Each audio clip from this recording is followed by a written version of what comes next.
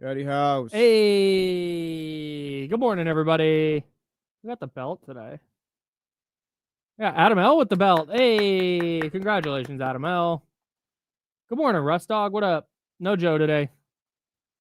David, What up, Weezy? I don't think this would make Kenny crash out. What's up, Chatty House? We up in here. We are, Warren. What's up, KC? Curtis, Warren, Zabo. Ayo. Zabo in the building. Hey, who all's going to Sky River tonight? What's up, Tyler? What's up, Marcus? Spencer, What's up, Chris? Mac 10. Everybody who tapped into the Candlestick Chronicles live show, appreciate you. Thank you. Now you got to tap into the D-Lo and KC watch party at Sky River tonight for Raiders Chargers. Scooter. David, no producer today, just us. We said, hey, Joe, do you want to do the show today? And he said, no. That's a lie. That didn't happen. That would never happen. David Jackson, salute. Mad Son and Tabatio show. Probably get sued for that. Yeah. One time in high school, my algebra 2 teacher, pre-calc, teacher would let us go to the bathroom, and we'd come back with La Costa, which is this Mexican spot right down the street. Oh, you guys were off-campus kids. Lucky. Not on not legally. Oh, okay. Never mind. Badass. I'll tell the story. We're back in 10 seconds. Yeah. I'll tell a story on air. If I get a Tabatio sponsorship, I'd cry. Here we go.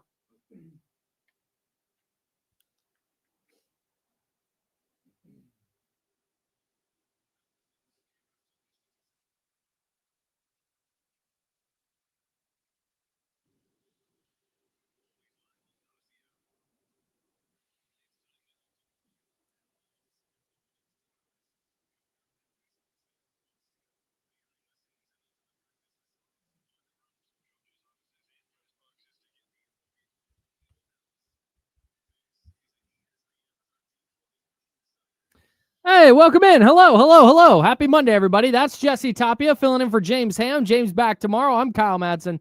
I'm here every day for the most part. You are, yeah. I try to be. About 95% of the time. I try to be. I really try to be. I say that right before I go on vacation. Yeah. For a week. You are going on. Yeah. I go on vacation for a week, and then the Tuesday I get back, you and Charlie are deuces. Oh, yeah. I'll be gone for a while. You're taking time off, and we love it for you. We love it, as you should. As you should. I did not do that because are you doing wedding and then the week of the wedding, honeymoon? The week of the wedding leading up to it, I'm only going to be here on Monday. Okay. Come hang out with the Chatty House for a bit of guys, and then I'm out here. And then the entire week off after that, after the wedding. Great. Yeah. Are you going on a honeymoon or are you just? Yeah, we'll be in LA, just going to Disneyland for a few days. Love going that. to Universal, just going to hang out. Hell yeah. Yeah. That's the move. I took I think the Thursday and Friday before the wedding off, wedding Saturday, and then I might have taken a Monday and Tuesday, but I was back at work pretty quick because our honeymoon wasn't until May and we got married in March.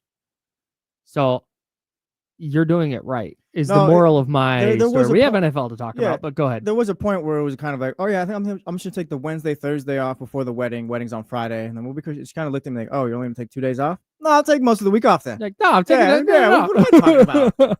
Yeah, your time, use it. We're the Insiders. We're sponsored by Jiffy Lube. We've got a big Raiders game tonight that you can hear right here on ESPN 1320. Coverage begins at 6:30, but hopefully you're down at Sky River watching that game with D-Lo and KC. They're going to be at 32 Bruce Street. You got to be 21 and over to get in, but it's going to be a lot of football talk. It's going to be a great time. There's not a better place in the greater Sacramento region to watch sports than at 32 Bruce Street. Yeah, could you go sit outside too? The weather's a little bit perfect right now, so you want to go sit outside. A little bit perfect? Yeah, because I don't know. Some people it might be a little chilly or whatever. Either way, you can sit out there, go chill if you want. Yeah. That's my vibe. Indoors, outdoors, there's TVs, there's sound. Going to be a ton of people there. It'll be a really, really great time. Again, got to be 21 and up, 32 Bruce Street, 7 p.m. kickoff. Now you got me thinking what a little bit perfect is. This is a little perfect, you know? It's not like this whole thing. It's a little perfect. I think that's just good. Like, man, the weather's good. Not the weather's perfect. God, the weather was a little perfect. I'm going to today. work on that. I'm going to see what that actually means. I think there's words for I've that been saying already. that my whole life. And it's like, yeah, maybe Kyle's right. No, it's to me, it's either good or bad or Yeah. like to me, 71 and sunny is like perfect. Yeah. That's perfect to me. Shout out Steven. Maybe 73 is a little perfect. Well, like I said, we'll workshop this. Shout out Okay. Stephen Keston. Yes, it'll be a 32 Bruce tonight too. Hell yeah. Let's go. If you're going to be out there, shout us out, and we will try and shout you out for pulling up Raiders Chargers tonight, 32 Bruce Street, with D'Lo and KC out at Sky River Casino. All right. Before we get into that, though, the 49ers pulled out a 26-21 win over the New Orleans Saints yesterday. Yeah, game did not go the way I thought at all. Yeah, way more offense than I was expecting. Yeah, I was thinking 14-10. Niners are going to struggle to move the ball a bit. Saints will make it ugly. Nah, they put up 26 points. Spencer Rattler might be good, might not be good. I don't know. I think Spencer Rattler's good. Spencer Rattler, back in college, we were talking about before the show. He was like kind of like, oh, if he's like kind of realizes his potential here at college, he might be a first round pick. Never did, so never. Yeah, was not a first round pick. News, but he's got talent. He was supposed to be like next. Yes. And then it just there was some off-field stuff. There's some with his dad. I feel like there was some with his dad, but no, he's very clearly a talented player. And I thought he was really good yesterday. Chris Olave dropping a touchdown on their first drive, let him down. Juwan Johnson, who had an incredible touchdown catch later in the game, dropped two passes. Rashid Shaheed.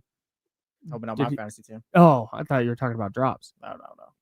I thought he was really good yesterday. Do you feel better or worse about the 49ers after Sunday? I feel better.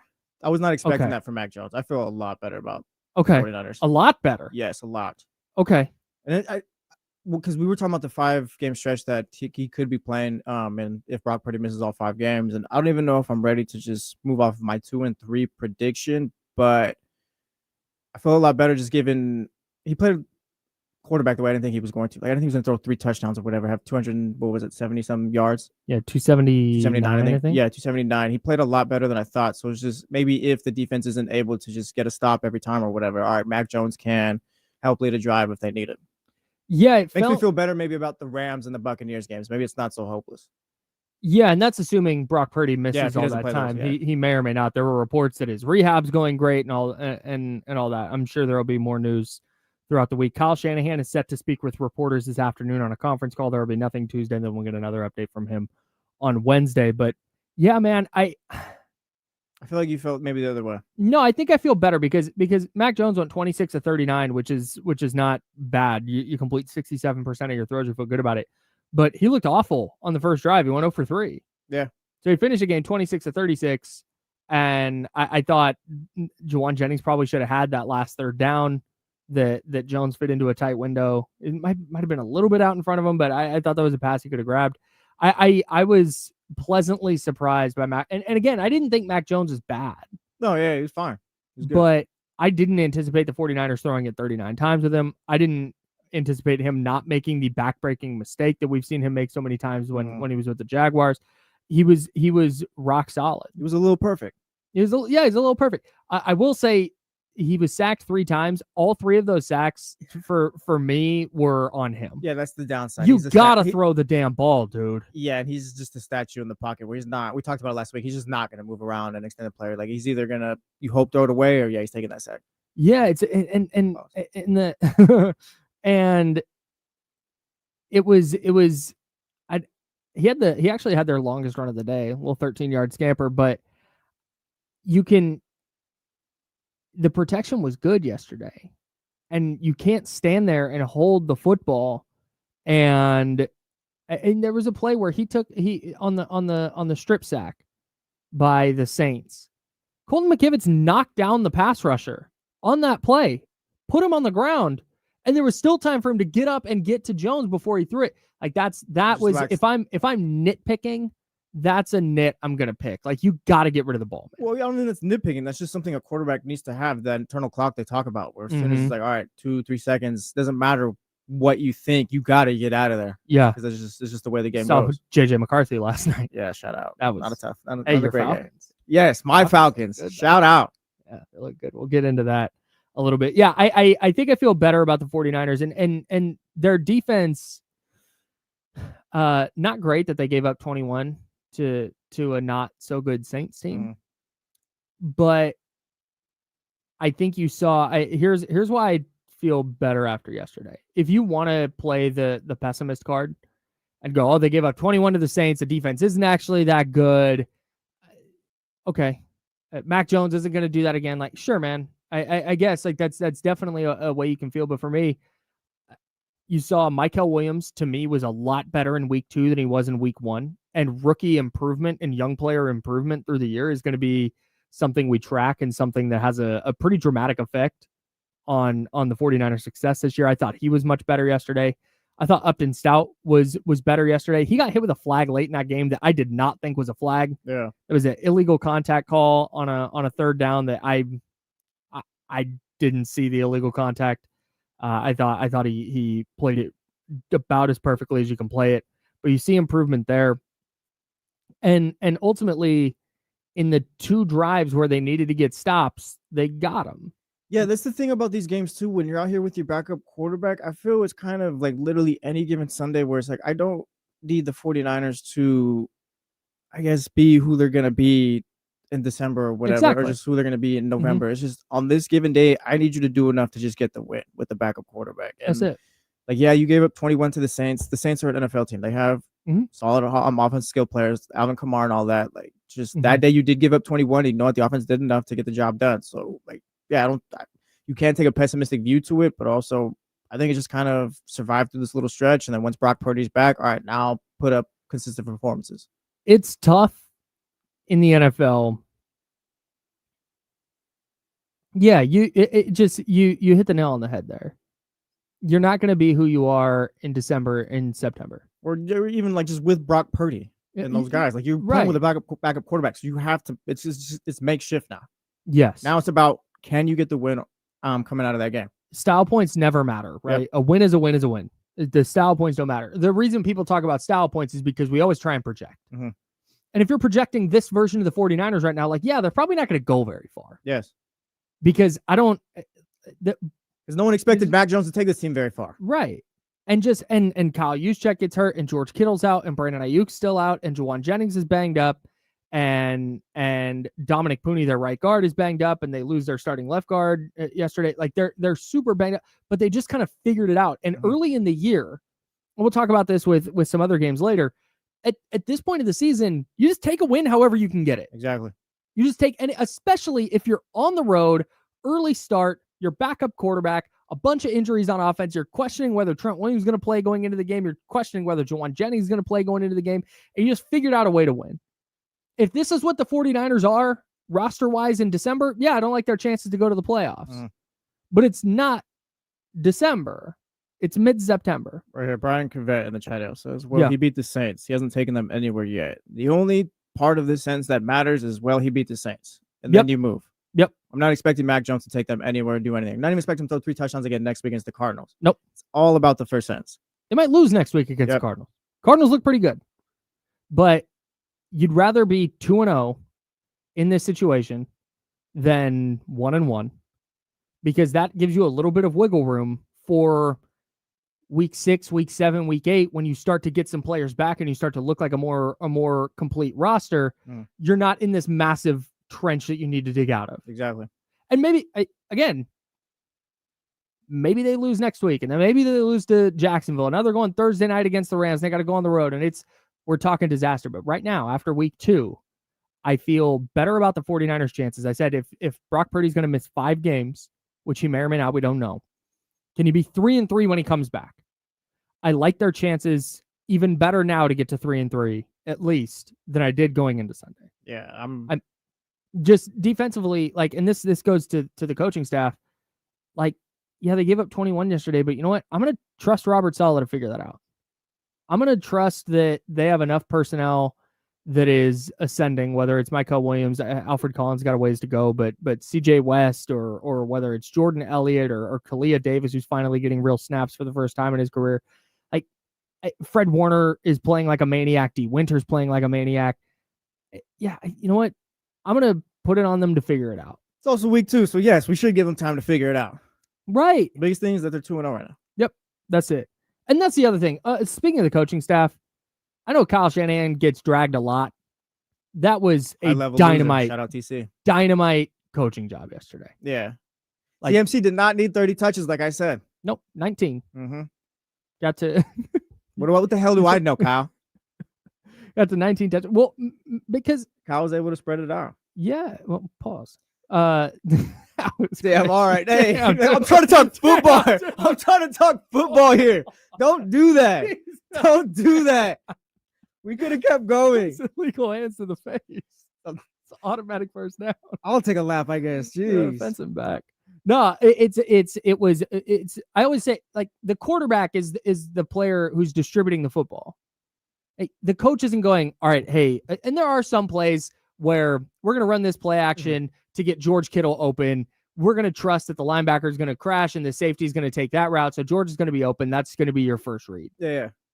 But it's not like he's going, hey, we're going to long ass complicated play call, throw it to Juwan. Well, yeah, I mean, like, too, when I say he's able to just get the football to other places, I mean, yeah, we're not dialing up 25 design CMC runs. Oh, yeah, check it down 10 times here. It's just more so, all right, we're going to play like a real normal game plan today.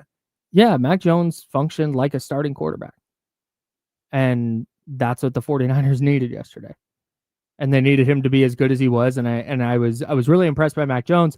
And again, if you're gonna drag Kyle Shanahan anytime anything goes a little bit wrong, I think you have to give him credit for games like yesterday. Yeah, but sports. Yeah. What are you gonna do? You know? Rational. Hey, Alvin Kamara, I saw this stat yesterday on the broadcast. He has lost 7 fumbles in his career, which is a low number for the amount of touches he gets.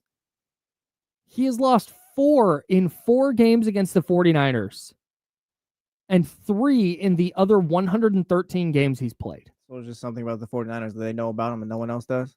Might just be Fred Warner. Yeah, that's a good point. Fred Very good at punching the ball out. Yeah. Is Alvin Kamara a Hall of Famer? No. I love Alvin Kamara 1,000%. It's a hard no. That was a quick no for you. He's never rushed for 1,000 yards in his career. I know. And he's got 5 Pro Bowls, that was cool at one point, but now the Pro Bowl is kind of a joke. So it's like those accolades don't really matter. And also, I don't Offensive Rookie of the Year. Yeah, 5-time Pro Bowler. I don't think CMC is a Hall of Famer either. So it's like if I'm not putting him in there, I can't put Kamara in there. Alvin Kamara has gone over. He's Hall of like really good. He's gone over. He's Hall of a little perfect. He's gone over 1,000 scrimmage yards in his first 8 years. And he's gone over 1,307 of those. Okay, like I'm looking at his wide receiver numbers. He's not a Hall of Famer, but he was a really good playmaker over his career. I mean, he's scored a lot of touchdowns too. Yeah. I think he needs another really big year at some point. And I don't know if he's going to get there at age 30. Oh yeah, I think he's done. No Hall of Fame for his Kamara. receiving numbers are just ridiculous. We're going to have to lie not even lie, just the kids one day are going to piss us off. All right, the future generations. Oh, 1,000%. Look at Kamara, he never ran for 1,000 yards. But look at his receiving numbers. In 15 years, I'm talking sports with someone who's like 20. And they're like, yeah. That's a 20-year-old sound in my head. Yeah. Alvin Kamara never even rushed for 1,000 yards. It's gonna be like, you don't even know. Exactly. I'm going to sound like the biggest Alvin Kamara stan. Alvin Kamara just exists, right? Yeah. Insofar as like he plays against the 49ers sometimes. That's as much as Alvin Kamara exists in my brain. I've never even had him on a fantasy team. Oh, really? Yeah. Pretty fun. So I've never even had this guy on a fantasy team. And somebody at some point is going to try and tell me that Alvin Kamara wasn't good. And I'm going to sound like the biggest Alvin Kamara stan that's ever existed. He's over 10,000 total yards from just receiving and he's rushing. Almost at 12,000. Yeah. His touchdown numbers are solid. I think, about 86 touchdowns. Yeah. Hall of great. Hall of great. All right. Hall of great. We had a Raider game to talk about. We had a perfect red zone afternoon. Jesse's Falcons got a Falcons. Dominant win. 22-6, yes. Dominant win. And hey, day 71. Kuminga Watch. We actually have news, like, for real. We'll talk about it on The Insider, sponsored by Jiffy Lube. Hanging out with you till noon on ESPN 1320. We're clear.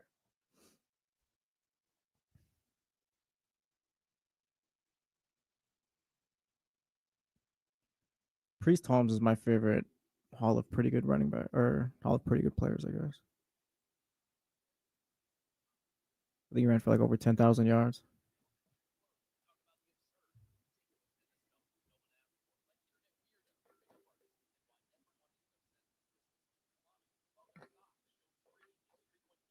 Michael, there might be something to them. Line moved to 73.5. A lot of money started coming in on the over. Moved it to 73.5. Damn. Shout out Cadillac Williams and Ronnie Brown. Ronnie Brown kickstarted the Jim Harbaugh era in San Francisco. How? Niners Eagles week 3, I think it was 2011. Might have been week 4. Early in the 2011 season, it was that Dream Team Eagles, and the Niners went on the road, and they were down big at the half, and were kind of chipping away. And the Eagles were going in to score a touchdown that would have kind of like sealed it. And Ronnie Brown takes a handoff, and he turns his back to the line and is like trying to push his way over the goal line, and then just throws the ball over his head. And the Niners recovered, and that flipped the game. Yeah, the hell, Ronnie. They ended up going down and winning, but how much time do I have? Minute and a half. I'm gonna ask Kenny about that game when he comes in. Remind me to do that. All right.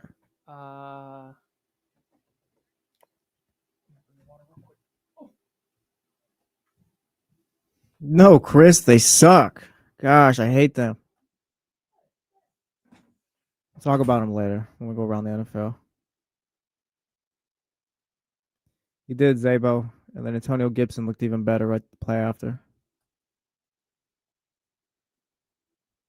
Patience, Scooter. You can't just do it after week 2. Maybe after week 3, but I don't know. Every time you read something from the beat writer, it's always like, yeah, the GM and front office like this team, so we'll see. He's gone after this year for sure, though.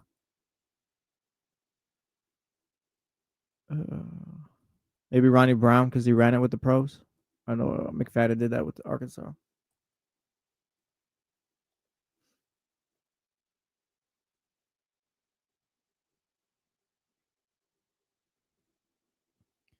Yeah, he's walking the plank right now. Want to get into it? Mike McDaniel pressing? Oh no! I mean, we can. I wouldn't say we don't have to right now. You have not seen the clip yet. Nah. And I need you to react live to it. Okay, yeah, we don't have to do that next, but yeah, whatever. Johnny G. Polo L, some could say for the better. He's got potential, Marcus, but Achan is just our best player on offense right now. So I don't know how many snaps he'll be getting.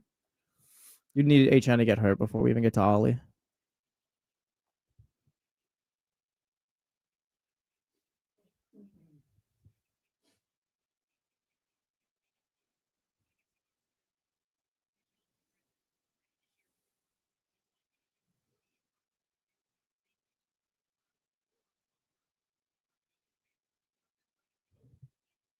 We have 15 seconds.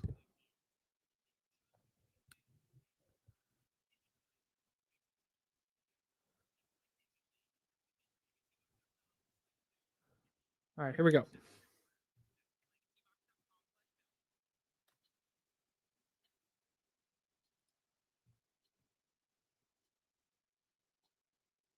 Now, back to the Insiders, brought to you by Jiffy Lube on ESPN 1320. No James Ham today. Jesse Tapia filling in. I'm Kyle Madsen. No one's in Studio One. Yeah, no one behind the glass. Just a bunch of darkness just in there. Empty. Sat in the dark today and cut a bunch of sound. Hey, working in the dark is not bad. No, that's what. If we did not do this show on video, these lights wouldn't be on. Yeah. Like if people didn't tap in on youtube.com/ESPN1320 and twitch.tv/ESPN1320 to watch the program, yeah, I would be fully in the dark. No, back in college, if like I had a paper due within a couple hours or whatever, and I just needed to lock in, lights were off, only thing is on the computer screen, we're just ready to go. It's horrible for your eyes. It worked though. It worked. I don't do it anymore. I'm not blind. I had a professor one time I took a not psychology. What is it when it's like philosophy? Philosophy course. I took philosophy my first year at Sac State. And you might have had the same professor as me. Yeah, glasses. I couldn't tell you if that. I know it was a woman. Oh, if she walked in the room right now, I wouldn't recognize her. I'd be like, oh, new salesperson. Wouldn't have a clue. I don't think I would recognize my professor, but if he walked in and he was the guy with curly hair and some glasses and said, I was your philosophy teacher, I would have been, all right, yeah, you probably were. I think it would clock that I know that person, but it wouldn't clock like, oh yeah, that's your philosophy. I took the one class. Anyways, she did, to avoid people procrastinating, she made us turn in our paper in pieces throughout the semester. Really? Yeah. So there was like, you have your intro, you have your, there was a different, there's like intro, body, conclusion, but the body was broken up into like 2 different things. Mm-hmm.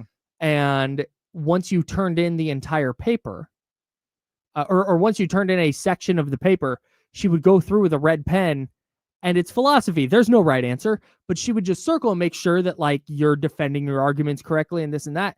It was awesome. Yeah. So by the time the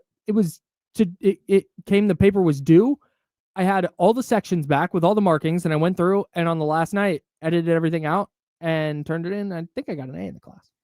My initial reaction was that I hate that. But then that's just more so like, hey, let me fail on my own, or just let me do it. No, and also like, no, that teacher probably really cared about you guys, and that probably would have helped. That's it. She didn't. It wasn't like we want you to avoid procrastinating. Yeah. It was like, I want to give you feedback. And instead of making us turn in a whole paper at once where she red marked the whole thing and then we got to fix it. Nah, here, you're going to take your intro. I'm going to red mark it. Here you go. The intro body, whatever. Yeah, I'm going to mark it. It was great. I really appreciate it. Shout out to all the teachers in the world. Hell yeah. We love you, teachers. That's facts. That's Jesse. I'm Kyle. No James today. We're sponsored by Jiffy Lube. So before we get into some Raiders Chargers and day 71 of Kuminga Watch, we got a ton of NFL stuff to get into, including, I don't want to talk a lot about the Dolphins' loss to the Patriots. Thanks. We'll get to it a little bit. He says wearing his Dolphin sweater. We'll get to it a little bit later, but I need you. I have a soundbite I want to play, and so I need to play the whole audio. Yeah. This is Mike McDaniel post game. Yeah, go ahead and play this. Matt George, I think, tagged me in this. I have not heard of it. You're disassociating. Yeah, Kyron tweeted it to me, I think. It was the quote. Sure. Here's Mike McDaniel. I've never heard a coach sound more fired. Okay, let's go. This is the most fired I've ever heard a coach sound. Here's Mike McDaniel after the Dolphins lost to the Patriots yesterday. I need to do a better job supervising all of the orchestration within our multiple personnel groups. So to win games, you have to win the game, not lose the game, honestly. And that is how you lose the game. You're moving the ball down the field. You're 1st and 10, and then you find yourself at 2nd and 20. That was critical. To win games, you have to win the game, not lose the game. All right, smartass. How about you go win it then? Oh no, I really hate that. That's the most fired a coach ever sounded. I'm so tired of it because it's like when he got here, it was like, oh yeah, Mike McDaniel, so quirky, blah blah blah. Says all these things. Like, dude, it's gotten to a point where it's cute when you're winning. Show, so I can't even say what I want to say. But you have to care. At least care a little bit. At least give something instead of one team wins. We got to move the ball down the field. Give something. The team is on its last leg. We're about to blow it up again, and you still want to be a smartass. He is playing Madden. He's down 28-3. There's 8 minutes left, and he's like, "Hey, can I just pass the sticks?" Yes. And the guy he's playing against is like, "No, we got to finish the game." I'm not even team Mike McDaniel at this point, but damn, bro, do something. That's at least Mike Brown, the game he got fired, he was in the press conference, talking about how De'Aaron Fox, and we talked about this, and he lost focus, and da-da-da-da-da. Yeah. He was angrily reacting to the game. Yeah, we all kind of knew the deal, that's probably going to get him ousted. Mm-hmm. We all kind of knew. You don't get to be that guy. Okay. I'm sorry. What you do doesn't work. You don't get to, I don't even know if he's doing I'm just smarter than everyone or whatever. I don't even think it's that, but just more so you got to give something. You can't just be just be a smart ass. So that's the thing is I think being a smart ass is just kind of Mike McDaniel's default setting. Mm-hmm. I think he doesn't know what to say because he knows that he and that team are cooked. Yeah, They have a game Thursday against the Bills. They've been cooked in Buffalo. They've been cooked since Tyreek Hill quit on them in the last game of the season last year.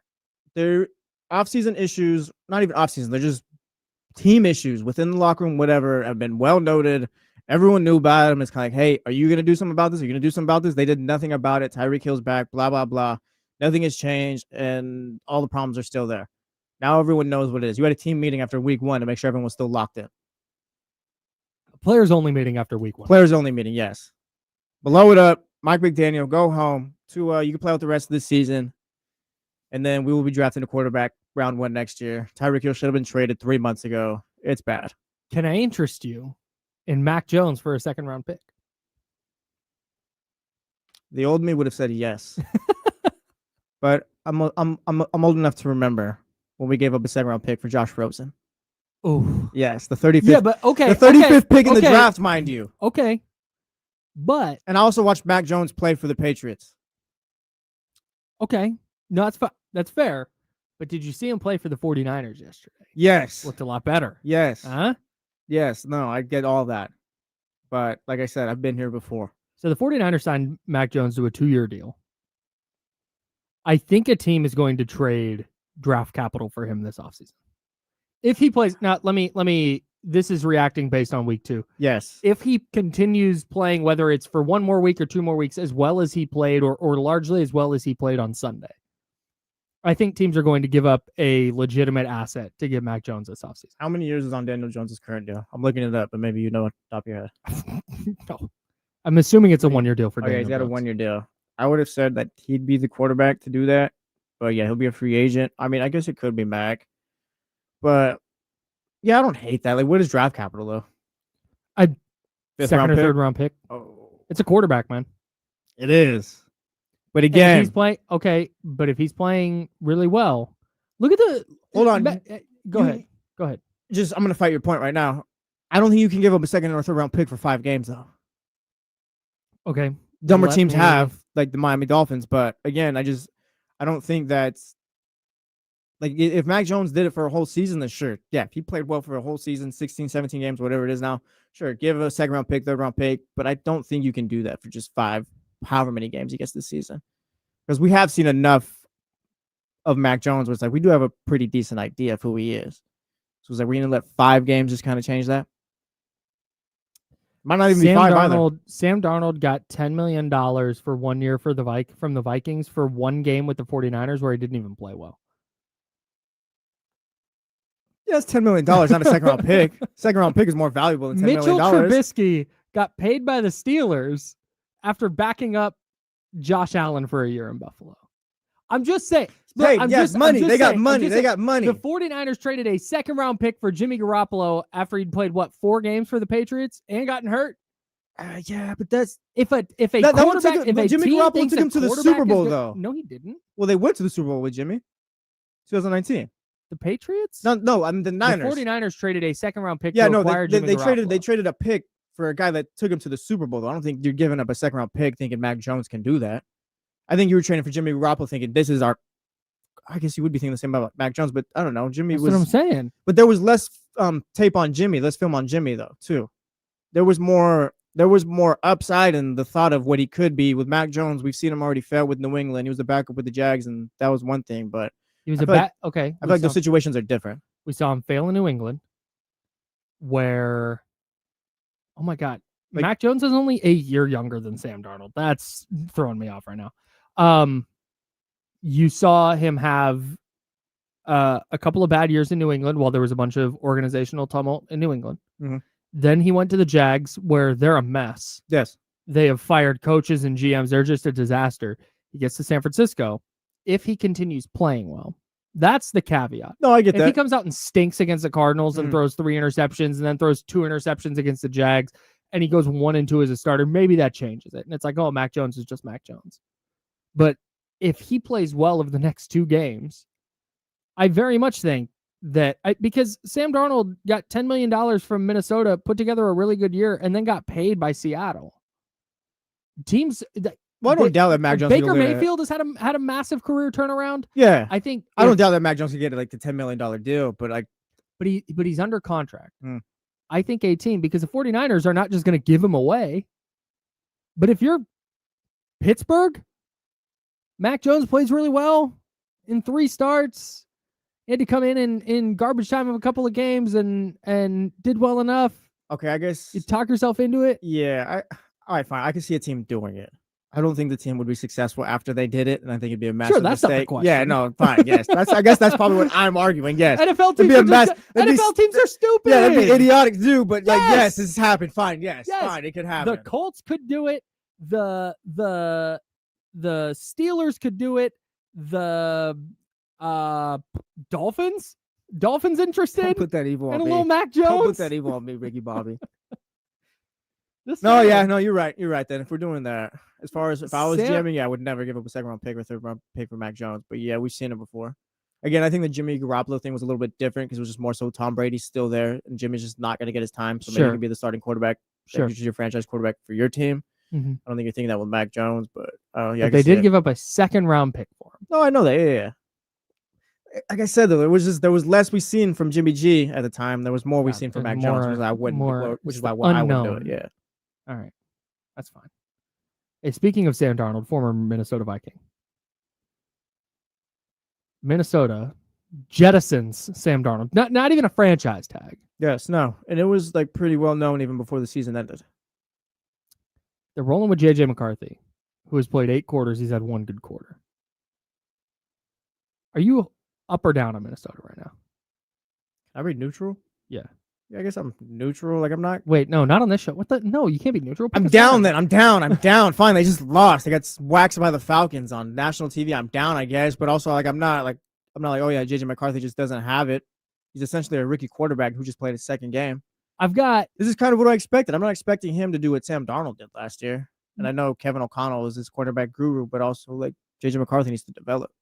Yeah, he's holding the ball too long last night, for sure. I also think we talk about this with the 49ers a lot. We may talk about it depending on how the Raiders-Chargers game goes tonight. We might talk about it with the Raiders a little bit tomorrow, but we talk about the importance of offensive line play all the time. There is not a person sitting in this studio, not a person listening to this program. Like I said, if you've watched the Raiders over the last couple of years, if you've watched the 49ers over the last few years, you know the importance of offensive line play. Everybody knows that. That's not a win in the trenches. Got to win in the trenches. Newsflash. I am pinning before I decide to punt on J.J. McCarthy or the Vikings. I need to wait and see him behind a real version of Minnesota's typically very good offensive line. Yeah. But they were down their left tackle last night.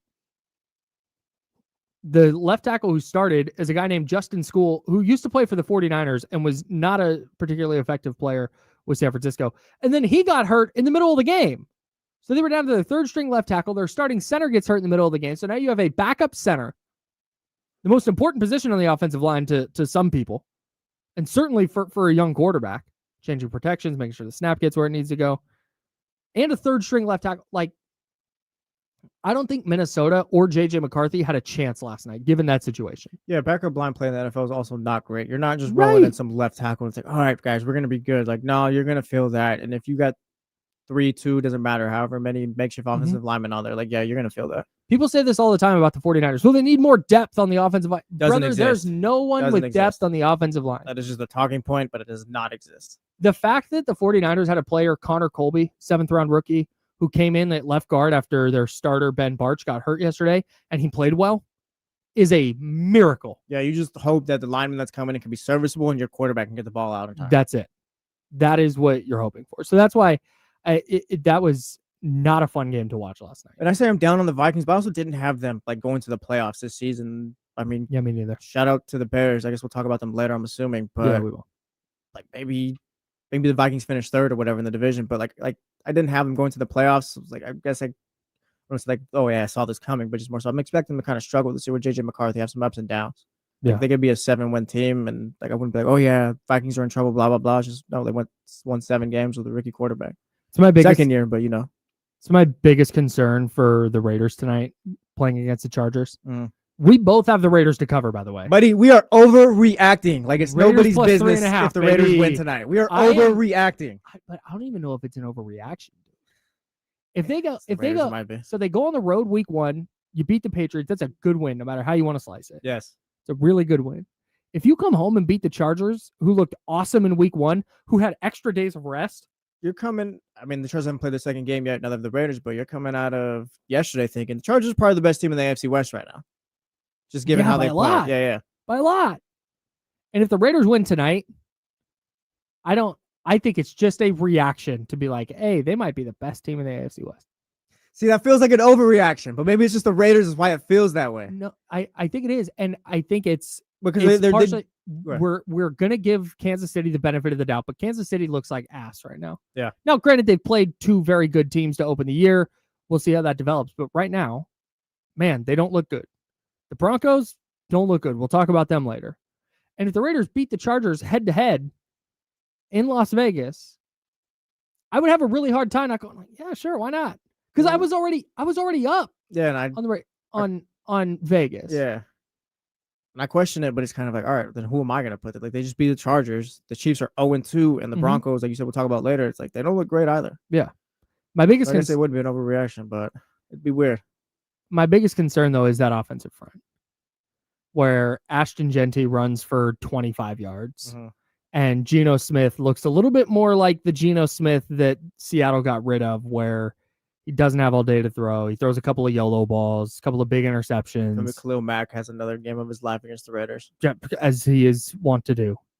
That is the number one thing that I look at tonight. I think it's going to be competitive. I think it's going to be a good game. Like I said, you and I both have the Raiders covering the 3.5 points, but it's a long season. But either way, coming out of it, do we come out of it knowing who the Raiders are or have a pretty good idea whether they win or lose?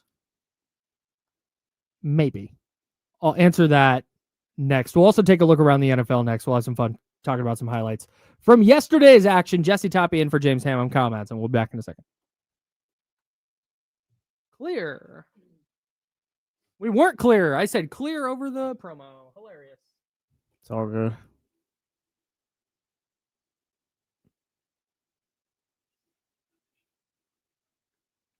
What did your teams do this weekend, Chatty House? No, Steven's got his tonight. Ash, Chargers fan. Shout out. No, we got Young Sav too. Young Sav is a Chargers fan. There might be a third.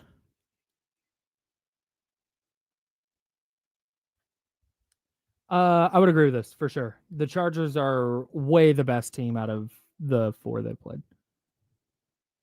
Yeah, heavy. Cowboys bounce back. Shout out. Did they? I'm gonna give him credit for winning. Russell Wilson threw for 450 yards. What's the kicker's last name? Mayer? Aubrey, Brandon Aubrey. Who am I? I'm thinking old Cowboys kicker. Yeah, Aubrey. That dude is a monster. They made the joke on the broadcast that and we're going to talk about that game here in a minute, but they made the joke on the broadcast. I think the Cowboys had the ball at their own 40 in overtime, and it got to a 3rd down, and they were like, "You need to pick it up here because this isn't even in Brandon Aubrey's field goal range." I'm like, "We sure? We totally positive?" No, he cleared it pretty easily. What's up, Katrina? This 64-yarder went through like halfway up the uprights.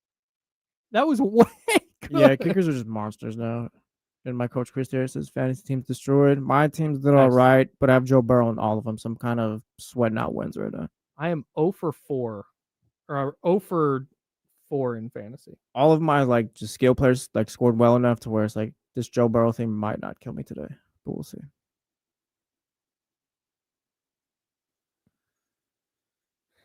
Yeah, Scooter, but he did. Got to give him credit. Giants might be a little bit better too.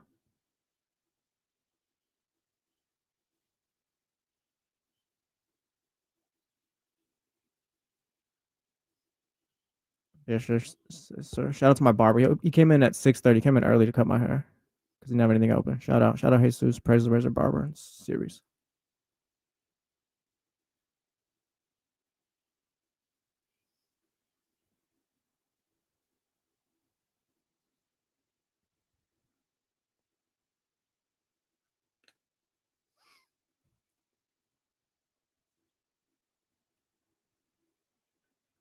What up, bro? What's up, Germs? Hey, I have so much. We're gonna go around the league here in a second.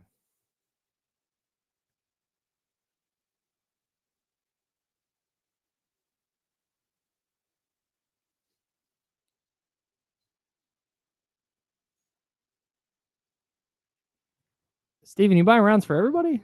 What's the deal here?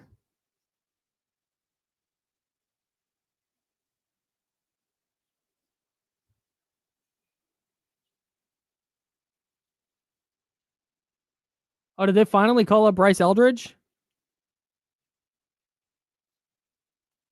About time.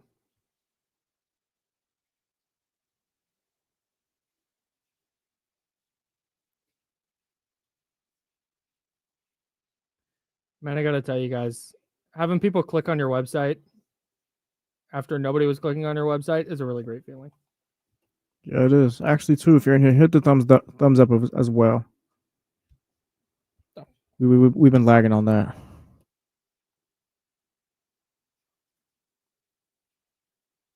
And then go to NinersWire.com and click on everything.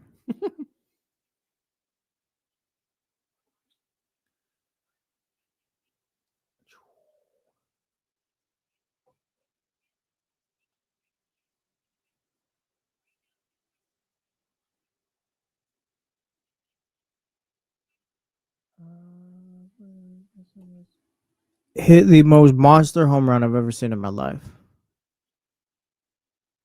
Nick Kurtz? Yes. 493. Dude, I literally never saw the ball come down. Yeah, that's the thing. That's kind of what sucks about it, is like I didn't get to see where the ball landed and all that, but I don't know that it did. it just comes through the window right now. What's up, Cousin Pete?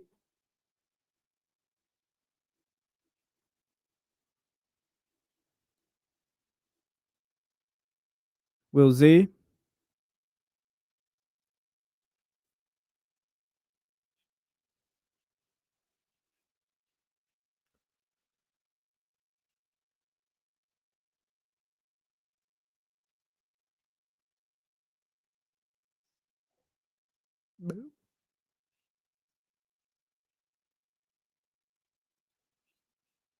Marcus, he dominated Canelo.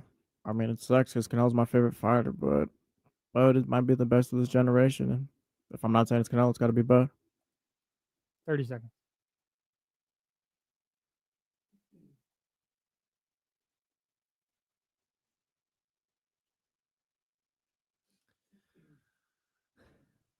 It is jarring how much boxing evades my purview. Yeah, it was a Like, pretty that was big a fight massive too. Yeah, fight, and Yeah. I had to Google who won. yeah, that yeah. All right, here we go.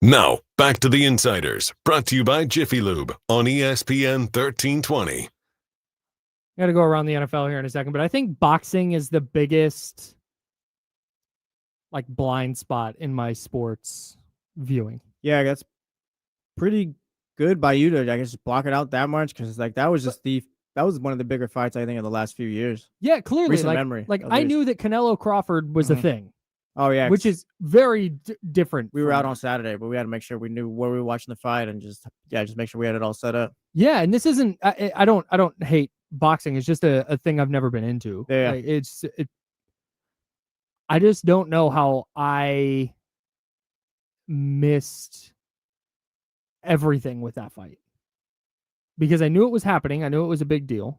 Couldn't have told you why it was a big deal. I now know after doing some research. Were you on Twitter on Saturday?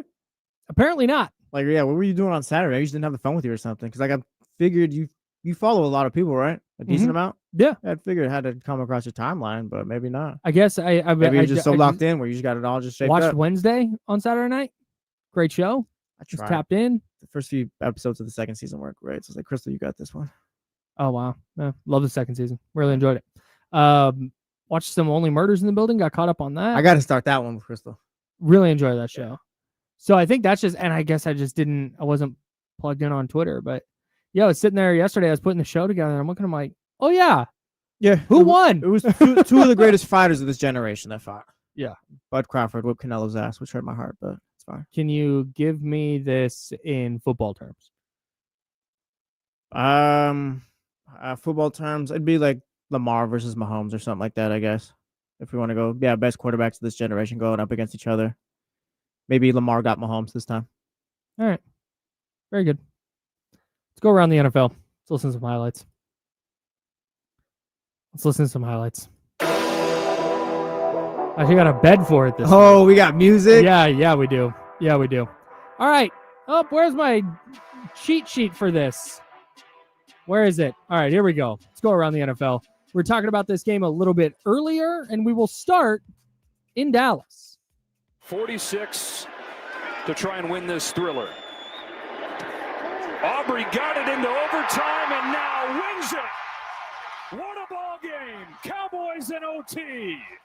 Shout out to Fox, Joe Davis, and Greg Olson with the call. Brandon Aubrey's 46-yard game winner lifts the Cowboys to a 40-37 win over the Giants. This was a Hawks versus Nets ass game. Yeah, none of these teams are very good, or not really expecting either of them to do anything this season. So yeah, I agree with that. But it was so entertaining. The Giants, I wanted to be oh yeah, they're gonna be good. Start Jackson Dart, but Russell Wilson threw for 400 million yards yesterday. So 450 yards, 3 touchdowns, and a pick. He completed 30 of 41 throws. We've got kickers out here just kicking 64 yarders like it's nothing too. Here's how the possessions went in the second half for the Giants. Touchdown, punt, interception. Tough. Here's how they went for the Cowboys. Field goal, touchdown, field goal, punt, field goal. One team ended with the points, one team didn't. Insane. Yeah, I felt nothing about either of these two teams. The Cowboys are pretty. I don't want to say out of sight, out of mind because it's the Cowboys, but I'm not taking them serious this year for anything. You take a win however you can get it in week 2. Yep. But when you're projecting out with the Cowboys, they're signing Jadeveon Clowney. Yeah. It's thanks, Jerry. I'm more worried about the Giants coming out of that game. I'm more concerned about what they're looking like. Malik Neighbors looked a lot better in week 2. The defense is, gave up 40 points, but you kind of wait to see what they are this season. Then kind of wait on Jackson Dart. They stink. Yeah. Well, that was your defense. All right. Let's head to Detroit. 4th and goal. Fake to Montgomery. Too easy. To St. Brown. Into the end zone. His 3rd touchdown today, and there he goes. Right into the leap zone. The Bears suck, man.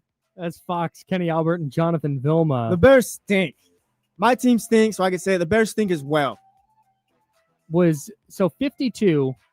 That was a 4th and goal, middle of the 4th quarter. Dan Campbell goes for it. They score a touchdown to get to 52 points, which is their exact season high from last year when Ben Johnson, the Bears head coach, was the Lions OC. Yeah, shout out Dan Campbell. Run up that score if you have to. I don't care. Love it, dude. No, especially in that spot where you're the Lions, man, you got smoked last week. Offense looked like trash. Go score as many points as humanly possible. Yeah, and it's week 2, whatever. Give him more time. Caleb Williams, what is your problem? Did you see the one where he's scrambling out, trying to make something out of nothing?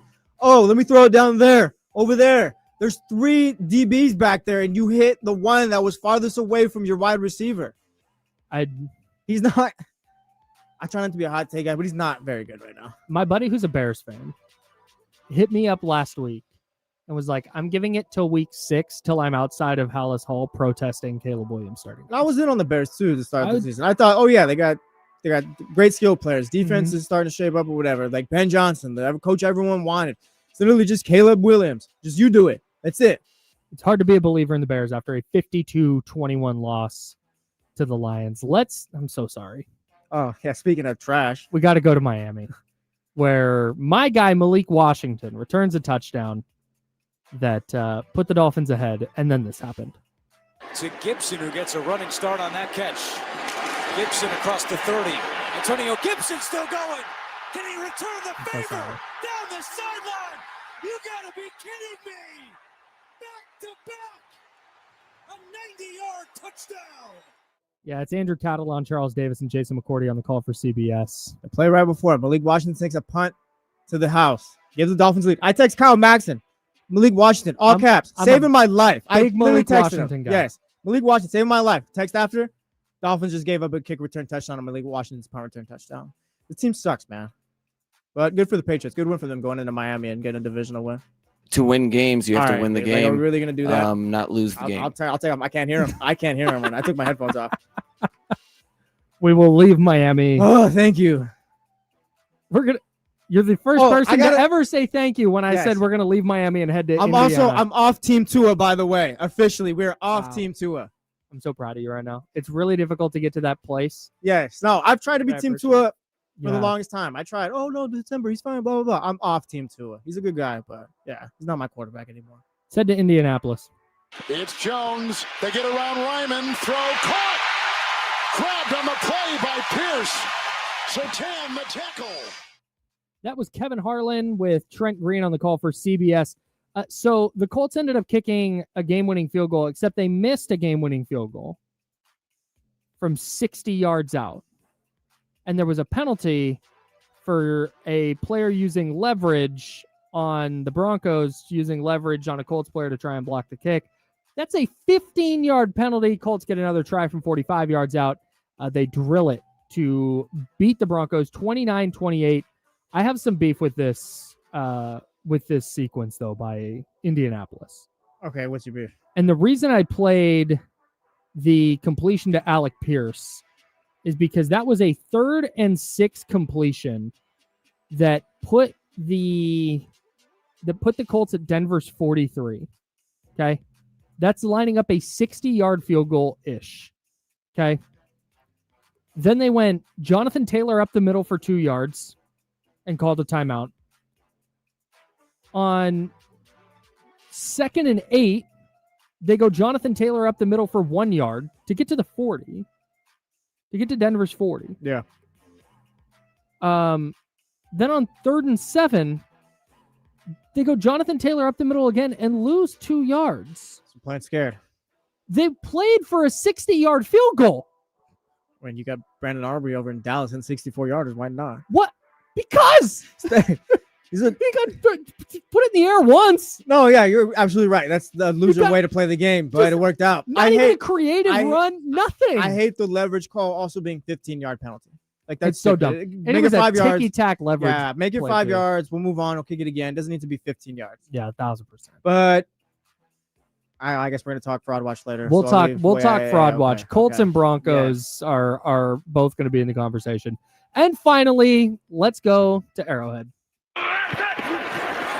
Blitz, Mahomes over the middle, Kelsey. Oh, it's picked off. It's Makuba who's got it, and room to run. One man to beat, and he's taken out. Andrew Makuba, his 4th quarter interception off of Travis Kelce's hands, deep in the red zone. Would have been a touchdown if he held on to it. That was Kevin Burkhardt and Tom Brady on the call for Fox. The Chiefs cooked. They're not cooked, but they're pretty vulnerable right now. Yeah, they I keep saying the worst they can do is a wild card loss, 10-7, something like that. I don't know. They got to pick themselves up. They played 2 tough teams to start, though. They have won. They have been the beneficiary of every bad bounce, of every bad call. We're finally seeing it go the other way. Yes, I think that's what's happening. I don't think the Chiefs are demonstrably worse than they were last year. Chiefs went 6-11 this season, and they had 11 one-score losses. Right. Like they even last year, like they block a field goal at the end of one game. Like they just had all these things. And is that not a Chiefs ass thing to happen? No, yeah, it is. Tight end gonna go in for a touchdown, ball bounces off his hands, interception going the other way. That's exactly what the Chiefs do. And that led to a what turned out to be a game-winning touchdown for the Eagles. That interception did. I'm not going to call the Chiefs cooked. Like I said, you go to every AFC championship game since Patrick Mahomes has been the starter, you're going to get a long leash. But they have it's like, real the ball issues, isn't going to though. bounce there. Yeah, they have real issues, though. Which, Yes. like, offensively, yeah, you don't have a number one receiver. You used to have Travis Kelce. I don't even know if you have Travis Kelce anymore. Yeah, we'll talk about that in a bit. A lot of people on Fraud Watch. Yes. We also have day 71 of Kuminga Watch to get to. On the Insiders, second hour coming up on ESPN 1320, Sacramento Sports Leader.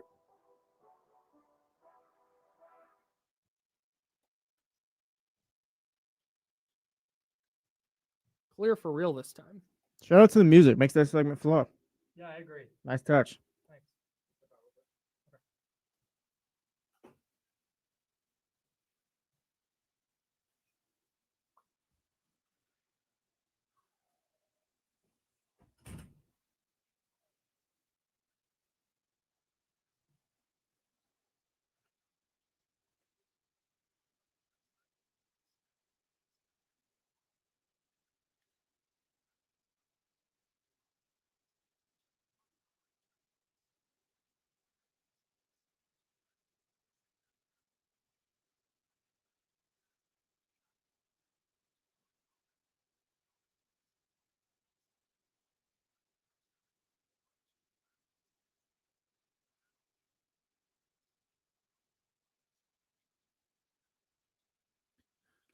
Shout out to Kenny putting the Canelo Crawford thing in football terms for me.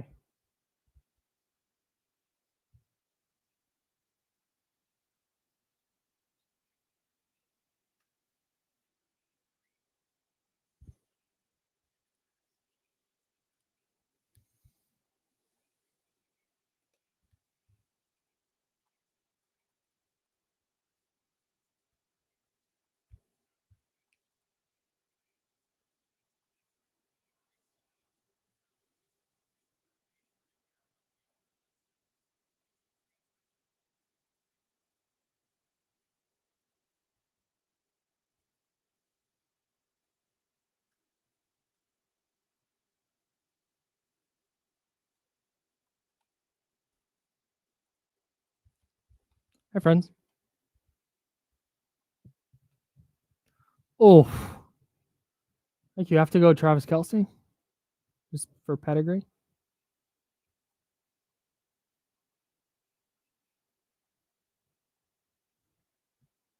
Oh, this would be so funny.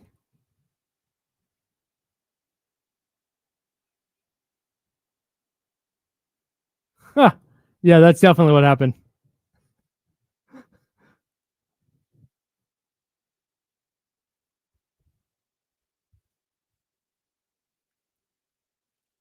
Being fabulously wealthy and marrying somebody from their money is so good.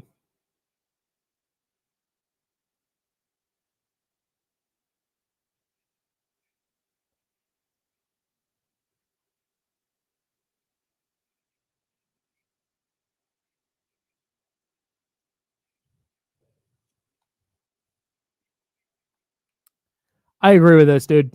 I so agree with this.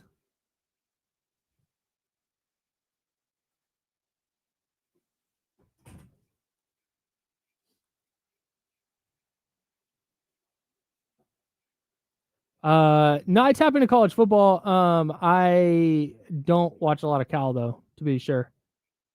I'll check them out though. No doubt. 30 seconds ish. Yeah. He low key tore it up yesterday. Yeah, he threw 3 interceptions, but Might have to talk about Joe Burrow too. he said what? Might have to talk about Joe Burrow. Oh, I thought you said Nate Burleson. Like, what do you do? Hated him on the Lions. He what? I hated him on the Lions. I feel like Nate Burleson had a run of like 2 weeks where he was a big time fantasy football ad. Sounds right. Yeah. There we go.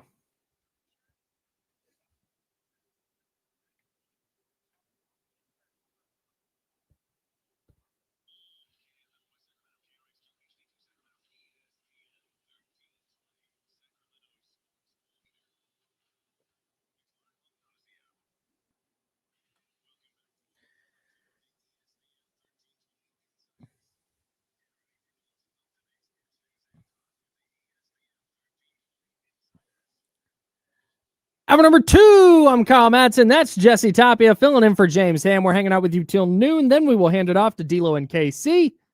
And they will take you up to 4 o'clock. And then they will head to Sky River Casino out in Elk Grove to watch the Raiders-Chargers game. Kickoff at 7. Coverage begins at 6:30 p.m. right here on ESPN 1320. But go head out to Sky River. If you've never been out to Sky River, now's as good a time as any to go. Yeah, go get the burger when you're there. Go hang out. Say what's up to D'Lo and KC. They're there to hang out with you guys. That's facts. That's literally why they're there. It's like, not like, oh, D'Lo and Casey just happen to be like, no, they want to hang out with you guys. Right. So if you're like, oh, I don't want to go because I don't want to like, nah, go the bother thing them. is for you to go. Exactly. Yeah. Go say what's up. They'll check. They are elite yappers, both D'Lo and KC. Yes. They'll talk football, talk boxing. See, charismatic Enigma hoops. knows. Shout out to those burgers out there. Bomb F. Yeah. At 32 Brews. Yes. Yeah. Good food, good beer selection. They got good salads. If you're not a burger person, got salads there that are really good. So go hang out. Go say what's up to D'Lo and KC. That's why they're there. Yeah, Zabo will be there. He says, pull up, yell at me. Zabo's going to be there.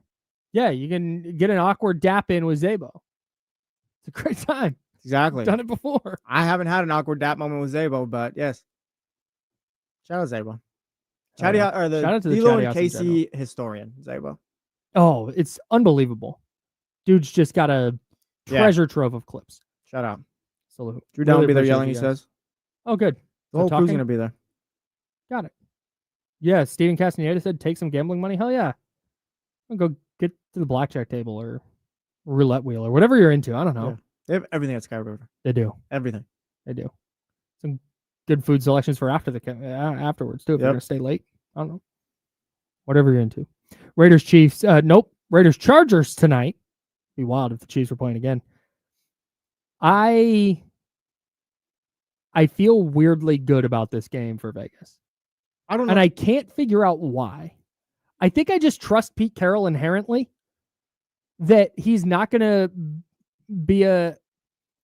have his team in a spot where they're going to go get totally smoked. That's how I feel about the game. I don't even like we're picking them like At plus 3.5. Yeah, plus 3.5. Thank you. But like also the other side, the Chargers are a really good football team. Let's look at it. They are. All right, and maybe like Jim Harbaugh and that team takes another step.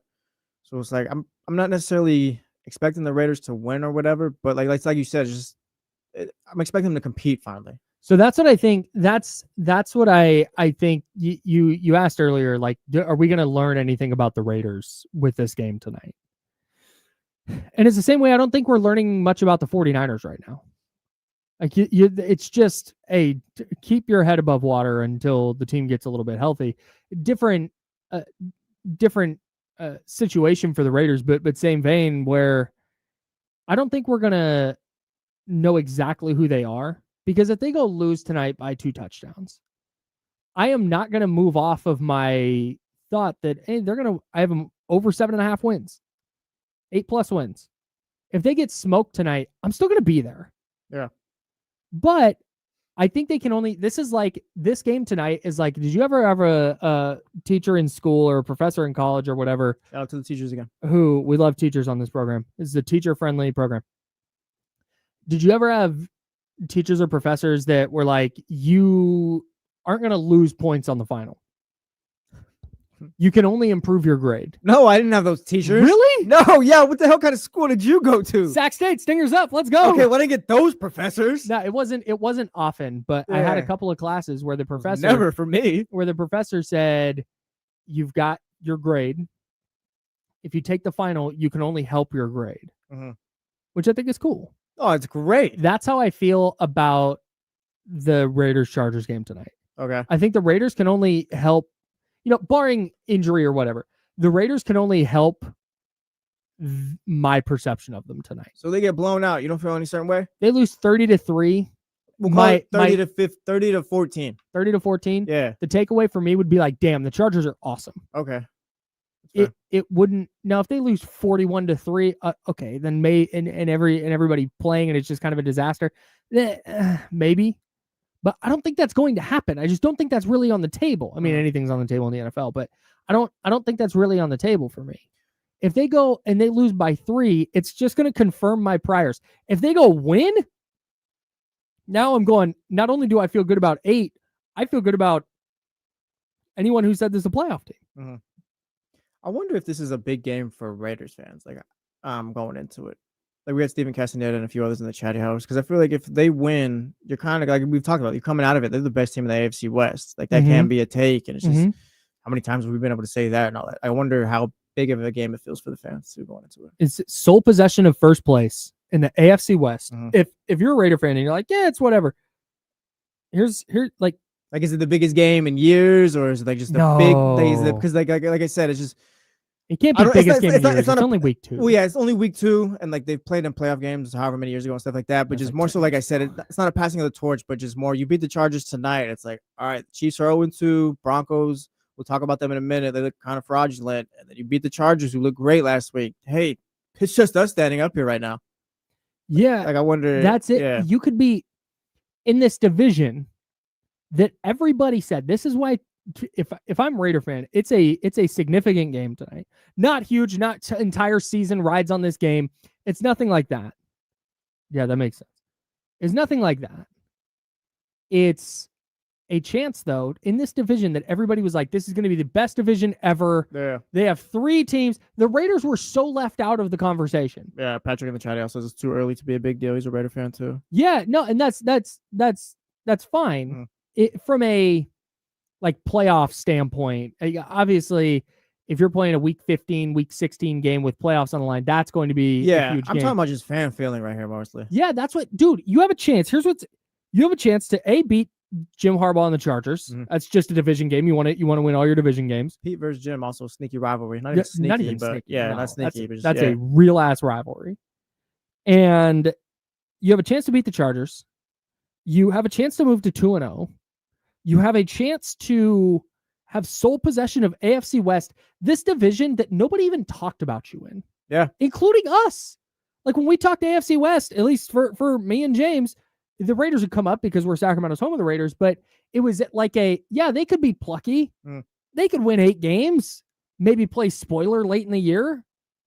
But you could be 2-0 ahead of the 0-2 Chiefs, the 1-1 Chargers, who you now have a win over, and the 0-2 Broncos, the 1-1 Broncos, who feel like 0-2. It may not be a big game, but if you win tonight, it is significant. But that's why this is such a perfect spot, because you win, it's like, hey, we got action. The Raiders got action. Yeah. If they lose, they don't fall down at all to me.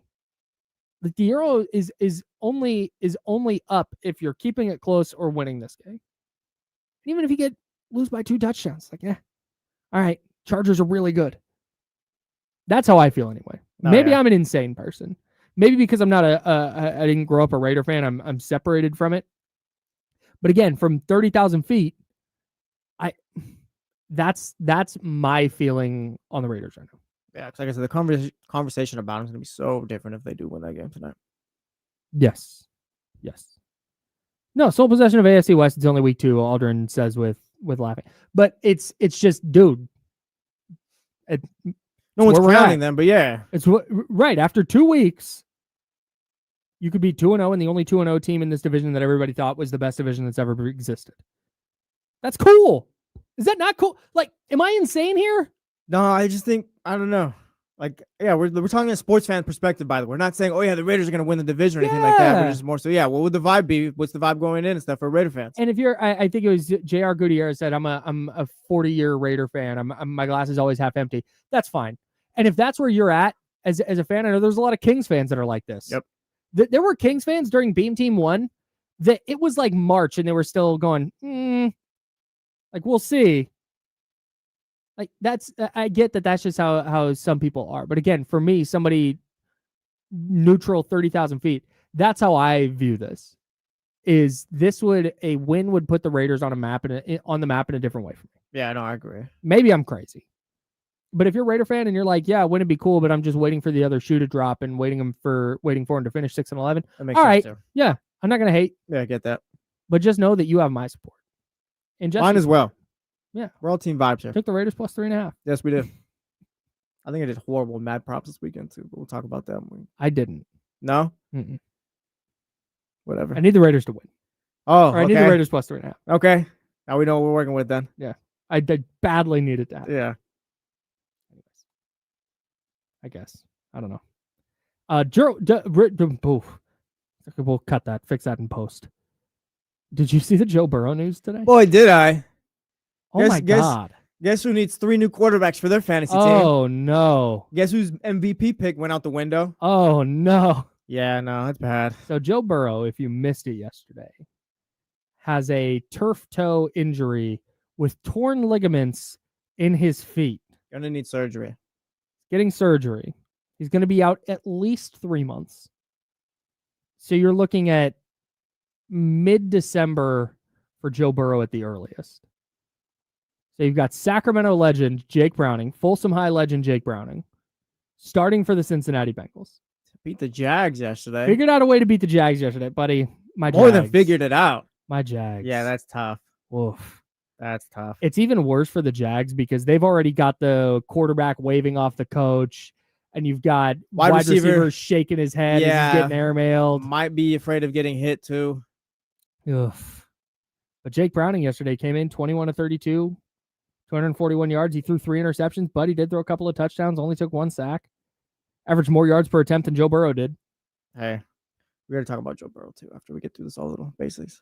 Okay. Go. Joe Burrow is the topic here. Okay, like I love Joe Burrow. All right, I've been Joe Burrow. You do. All right, but like it gets to a point, the dude is never healthy. Like, how do we just assess and just not even assess? Just more so, we're getting to a point where it's like the guy just we talk about, oh yeah, the Bengals can do something this year. Like Joe's there and this and that, and like last year he was, but the defense just didn't help him at all. But like it's just now we're just getting to the point where it's like I don't want to call him Joel Embiid, but guy's just never healthy. We're losing prime Joe Burrow, people.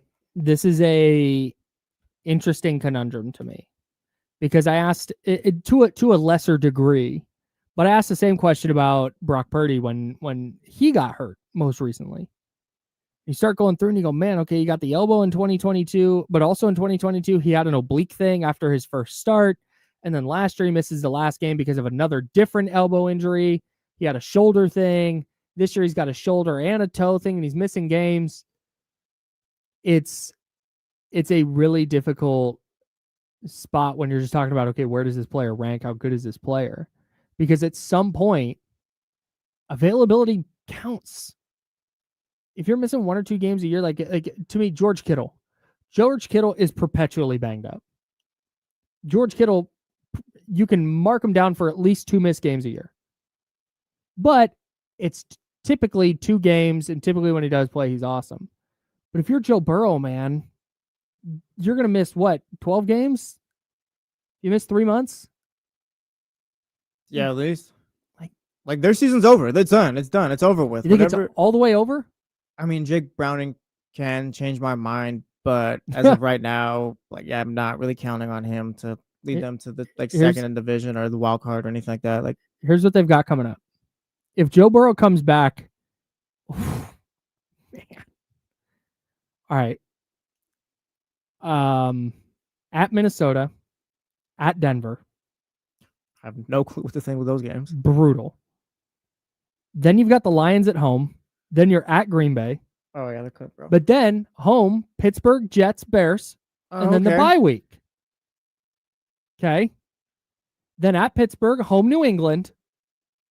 But then are you ready for this stretch? This is November 27th, December 7th, December 14th. I'm going to assume Joe Burrow is going to miss all these. I think the earliest he comes back is week 16, December 21st, at the Miami Dolphins on Sunday Night Football.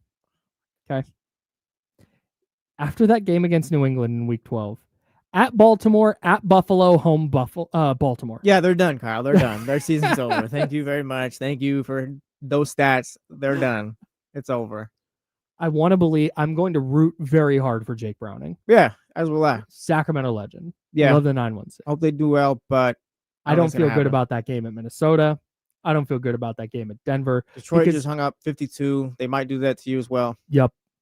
Green Bay looks like the best team in the sport right now, or one of the best, certainly the best team in the NFC right now. It's literally a matter of, okay, who played last? Was it Green Bay or the Eagles? And whoever played latest is the best team right now. Sure. I think I've got, if I had to, the Green Bay and Philly, not to step on Tuesday tiers, but I still have them both in tier 1. Mm-hmm. And if I'm ordering them, I think I got Green Bay ahead right now. I think. I don't hate that. It's 2 weeks. It's 2 weeks. I'm going to save mine for Tuesday. Love that for you. That's good. Respects that's good radio. What I did, I said I didn't want to. I don't know. Don't listen to Kyle tomorrow. You already know who it is. Tune that show out for the 30 seconds that he tries to explain it. All right. Yeah, we'll be talking with the boss about that one. We got a bunch of people on Fraud Watch. We'll talk about it next. Clear. Next break, should I just hop into this video? What? Next break, should I just hop into that video? Yeah, sure, because then I can just I have to go real quick.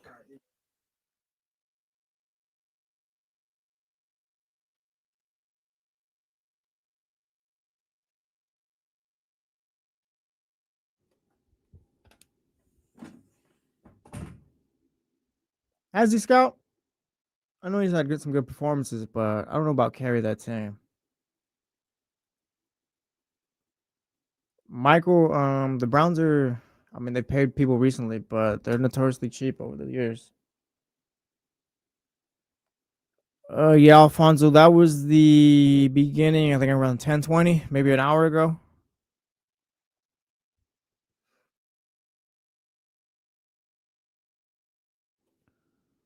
I've not been able to really get into college football yet, as far as to sit down and watch the games. Busy, busy, busy.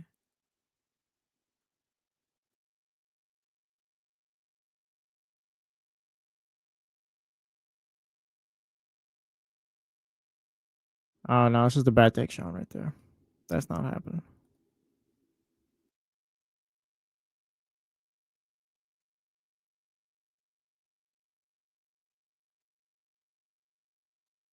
Charlie in the house. Got lookies. Got Paramounts. Raiders Commanders on Sunday, 9:30, followed by Cowboys at Bears. Saturday, Central Arkansas at Sac State, 5:30. Listen to the games. Come to Sky River tonight. Sky River. And I might give you medulla oblongata. Who knows? Yeah, like Charlie said.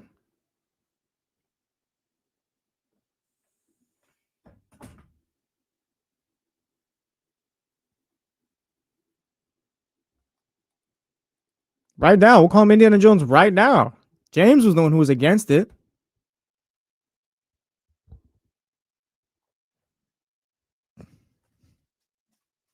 Thanks, man. This is a very good color Gatorade, flavor Gatorade. Very good. I never really tried berry before. Yeah, I feel like I knew. I'm just happy it's not, what is it, G2, G0 that we had?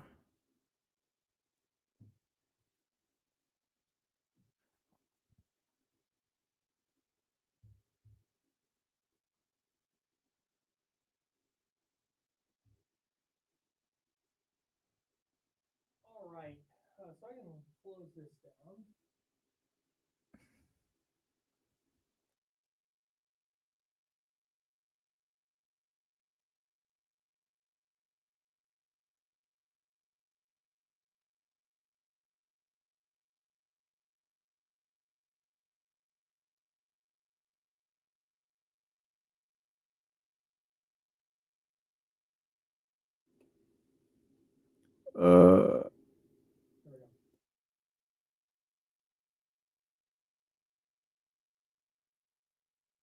Now, back to the Insiders, brought to you by Jiffy Lube on ESPN 1320.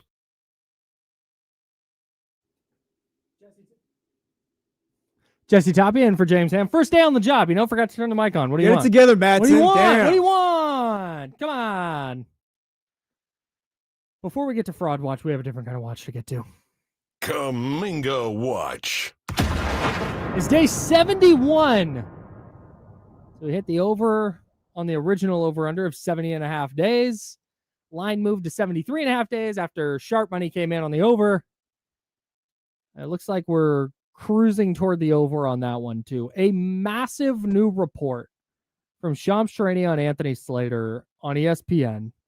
It is a very, very in-depth read on where the Jonathan Kuminga situation has been and where it is going. I think it's notable that from the Kings' perspective, a trade was never really broached. Broached? What is broached, man? Broached? I think like approached. I gotta Google that real quick. I mean, think that's a word that I I've left used Sac wrong State for a journalism long school time. like 5 years ago. Yeah, I'm gonna just real quick broach. Past tense broach. Raise for discussion. All right, yeah, no. That We plays. That know plays. words. Okay, cool. Yeah. Yeah. We went to school. Yeah, so a trade insofar as the Warriors turned down trade offers from the Kings and the Suns. There was no additional discussion of a trade there, which I don't think it's necessarily off the table, but I just don't think, given the compensation, it's a route the Warriors want to go. Yeah. And there was an interesting couple of nuggets in there. The Warriors are now upping their offer, or have upped their offer to 3 years and $75.2 million with a team option in year 3. There was also a nugget in there that they've offered a 3-year, $54 million contract with no team option, just a fully guaranteed $18 million a year, but that's well below, I think, what Jonathan Kuminga is wanting. they talked about a 1-year deal that just kind of inflates the qualifying offer price for 1 year. Yep. And that was not something that the Warriors were super interested in, or Joe Lacob was not interested in. I encourage you to go read the piece. It is really, really interesting. But the thing that jumped out to me was Joe Lacob flew to Miami to meet with Jonathan Kuminga for the first time, at least for the first time formally, and said, "Do you want to be here?"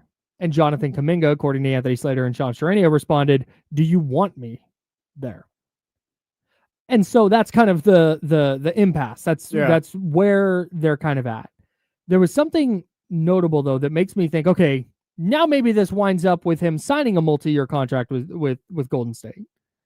And it's that they talk about the perception that Steve Kerr doesn't want him there. And there's a rebuttal in the reporting that basically says, no, Golden State has a role plan for him. They need his athleticism. They need his youth. They need his scoring. And it read to me like this was Golden State getting information out there. Like, look, dude, we have this idea. We have this role. Look, we're telling everybody. Like, come sign this deal. We'll work on a contract. We'll find a good dollar figure that works for everybody. And I've gone from Kuminga. I was at 70% he signed the qualifying offer, 25% he's traded. What is that? 95, 4% one, 1% another one. Yeah.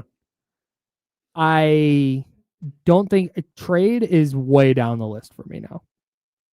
Well, at least right now it's not happening. Yeah. Yeah. Trade. I thought there was like a possibility. I guess it's still there because never say never. But now trade is way down. Trade would be like 5% now. I don't see it happening, at least not in the offseason. Yeah. Based on what Shams and Slater reported today, I think they're going to come to terms on a multi-year contract with some option.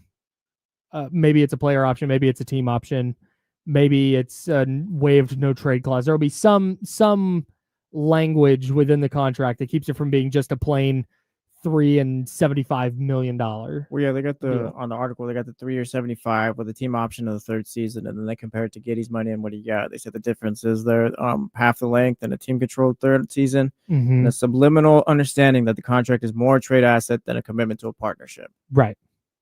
And so I think that commitment to the partnership thing is a massive hang up for Jonathan Kuminga. Yeah.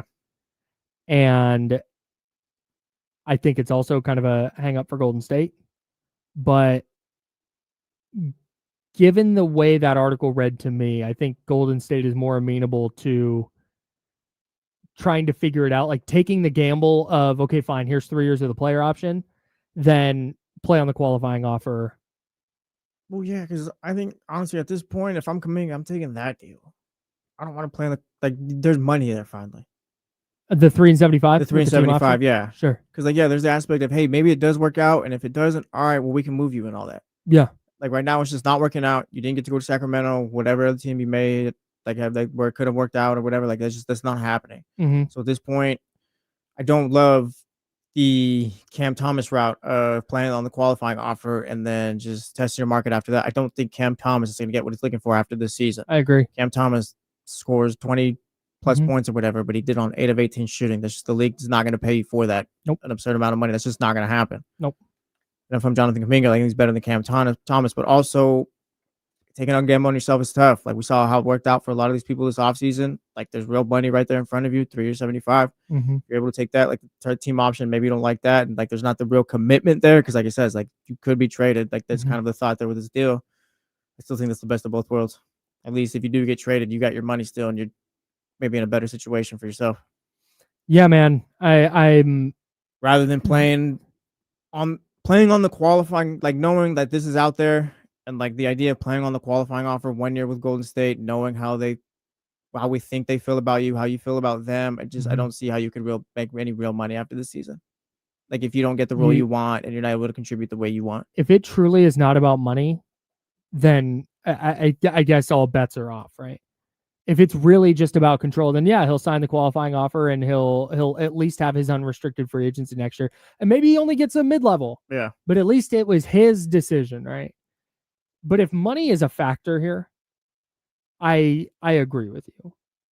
Because if money's a factor, you've got to know, okay, I'm playing on this $8 million qualifying offer, which also takes off. If the Warriors commit 3 and 75, even with a team option for year 3, it's in their best interest to put him in positions to succeed because it helps them. If he's on a qualifying offer, if he makes a mistake defensively, they can go, all right, hey, you're done. Like, you're done for 2 weeks. Exactly. You're just out of the rotation because, hey, what the hell? We don't care. But it may not be the investment that he's exactly looking for, but I think you're right on the 3 and 75, even with the team option. There's at least now some motivation for Golden State to put him in positions to be the player that he thinks he can be. And so I'm now 45-45 on, I know everybody's keeping track of these, so I want to make sure. 45% qualifying offer, 45% signs a multi-year deal, 10% trade. Yeah. Sounds right. I feel good about that. Anyways, that's day 71. Kuminga Watch. Let's get back to the NFL. You can't count on much, but you can always count on Sundays with the NFL on CBS and Paramount Plus. Stream your local NFL game live every Sunday, all season long, starting at just $30 for your first year. That's like $250 a month. It is $250 a month. $30. 12 months. It's $250 a month. Visit ParamountPlus.com/NFL to get started today. I want to remind you, Raiders Chargers tonight, 6:30 p.m. Coverage begins right here on ESPN 1320. Also, head out to Sky River Casino, 32 Brew Street. D'Lo and Casey are going to be out there watching football with you. I can't wait to have D'Lo and Casey join us in about 15 minutes for the handoff. Off of Kuminga Watch into Fraud Watch for the NFL. I don't have a fun sound for that one. But these are the teams and things. And if you have additional things to bring to Fraud Watch, you feel free to jump in. This is just a list I've curated. We need circus music for this. I don't have circus music. No, just going forward. Maybe. I have match game music. No, I don't know. All right, that's fine. We'll work on it. Just Gene Rayburn rolling over in his grave over here. Yeah, shout out Gene Ray. What's his name? Gene Rayburn, Who's that? legendary game show host. You say so. In match game Hollywood Squares Hour. Gene Rayburn and John Bauman. Yeah. John Bauman, Bowser from Shanana. Oh, yeah. Obviously. Yeah. Totally. All right, Fraud Watch. Couldn't tell you who won Canelo and Crawford. Yeah. But I know a lot about Gene Rayburn and John Bauman game. We'll have a segment. I teach you about Canelo and you teach me about Gene. Oh, buddy, I will watch old game shows with you. You want to? Okay. I'll. It's fine. All right. Fraud Watch. Number 1. Not the Kansas City Chiefs, but Travis Kelce. Do you have a point or can I just start? Fraud feels a little harsh here. Okay. Maybe washed watch. Like Okay. fraud means like, yeah, he's not that. Got it. He's okay. washed at this point. Okay, Like so- Travis Kelce, okay. one of the all-time greatest tight ends. All right. Let's rewind real quick. Yes. New bit. Okay. Before we get into Fraud Watch, let's get into Washed Watch. These are the players and things and teams that we think may be cooked. Perfect. Travis Kelce. Wash watch. Yes, exactly. He's washed. Definitely washed. It feels to me, and again, maybe it's early in the year, and maybe at some point he's going to be awesome again, and he's going to carry the Chiefs. But I feel like right now, if this is why you have Travis Kelce, or at least the prime version of Travis Kelce, the elite version of Travis Kelce, is because you're throwing to Tyquan Thornton, Yes. who was on the Patriots, and they said no thanks. And the receivers are not great Not awesome. to begin to cut with. Right. So that's so it seems to me like this is where you start going to Travis Kelce. Here's what I think. I think Travis Kelce thought the Super Bowl was his last game. Mm-hmm. I think they thought they were going to win that game. I think Travis Kelce thought that was going to be his last NFL game and he was going to sail off into the sunset. With Taylor Swift. With Taylor Swift, obviously. But I don't even want to bring, because I feel like people get really emotionally charged when you bring up Taylor Swift. They do. It's kind of wild. But I don't think it has anything to do with Taylor Swift. No, yeah. I think Travis Kelce's played a long time in the NFL. And I think that Travis Kelce thought that he was going to be done. And then all of a sudden it was like, oh, we lost? Yeah, Oh, God. got waxed. Got smoked. Yes, it was like, all right, embarrassing. fine. I'll suit up again. And just... We get more Travis Kelce. Oh, come on, guys. We got to do better. Come on, guys. Yeah, I'm sick of his ass. What's happening? No, Yeah. damn. We get more of those clips rather than, oh, yeah, Travis Kelce just caught a touchdown. Right. Like it's over with. And that drop, and again, he's a Hall of Famer. He's one of the best tight ends to ever do it. That's still all the case. Yeah. But that drop yesterday that led to the interception felt like a person who knew there was a safety coming over or a linebacker coming over. I wasn't looking at the scheme, but whoever it was, there was a defender coming over, and God, he's going to get hit really hard. Like, gonna short arm it a little bit. You're not like, if you're in the NFL, and especially when you get to be his age and you're relying so much on savvy and veteran guile more than athleticism, if you are 10% less committed than you were at your peak, it's going to really, really show. And I think that might be what's happening with Travis Kelce. That sounds right. And also, he's just old. Like Charles Barkley said, I think I remember watching one time. Yeah, he knew he was done once he needed to pump fake 3 or 4 times to go up to the rim. Travis Kelce at this point, yeah, he's pump faking 3 or 4 times. Good point. To get to where he needs to go. Like, he just doesn't have it anymore. All right. Travis Kelce, officially washed? Yes. Officially? Yes, officially. He's done, bro. He's been done. We're just now. He's been done for like 2 seasons.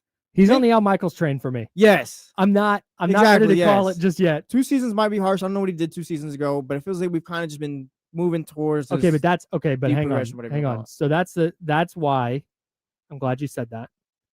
Travis Kelce, 2 seasons ago. So this is 2023. Yes. Come on, make my take for me. 93 catches, 984 yards, 5 touchdowns. All right, which is why I took it back last season.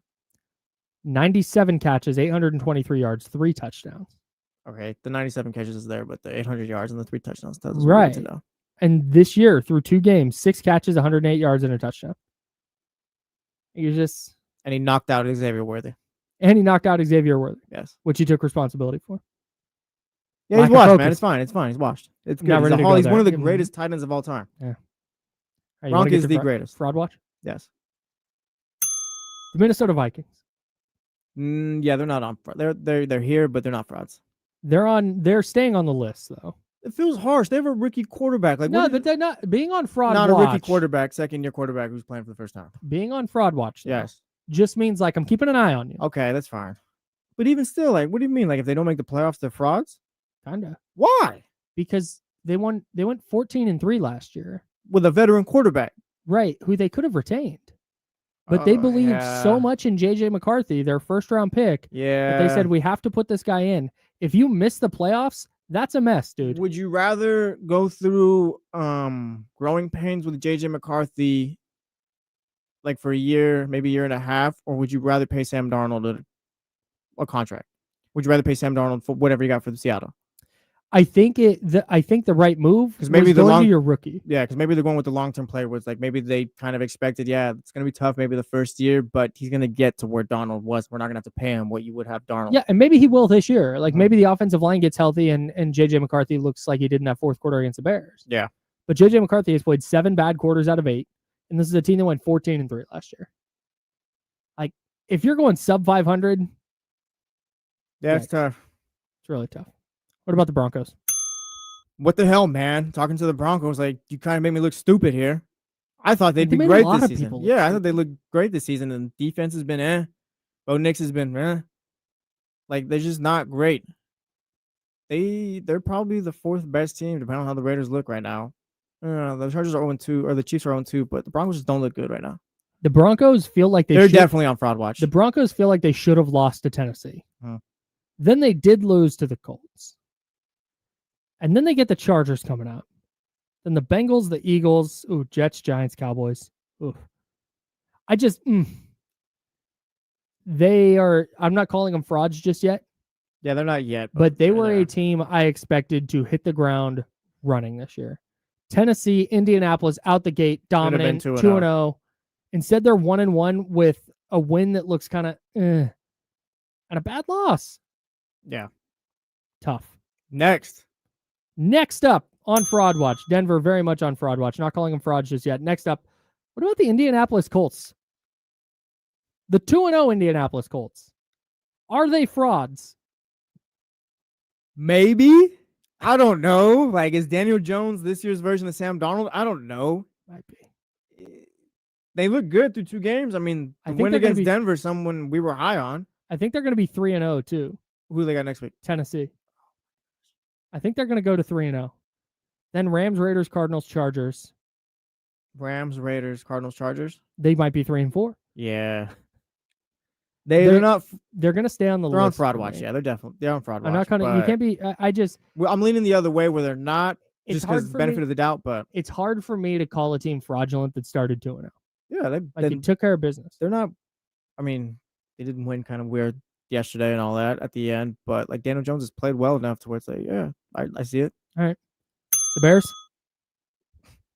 What a joke! I got frauds, dude. What a joke! I've got frauds. What a joke! Is it? Are the Bears frauds or is Caleb Williams a fraud? Yes. Fair enough. I don't know. I had high hopes. I had high hopes for this team, and now it's just it feels like we know.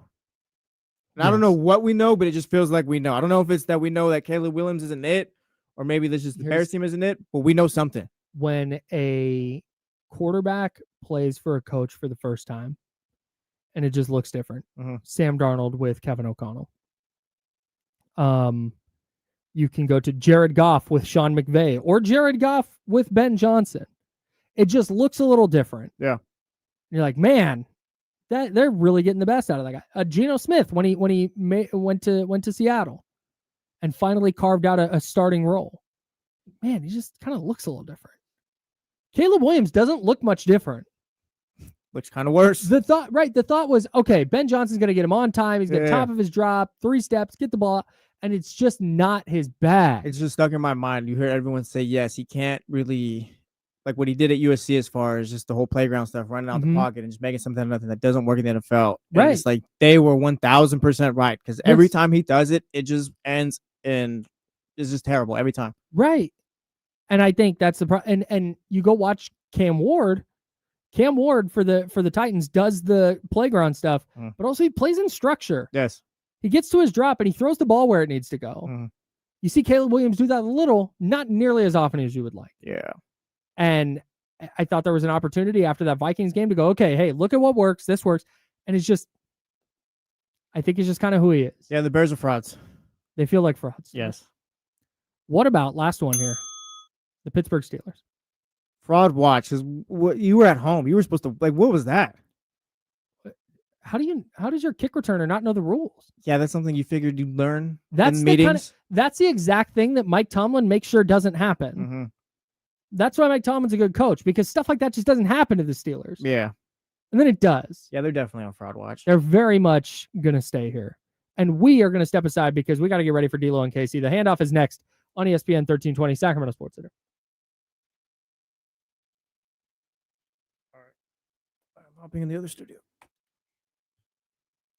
We are clear.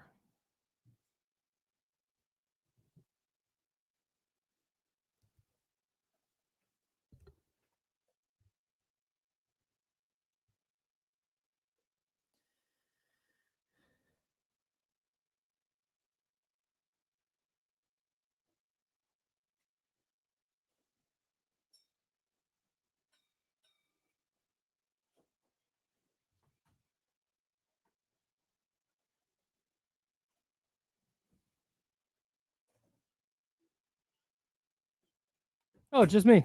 Hey, guys. Hey. Damn.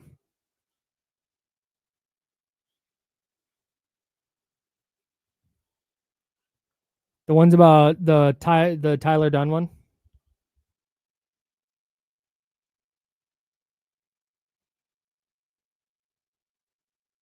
Yeah, it was bad. So it's happening against Minnesota.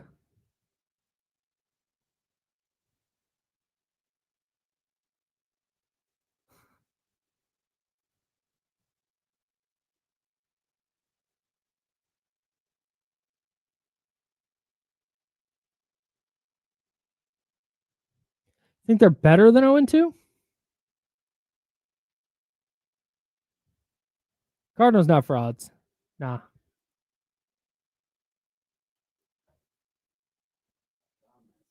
Hey, Damian Marley. I just touched my nose, so I'm gonna fist bump. Yeah, my bad. Have a good weekend?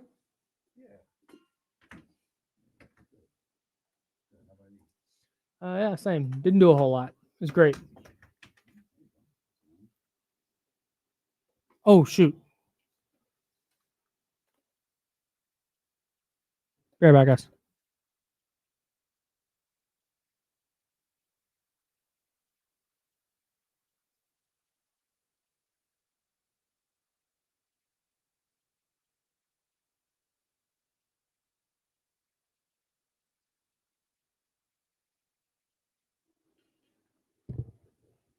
And we're back.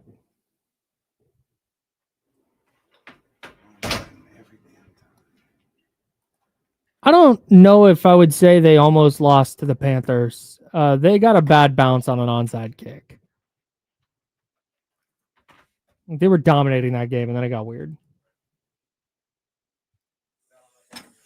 Yeah, this is facts. I didn't realize Kyle Renato owns a bank. That's fire. Good for him.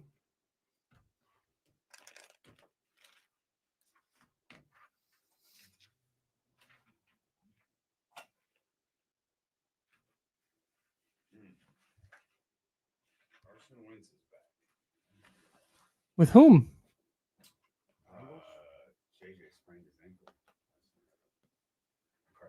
Oh, okay. Yeah, I was gonna say there was one sack late in the game that looked like didn't feel great. Man.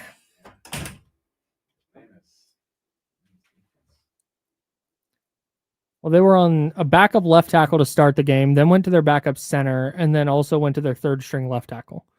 Like, oof. Also, JJ just held the ball for so damn long. I feel like that's the last thing young quarterbacks really get is sorry, I do that every damn time. Is that timing, that clock.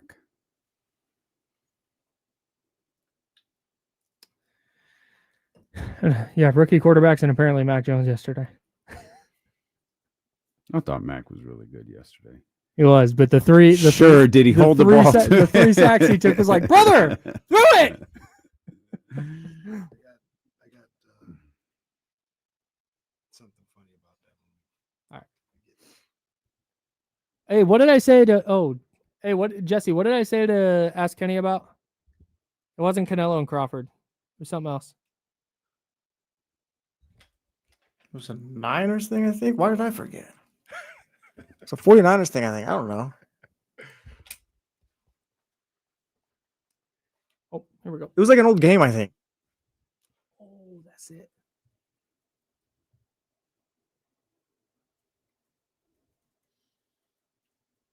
Now, back to the Insiders with James Ham and Kyle Madsen, brought to you by Jiffy Lube on ESPN 1320. Yeah, no James Ham today. Jesse Tapia filling in, doing a great job. It's time for the handoff. D'Lo and KC. Yeah. In the building. Jesse, what? There we go. All right, that's better. I was wondering why the screen looked weird. Oh, yeah, I'm still getting set up in the studio. We're all good. We're ready. I get top billing. I get this usually James up there. Love this for top you. billing. Oh, Yeah. well, okay, we'll hang on. All time. The whole thing out of it. Hey, okay, all right, I have a bunch of stuff to get into. We have a ton of football to dig into. Did you guys check out the Jonathan Kuminga piece on ESPN today? Did not. From Shams and Slater. Did not. It is didn't like even know it existed. 8,000 words. Yeah. Okay. It is a lot. Can we It get is the cliff notes? It is a lot. We'll do not have time to read this novel. Yeah, no, we'll get to the cliff notes for sure. Yeah, because I feel like I'm hearing two different things, but you probably would know. So I want to talk to you about that. All right, so we'll get to day 71. Oh, my hotkeys aren't up. It's okay. Why are my hotkeys up? Uh-oh. Kuminga watch. why. It's fine. Nice, You dude. probably I know loaded why. mine. Kuminga watch. Whatever it's worth, I have That it bomb, too. that bomb is crazy, bro. That bomb crazy. That's a Charlie joint. I said Charlie. Get him to say this with an explosion. A Charlie Lee joint. Yeah, hell yeah. So a couple things I want to get to, and then we can get to the NFL and Kuminga stuff. One, we were talking earlier, and this is for you, Kenny. Okay. We were talking earlier about that week. I think it was 4-game Niners-Eagles 2011 when Ronnie Brown threw the ball over his head at the goal line. 2011. Or did we just stump Kenny for the first time? The Dream Team Eagles, Niners down $1 billion in 2011. Philly. Yeah. And Ronnie Brown going into the line just for no reason, just threw the ball over his head. Why would he do that? Wild ass game. I have no idea. I want to try and find. They were up by like find that highlight at some point. I'm sure we can. All right. Yeah, they were winning handily. They thought they were winning handily in that game. Yeah. And then the boys came back. That was was crazy. That was the start of the Harbaugh era. You said week 4? Yes. Week 3 or 4. So you're right, because it was week 4. It's like, oh snap, these boys good, like it's great. And now we got the showdown with the Lions. Both teams 5-1, and then that's obviously a great win. And then the handshake game. Because I think the Niners beat. I think they beat Seattle, and then lost to the Cowboys in week 2. Yeah, I watched that in game. overtime. I watched that game in the Imperial Palace. Oh wow! Yeah, nice. R.I.P. Yeah, R.I.P. It's now Link, I think. The Link, yeah. Love that hotel. It's a good spot. And then week 3, I think they beat the Bengals. Low scoring. It was like 12 to 9. And they took a safety at the end of the game to run out clock. Yeah. All right. And even after that, people were like, I don't really know what's going on. Yep. They're gonna go to Philly and get thrashed. And they were. Was it this one? Oh, here we go. Oh yeah, this is definitely it. Watch what this dude does. That's right. He did turn around like he was like, like a quarterback. Yeah. Watch this. Like, I'm gonna get rid of it. Who's he trying to throw it to? Brent Selig's down there somewhere. Oh, he's trying to get it to 32. 32. Is that John Ritchie? John Ritchie. Shout out Patrick Willis. Shout out P-Dub. P-Dub. Well. Oh yeah.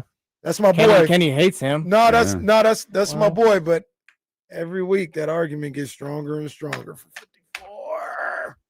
What I think was he might be the the best ever? I think he might be the best ever. 40 ever. He better than Ray Lewis. Oh, I won't do that. He better than Ray Lewis. It hasn't killed. Did you see what he did on 3rd and what was that? 3rd and 2? Ray Lewis be doing that? No. That's what he does every game. He might be the best to ever do. I might die on this hill. Fred Warner might be the best linebacker to ever play.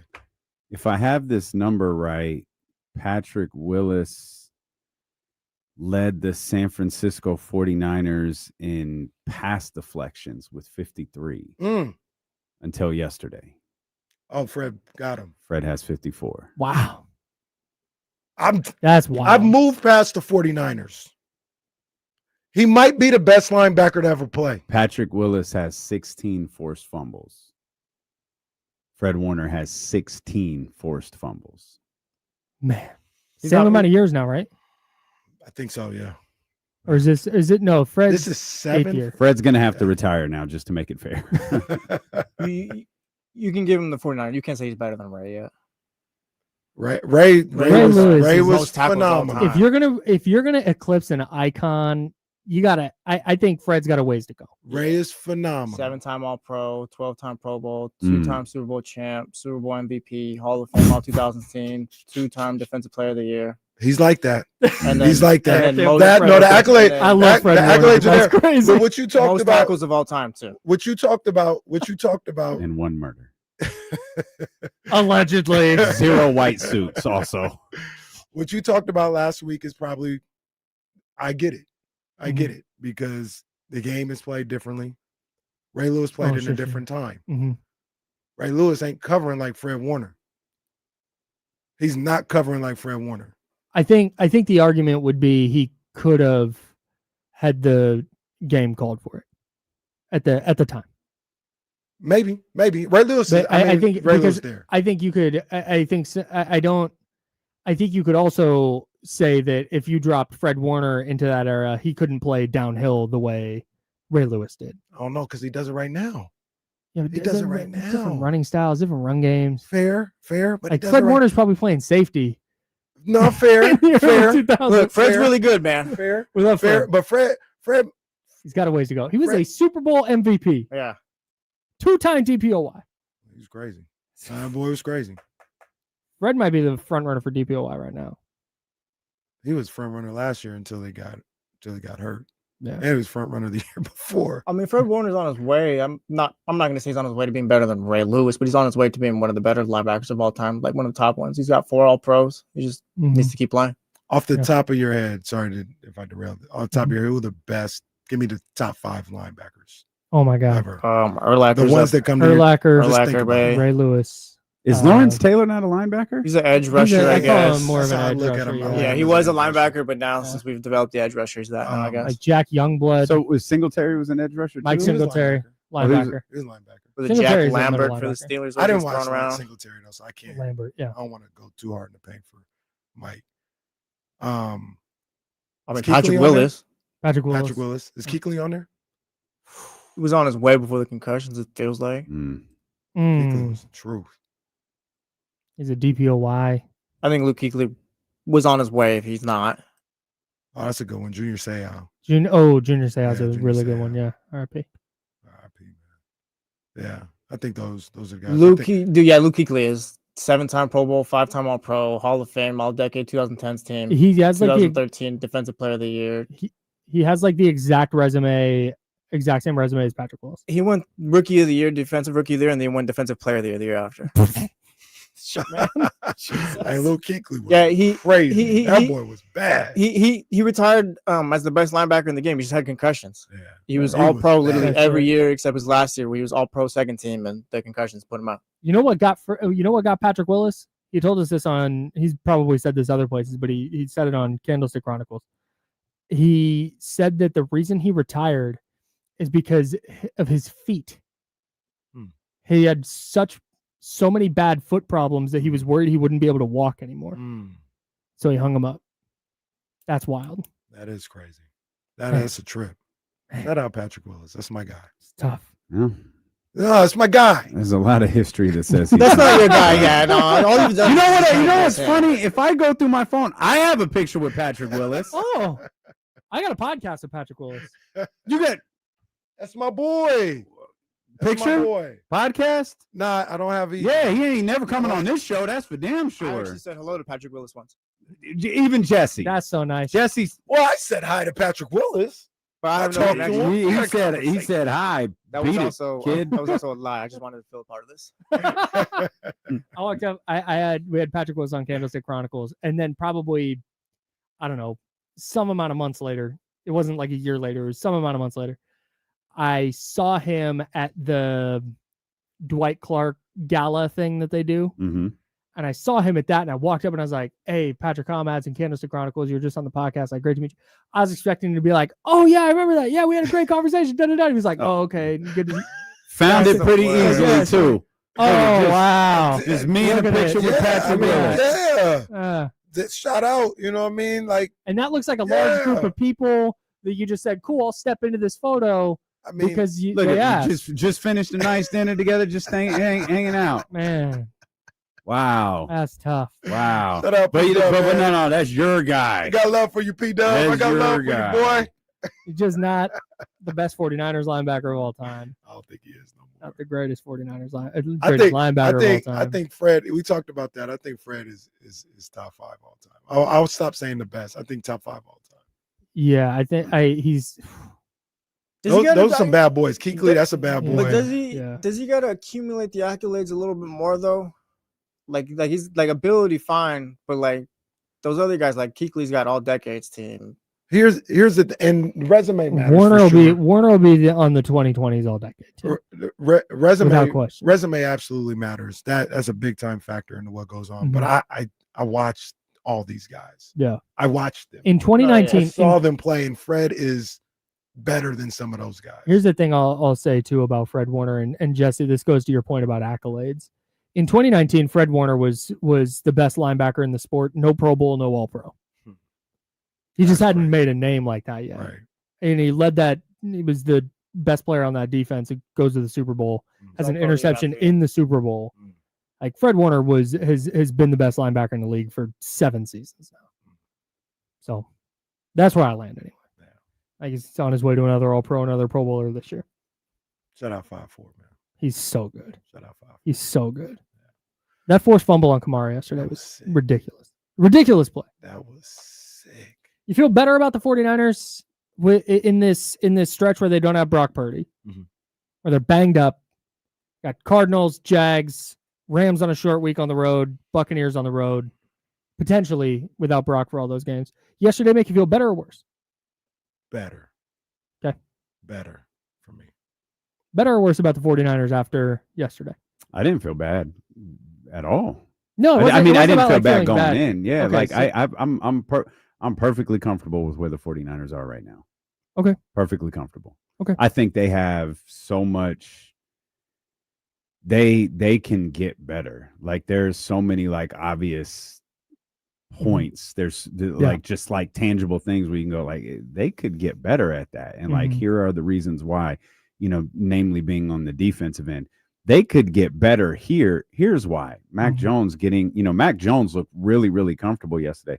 I told KC last night on CBS 13 with, Jake and Brendan, I just love the way he, like, McCaffrey got the ball, Juwan got the ball, Ricky Pearsall got the ball, Tunjus got, like, no one got bored. Like, he moved that ball. He didn't lean on anybody in particular. He didn't have a favorite. I mean, he targeted Juwan a lot, but he didn't necessarily have a favorite. And he found everyone in a 49ers uniform. And I think that's good for everybody going into week 2 of Mac Jones, potentially week 3 and however long this has to go. Does the defense giving up 21 to the Saints bother you guys at all? Will in the chat says they gave up 21 to the Saints. Worries him a bit. See, that's the other thing is I think the defense can keep getting better. I think so too.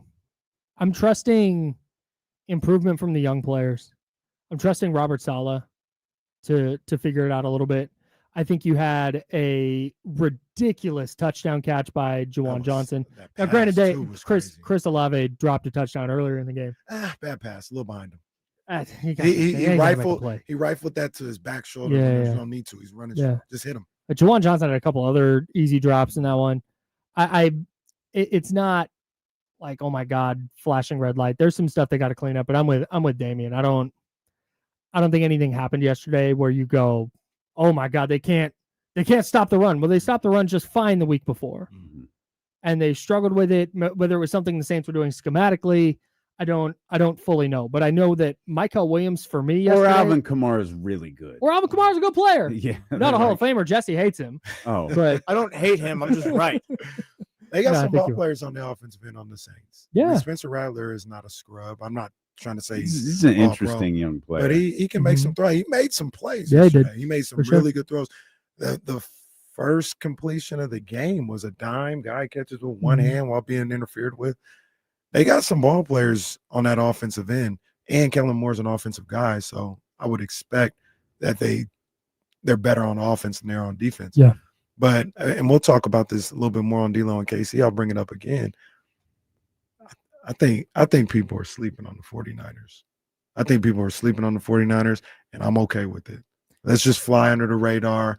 We don't need anybody to say, oh, who's – no, just fine. And one of the reasons is you already got to 2-0. And like you talked about, and this, both of you guys know this, traditionally, under Kyle Shanahan, the team gets better as the season goes along. Yeah, for sure. And if they can get to a point, it's almost like you better get them now. Because if they get to a point where around the halfway mark, I know it's not exactly the halfway mark, but around halfway, they like 5-2. And they got all them home games coming up in the second half of the season, and they didn't made it past the quote unquote tough part. I think they sleeping on them. I think people sleeping on the Niners, and I'm okay with it. Every time they've started 2-0 under Kyle Shanahan, they have gone to the NFC Championship game. The difference this year is that you're listening to KIFM West Sacramento, KRXQHD2 Sacramento, ESPN 1320, Sacramento Sports Leader, always free on the Odyssey app and the iHeart app and the TuneIn app. Absolutely. I really do miss James being here where he just falls silent for 5 straight minutes until it's time to try to sneak the read in. Yeah, that's why I don't want to make it a bit anymore. I'd like to have a conversation. James, it would be great if you talked. James, got anything? We still got a minute left till noon. You know what I saw yesterday real quick about Kyle Shanahan? That he coached a hell of a game and nobody says anything about it? We're going to talk about Phone line's quiet as hell today, bro. Talk about that too. We're gonna talk about that. Oh yeah, too. no. We're gonna talk about that too. TC, I demand you call today. Why? No, TC has to call today. I say what? The same Because thing? because if Mac Jones had thrown for 103 yards, Yeah. he would have said Kyle got in his way. No, he would have said even worse. He would have been like, Kyle finally got his boy in there, and look, he ain't no good. Kyle don't know what he's doing. Yeah, That's how he would have went. Should have kept that boy Hey, Trey Lance. Do you know what? I don't the whole like. There's been this joke about like, oh, how many games does Mac Jones have to win for people to not want? He would have to win the Super Bowl for that to even be a conversation. All right, like that's just bottom line. All right, let's just go there.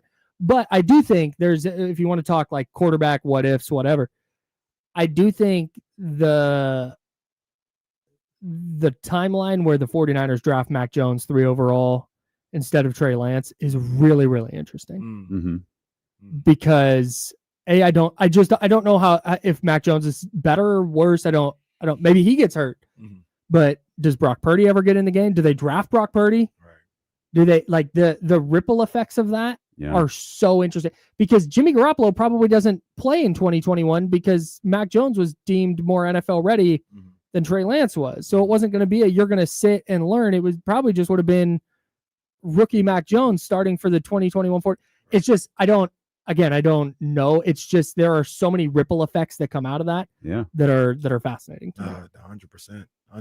And I think if I have my years correct, 2021, they got to a 4-5 start or 5-4 start. So even if he don't start day one, Kyle probably puts him in there when they're struggling a little bit, and who knows what happens. Yeah, I think they beat the Bears to go to 4-4. Yeah, Debo maybe got that 3-3. 80 yard. They started the year 3-5, I believe. Yeah, or 3-4, excuse me. Yeah, they got to 3-3, and then they got mollywopped by Colt McCoy, right? And the Cardinals at home. Yeah, 17-31. Oof. Yeah, 3-5 right there, and then they won 3 in a row, 6-5. Yeah, they had to get it. That's right. They had to get in the last game of the season. Yeah, they beat the Rams in overtime. But I saw something crazy about Ambry Thomas, game-sealing interception. Ambry Crazy. Thomas waved away Crazy. from everybody. Shout out, go blue, by the way. Yeah, go. But I was watching our guy Bonte Hill, our guy Rob Brooks, our guy Matt Mayoko on the on the 49ers pregame. That's a good group. It is for pregame show. Really good group.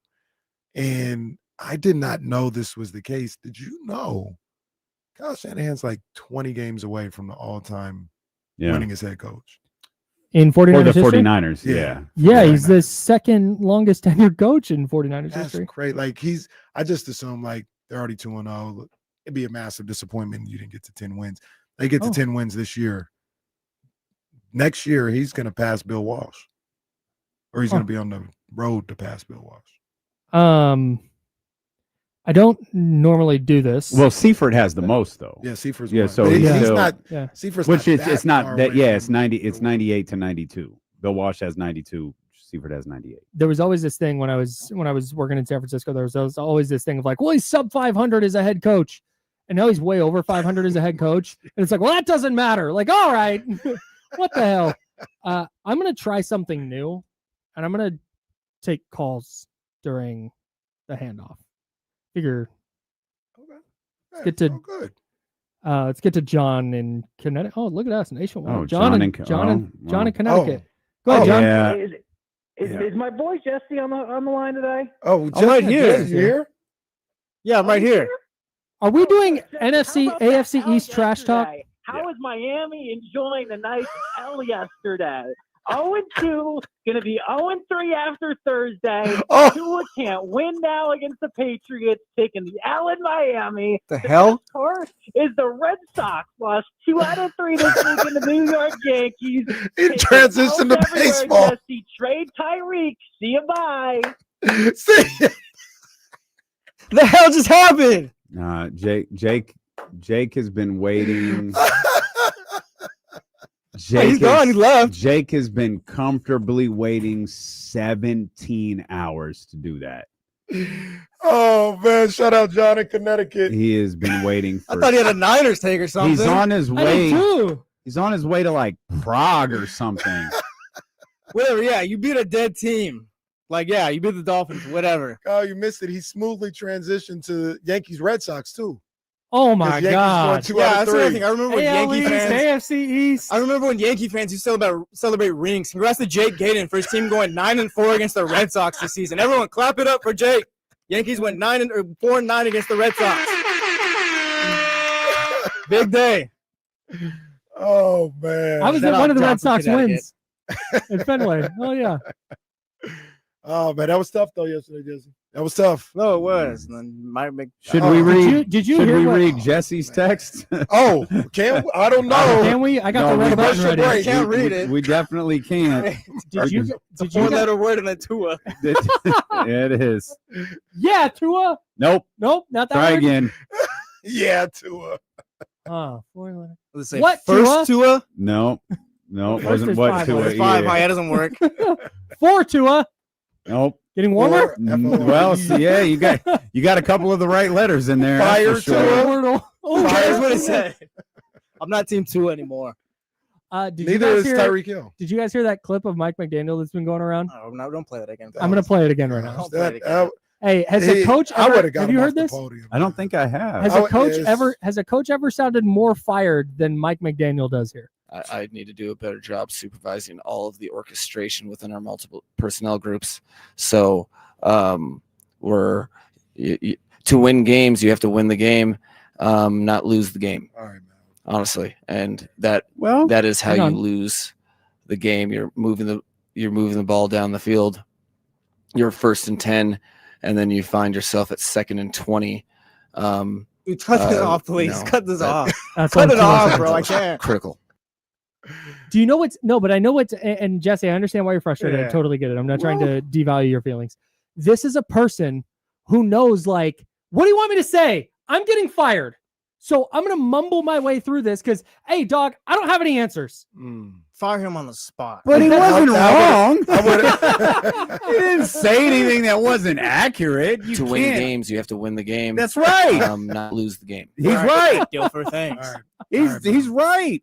I would have fired him on the podium. Thank you. They should have. They The would've GM if should have tackled him out of his chair. If they didn't play Thursday, I bet they would. Yeah, and they're Mm. assuming they're going to lose. They'll be on 3. They'll fire him after 3. They are 12.5-point dogs.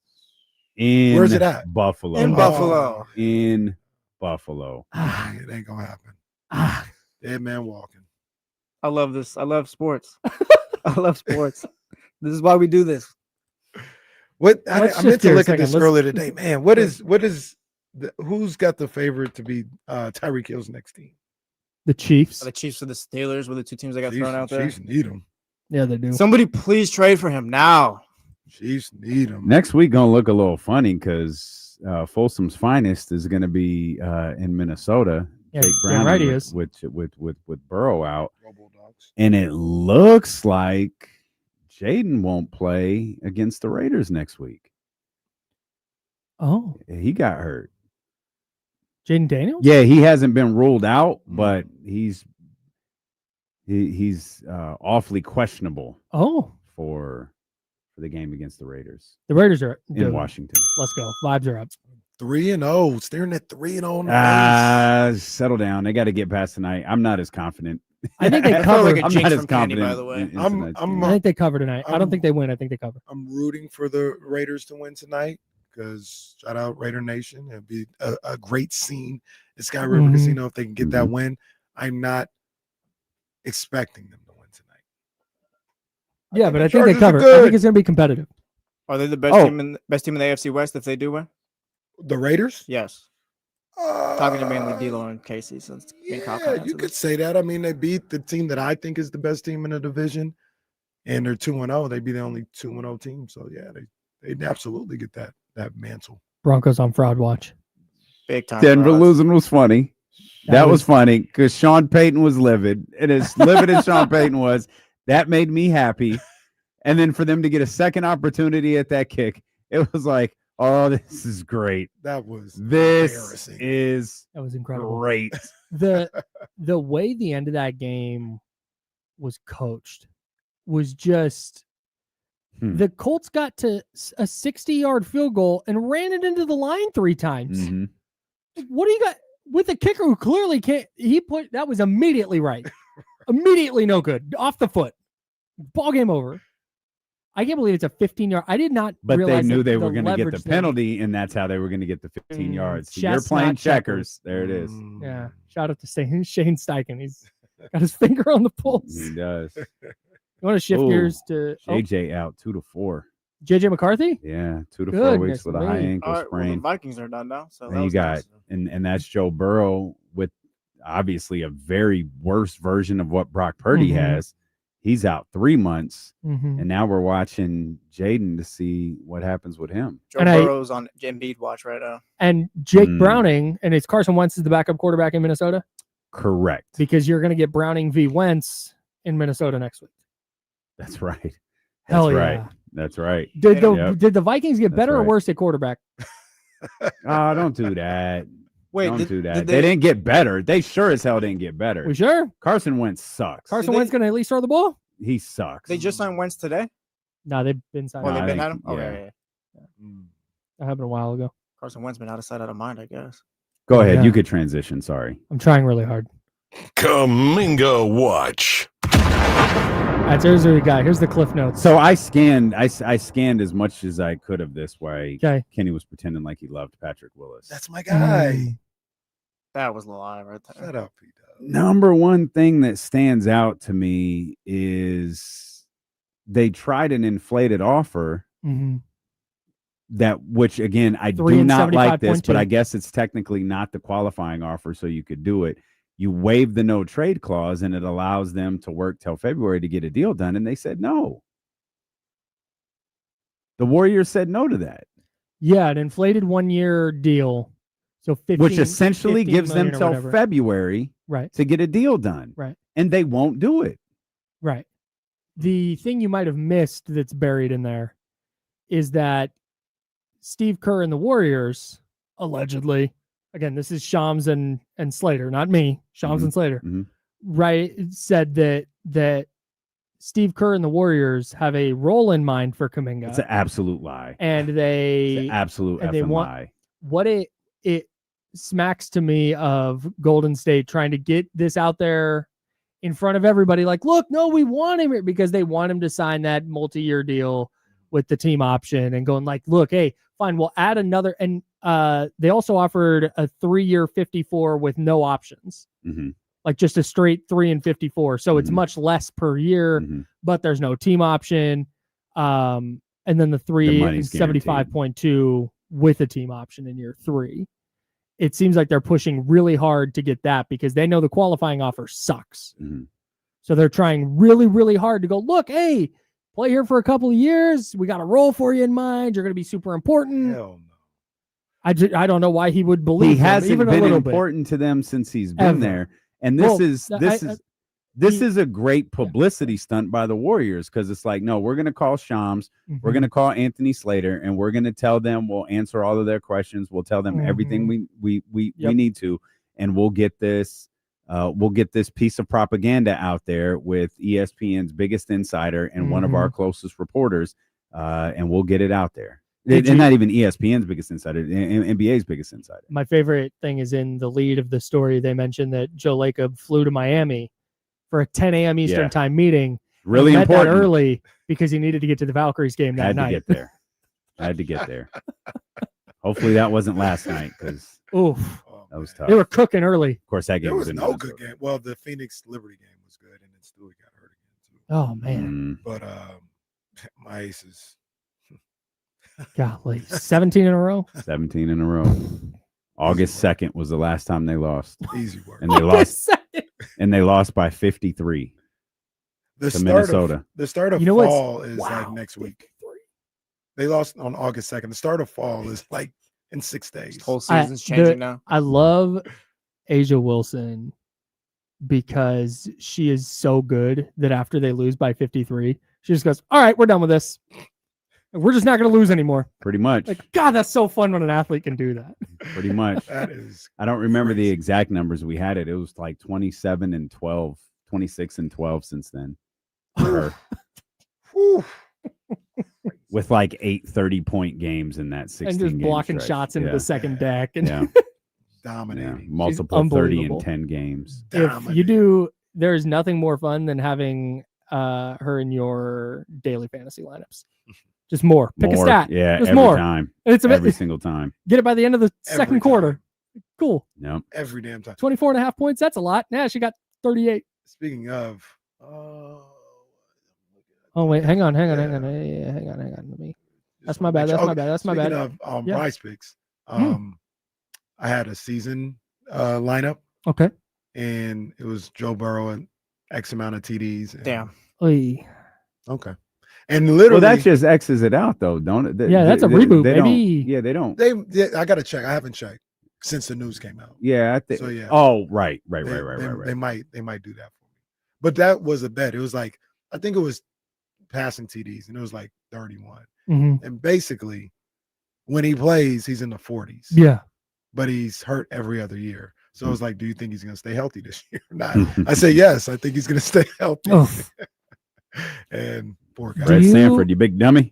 You don't have to reveal it now. Do you have a lineup for the watch party tonight? Little Raiders Chargers action people can get in on. I've got a draft of a lineup, but it's happening. It's absolutely happening. Okay. The Raiders Chargers Monday Night Football watch party lineup will be official today. You can follow along. You can do the same exact lineup that I'm doing, and we could all hope together. My dad and I will just he and I will have a lineup that's just say we both picked the same lineup. That way we watch a game, watching Vikings Falcons, just rooting for the same stuff last night. It was great. Yeah. That's awesome. I'm gonna do that with my son. Hell yeah. When he's legal enough to.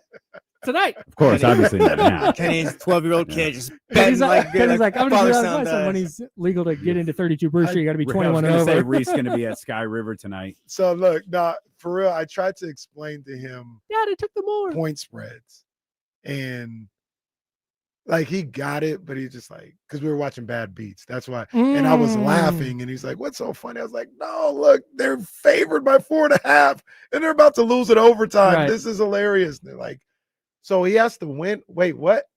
I don't. All right, man. Restart game was over like 5 minutes ago. I thought no chance. Jonathan Kuminga, though. Yeah. Help me out with this. I heard. I see that the offers are standing, but I also heard that he rejected them. Said, I don't want those offers. So in the article, do they say like, hey, this is the offer, and if we can always come back to it if you won't like it? And Kuminga's like, nah, I'm not interested in none of that. Yeah, what I've understood, or what they wrote in there, is that he is like basically isn't interested in a team option. Okay, that's the deal breaker. There also seems to be a pretty strong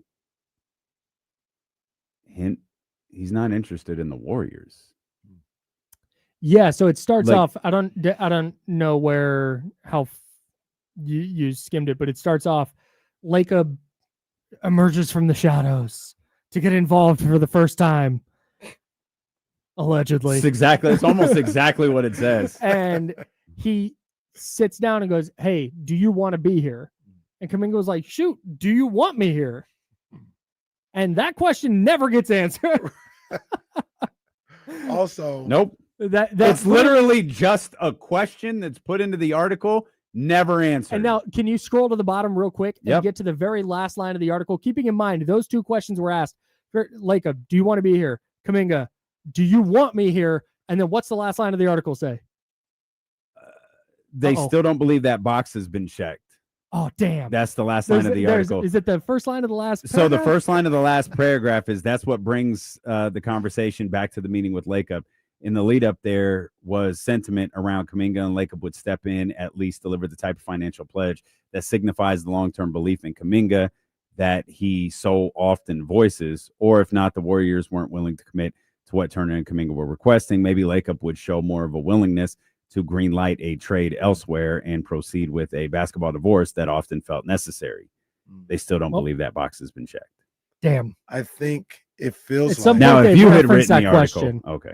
Again, in there. I skimmed it as well. It feels like at this point, there's potential to enter the Jerry Jones zone for Lacob. But Laker was like, no, we're gonna get this done. I want Kuminga here. I love this guy. We know we're gonna figure it out. And you talk about his value. I don't believe that's what his value is out here in the league. Like we can get more and all this other stuff. And then he finally talks to him. He's like, dadgummit, do it, Mike Dunleavy. Do it. Trade him. Then we'll go to House of Prime Rib. We'll do the deal right over at Splash 30. Oh my gosh, they're competing right now. This is Jerry versus Jerry. I went down to international smoke. Literally the worst day of my life. But I feels like that's the I don't know nothing. Obviously, I didn't talk to nobody. I just read the article like everybody else. But that back and forth of do you want to be here? It's finally like Lacob, like, hey, I may love you, but do you want to be here? And Kuminga not budging and not saying yes, and not Joe might be like, all right, do what we got to do. Do what we got to do. I still can't wrap my head around why it's really clear that the team option is the hang up. And that's still clear in this. And they write about it. Again, go check it out. It's a really in-depth article that kind of lays bare everything to this point. 71 days of Kuminga watch. It's just, here's where it's at. And that's where we started. You're going to have to find it because I do not think they reference that question again. Huh. Do you even want me here? I might have just misread it. So Kuminga turned the question back on Lacob and the Warriors. Do you even want me here? And then there's a picture of Jonathan Kuminga. September brings an extra level of urgency. So the only thing that maybe you're referring to, it might have been the end of one of the little sections, is I don't know. It's Steve Kerr allegedly talking about his role and how they'd love to have him. But, yeah, maybe it was. I don't know. But see, swing and a miss by me. Not to go Jerry Sounded again. cool, Thanks. Not to go Jerry again, but we weren't saying anything, but we were talking. The devil is in the details. You can tell me whatever you want. As long as you have that team option there, I don't believe a word you're saying. Exactly. The devil is in the details. That's it. So and this is kind of been the crux of my whole problem from the Warriors side. If you are so convinced that you need a team option in year 3 in 2027-28, you're so convinced that you're going to need that team option to get out from under this contract because their books are clear in 2027. That's the whole thing here. Oh, them too. Great. If you're so convinced at every team, if you're so convinced about that, then just trade him for whatever you're going to get. If you're so worried that he sucks and is going to be such a detriment to your team, then just get whatever you can and move on. Wash your hands of this if he's such an awful player. I think if you go, yeah, hey, player option year 3, cool, thumbs up at $25 million a year, cool, we're all good with that, awesome. Come February, if he's tearing it up and he's averaging 28 a night and some team wants to give you multiple firsts and a player for him, you can do it. Like but again, if they don't believe that, which I agree with Damian, they don't, cool, trade him. Get rid of him. Wash your hands of this and let him be another team's problem. And if I'm Kuminga, I'm just sitting there like, you're trying to trick me. Like you're trying to get over on me. Right. And I say I'm not going to budge at all because you're trying to get over on me. But I think it's worse. I don't think they're trying to even get over on him anymore. I think they're just very clearly to their face like, hey, we don't believe in you, but other teams might, and that could help us. So help us help ourselves. Well, the getting over. They're not even lying about it anymore. No, because they're throwing in no, Steve Kerr said they see him as really valuable. That's the getting over part. Right. That's like, okay. I guess I'm stupid. No, that's literally like if Steve Kerr said that, if I'm Jonathan Kuminga and Steve Kerr says that to my face, I'm like, you think I'm stupid? Yeah. Well, you're saying this privately. You said a lot of other things publicly. You have told a lot of other insiders plenty of things throughout this entire process. But now that we're 2 weeks away from this thing coming to a head, you're looking at me in my face like I'm a goddamn idiot. Yeah. And I think they referenced, man. I apparently didn't read the article as closely as I thought, but I believe they referenced that specifically, that they go, Aaron Turner and Jonathan Kuminga are like, that's not what you said during the playoffs. No, they absolutely did that. Yep. Yes. They absolutely did that. Come on. Got one. It's a big win for me today.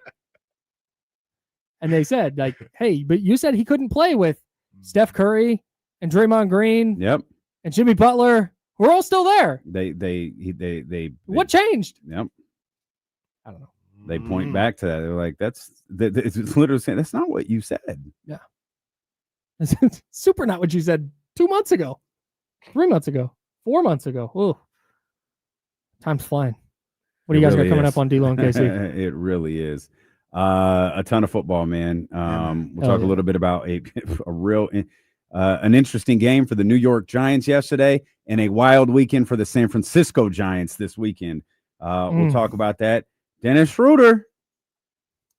He's not. Come on now. He's not Sasha. Like, this is an NBA player who's having a hell of a run in EuroLeague, man. So we'll talk about that. And, of course, we'll get ready for the Raiders and Chargers tonight.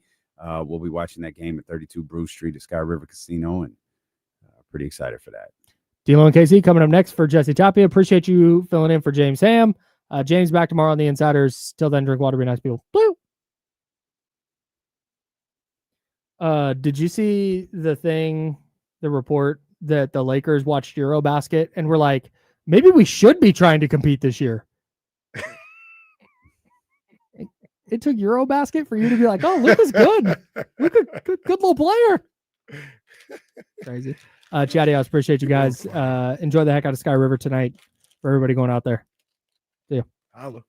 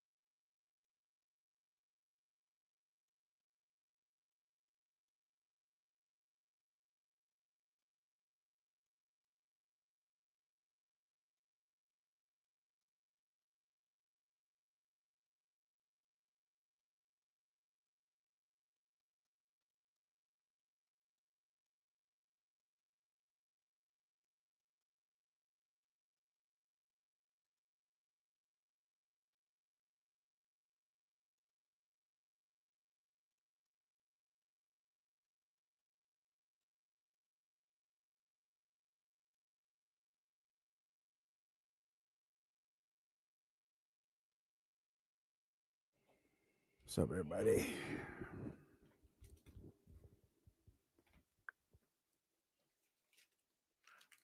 Rob, what does that have to do with anything? I'm not like this crazy Bud Crawford fan, but just because I picked Spence doesn't mean I don't like Bud Crawford. I picked Bud that fight, actually, so I guess Bud is my guy. So Bud beat my guy. My guy beat my guy. He beat the brakes off of my boy Spence, too. Damn.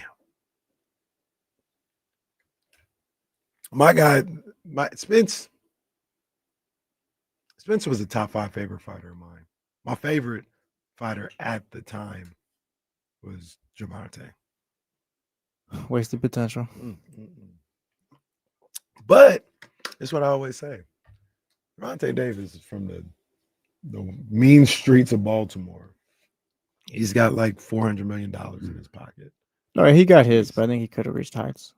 He could have, but if his goal was to get out of the streets and make money, he's even said it a couple of times. He said, like, I don't care about belts and all that other stuff. I don't care about that. I'm trying to get paid. Some people do it for the glory. Some people do it for the money. Nobody's wrong.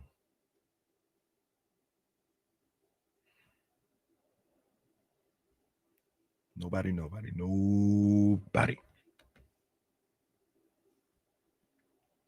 Hey, Riggs. Yeah. We got him screaming D-Lo, KC, D-Lo, KC, D-Lo, KC, D-Lo. We got him screaming D-Lo, KC, D-Lo, KC, D-Lo, D-Lo. We your number one spot. We your number one spot for some sports, huh? Got the city going crazy when we work, huh? We top 2, but we ain't 2, we in first, huh? And when you need the real, we is who you search, huh? D-Lo, KC, D-Lo, KC, D-Lo, KC, D-Lo. We your number one spot. What's good, baby? One time for the watch party tonight. We outside, man. Sky River Casino tonight. 32 Brew Street. If you're over 21, come hang out with us. Raider Nation, stand up. We're watching Raider football. It's the Raiders and the Chargers tonight. Second game of a Monday Night Football doubleheader. I know me and Zay, we're locked into Buccaneers and Texans, baby. Those are your boys. Your Bucks. My Bucks, indeed. My man Baker Mayfield and the Texans, 2 quarterbacks I really like, man. So if you want to get to 32 Brew Street, you want to get to Sky River Casino a little bit early, I'll definitely be there because we're gonna wrap up this show. I'm gonna eat a little something and head out there. I ain't got nothing else to do, so let's cook. Yeah, man. Watch football, man. Watch 2 games. I like the doubleheader. I'm not mad at the doubleheader on Monday. I'm not. All right. I mean, like one. It's fine. Just once. I mean, we don't need multiple. We don't need multiple double. I saw this idea in the chat house earlier. I don't remember who it was. But just do the Monday night double headers and get rid of Thursday. I'd be for that. I don't hate that. Yeah, Thursday sucks. Yeah. Don't hate put that. Put a game at 4. Put a game at 7. We're good. I'd absolutely be for that. I don't know why we had 10 or 10 a.m. games yesterday and only 3 in the afternoon. They could balance that out a little more. Yeah, that was stupid. But yeah, it's like, come on, man, give me 2 Monday night games twice a month. Oh no, we don't need that. 2 Monday night football games. Okay. I like the doubleheader. Okay, let me remind you something. Basketball season's 2 weeks away. Mm-hmm. Okay, I'll shut the hell up then. What? It's fine. No, whatever. I'll just keep my mouth We shut. got multi-view.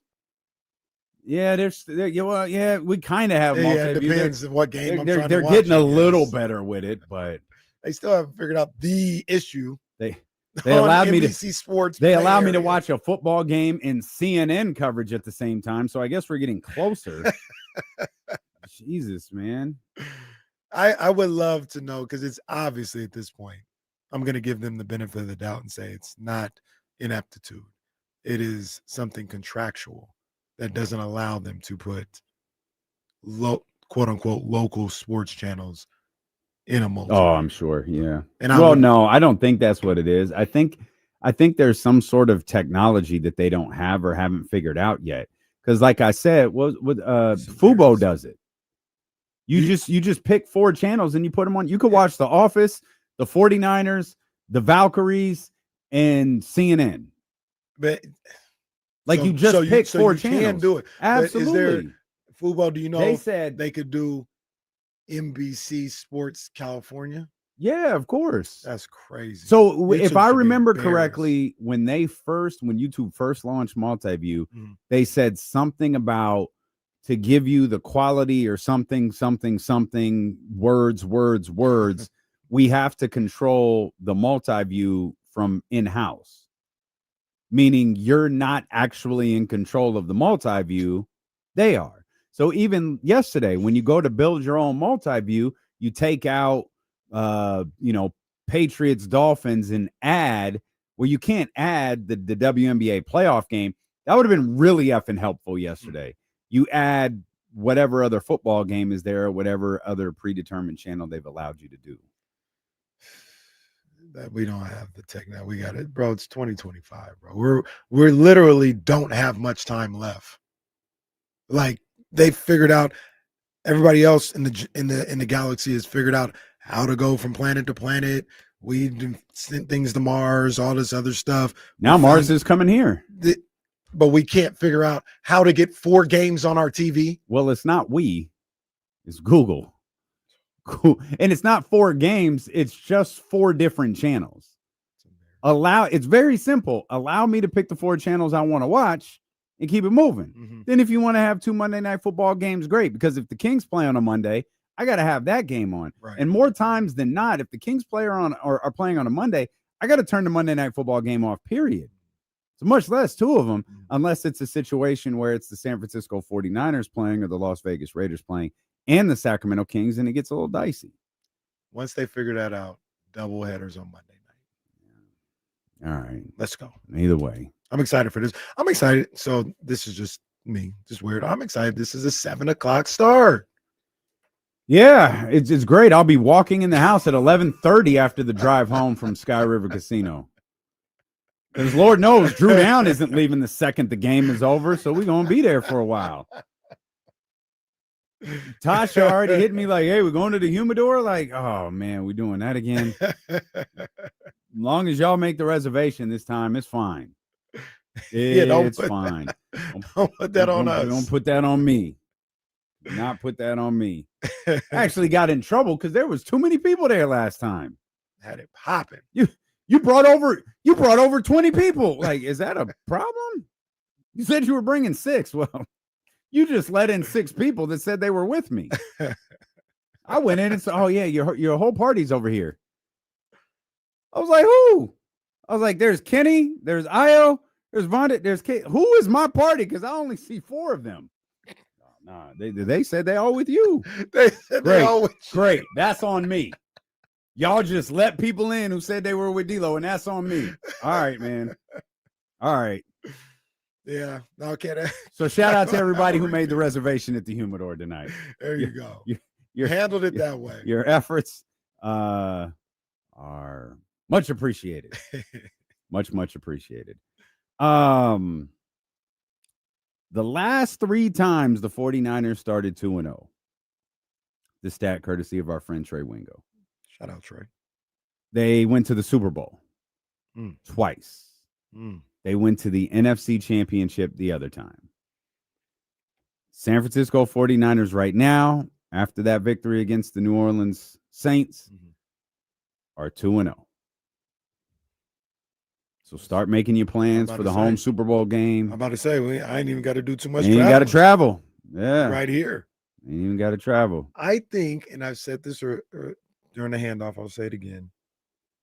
I just think people are sleeping on the 49ers. I think people are sleeping on the 49ers. And I'm okay with that. I'm not like, I won't say no names. I'm just going to say I'm not like people who don't hear praise from their team and get mad. You know what I mean? And that's not a shot. That's just fans in general. Like, oh, how could you pick against? Oh, you picked against us? Yeah, I thought the other team was going to win. It's not a big deal. It doesn't mean I hate or I'm a hater or nothing like that. People thought the Niners would struggle against the Saints, and it was a close game. But I mean, like, struggle offensively. Don't think that they're very good. I'm okay with that. I'm okay. The only thing that and I think Kyle Shanahan and those people in the locker room feel the same way because they've been in those positions where everybody has picked them to win everything and said they're going to be a great team. And they had a good season, but it didn't amount to a championship. So none of that stuff matters. The only thing that matters is winning. That's all that I care about. That's all that those guys care about, finding a way to win. And we spoke about it. Traditionally, under Kyle Shanahan, they seem to get better as the season goes along. So if they're able to stack wins right now, like I said, get to, around the halfway mark, 5-2. Oh, yeah. Because I believe in that second half of the season they're going to be a better version of themselves, and it's going to bode well for how they close out that season. So they don't need to be on nobody's watch list, top 5. Nope. Just keep sleeping, because I think this is a good team. This is a really good team.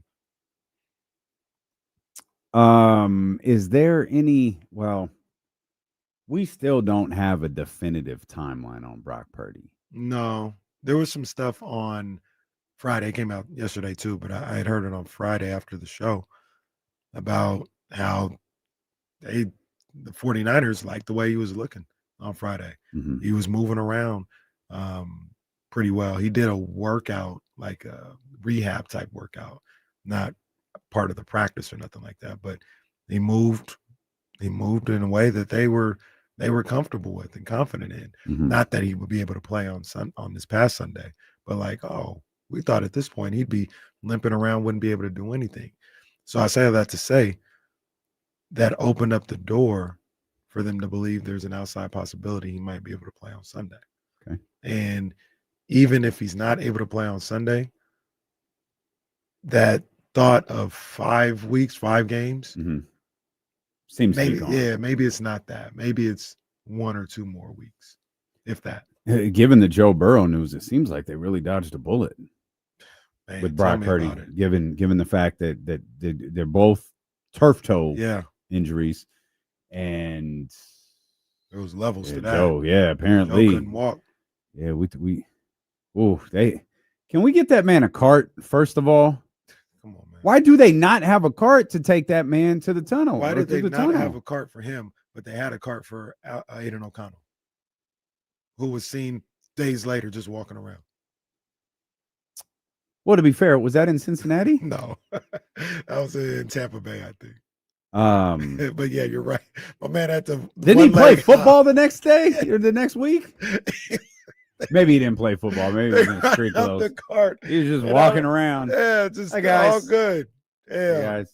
No, everything's good. But yeah, to your point, Joe Burrow had to one-legged hop. Yeah. All the way through the field into the tunnel. This is the franchise. What are we doing? Will someone help this man? Even if he was Hell, a player, get a linebacker to just throw him on his back and take him to the locker room. Goodness gracious. Point being, it's pretty amazing to think that, obviously levels to this injury. Joe Burrow suffers some sort of turf toe injury. He's going to knock him out. It's going to require surgery, 3 months. Thankfully, whatever Brock suffered doesn't appear to need surgery. Same, turf toe, just not nearly as severe. He could potentially be back as soon as Sunday. Who, by the way, that game's going to be against the 2-0 Cardinals team. Yeah, Cardinals 2-0. Cardinals are a good team. Jags are a good team. I think this stretch of games for the 49ers, they're going to be playing some really good teams. I think, obviously, you dodged a bullet, like you just talked about with Joe Burrow. Situation being much, much more serious. But you got to feel better in the prospects of if you have to go another game or two with having a game plan intact, with having time to prepare for what you want to do. If you got Mac Jones there, he feels like he should be able to hold down the fort for a game or two. So what I he played well yesterday. So what I hope for what I hope for in Brock's return is, I do have some concern. Like if you're on a week or two, it's fine. I think you start getting into 4 weeks, you start establishing habits and a certain level of comfort, and then you're bringing in a complete switch. You're bringing in a change. Obviously you're going back to Brock Purdy, but it's like, no, we got comfortable with this other guy. And again, as we talked about on the insiders, and maybe I'm making too much of this, Matt got everybody the ball yesterday. Yeah. And that's something to me. So I don't know. The idea that Brock might only be out another week or might not even be out another game. Yeah, that feels like kind of a big deal to me. Even though I think Mac Jones is a good quarterback, even though I think the 49ers are in capable hands against good teams with Mac Jones, and I think he showed us that yesterday. I think there's a lot of room for improvement with the 49ers offense. I think there's a lot of room for improvement on the 49ers defense as well. But the idea that Brock can get back sooner than later and it just be like a one-game step-in thing versus now we kind of got comfortable with this guy, I think that bodes well for everybody involved. Absolutely. Absolutely, man. And Mac Jones, who obviously, famously, us on this show, I did not want the 49ers to draft him at 3. That's a pretty big distinction, too. I always said... Rather iconic moment. I always said... And by moment, I mean like month and a half. If you didn't make a trade and you stayed there, I think they were at 11 or something like that, and you wanted to draft Mac Jones, I probably would have disagreed, but I would have been like, I get it. Like, he was good at Alabama. We'll see what he had. I was like, in no way, shape, or form should you be trading 3 drafts away, 3 first-round picks away, and moving up to 3 to get this guy. Like, that's not the case. But I say all that to say, I always thought he was a decent player. Like, not a franchise guy, not a guy that is going to carry you by himself anywhere, but in the right situation with the right weapons around him, he had some tools to be pretty good. And I think we saw some of that yesterday in New Orleans. I still, Brock had the Joe Burrow situation and he was out for the season. I would not feel great about Mac Jones being the starter for 15 games. But if you're in a pinch, if you need him for a game or two, or something goes down in the middle of a game, I think he's a good ball player, and he played that way last night. He was good out there. He was good. You told us before the season started that you thought the 49ers defense could win them football games this year. I was hesitant to that, and I was actually shocked you said that, because I thought they're just too young. Like, they've got too much growing to do on the defensive side of the football. Now, if you told me they won games for you week 10 and beyond, I got you. Of course, you could absolutely see that. We even talked about Fred Warner, Nick Bosa, Robert Saleh anchoring the development of those young guys. That was a talking point here. That defense has found a way to win games the first 2 weeks of the season. And they're playing far from what I think you would consider elite level of defense. But there's just moments where you're watching Green, Stout, where you're watching Bryce Huff, where you're watching guys and you're going like, it's right there. It's right there. I told you last night, I thought the 49ers put the game away with the Jawan Jennings touchdown. And that defense, and credit to New Orleans, but that defense gave it right back. Maybe they're not quite, it's just not there yet. And then when New Orleans got the ball with an opportunity to do something, that defense shut it off and said, nah. Nick Bosa came up big on a couple of plays, I think on the drive before. And then, they shut things down there on that final drive and made sure that game ended. Yeah, it was a little bit of an up and down game because I thought they were really dominant for the most part in that first half. Second half, things got a little loose, and they started to allow the Saints to drive the ball down the field a little bit. Saints had some own self-inflicted issues as well. They dropped some passes and some errant throws that that's something that they could have rectified by themselves. That had nothing to do with the defense. But after letting them back into the game and being in a situation where they were going to need the defense to close things out, just like they did in Seattle, they answered the call. Not once, but twice. I thought when Nick Bosa got that sack, him and Michael Williams combined to get that sack on 3rd and 6 or something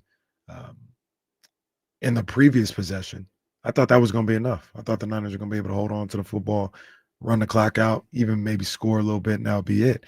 And I think there were probably some people on the defense that thought the same thing. Then all of a sudden, they couldn't pick up a first down. They couldn't keep – we got to go back out there. We got to get another stop. We thought we just got the stop we needed. We got to go get another stop. And they didn't blink. They answered that call as well. made the big plays that they needed to on that one. Bryce Huff doing what he had to do. And that was impressive. And this is part of why I think the Niners are going to get better as the season goes along. It sticks with me what Kyle Shanahan was talking about when he said, we got a lot of young guys on this roster. We're putting them in positions that they've never experienced before. So we're going to need to get them up to speed. And that may take a little while. That may take the first half of the season. But the plan is to get them up to speed in the second half of the season, be a better team, hopefully get in the playoffs and have some momentum. And these guys are getting better, a little earlier than maybe they thought. Upton Stout was really good yesterday. Yeah. Winters was really good yesterday. Michael Williams. I like D. Winters. Yeah, D. Winters got a little Greenlaw in him. Got a little Greenlaw in him. But Michael Williams, that's a guy that didn't record any tackles in week 1. He was all over the place in week 2. Yeah, in week number 2, you're like, yeah, you see it. There it is. You see it. Yeah, so there it is. If these guys can progress the way Coach Shanahan and Coach Saleh want them to and hope they can, I just think this team is going to get better. That I haven't even talked about on the offensive end, people returning from injury, whether it's George Kittle, whether Trent Williams starts to feel even better, as the season goes along. Same with McCaffrey, if IU can provide anything. So it's hard to envision someone at Trent Williams' position feeling better as the season moves along. Trent Williams didn't wear a knee brace. I was like, Trent, come on, man. Why'd you wear a knee brace? He said the knee hurting. Yeah. He gutted it out, though, man. And the offensive line did a good job yesterday. Yeah, they did. They did. The weird, speaking of the offensive line, my bad, the weird quirk that I have watching Mac Jones play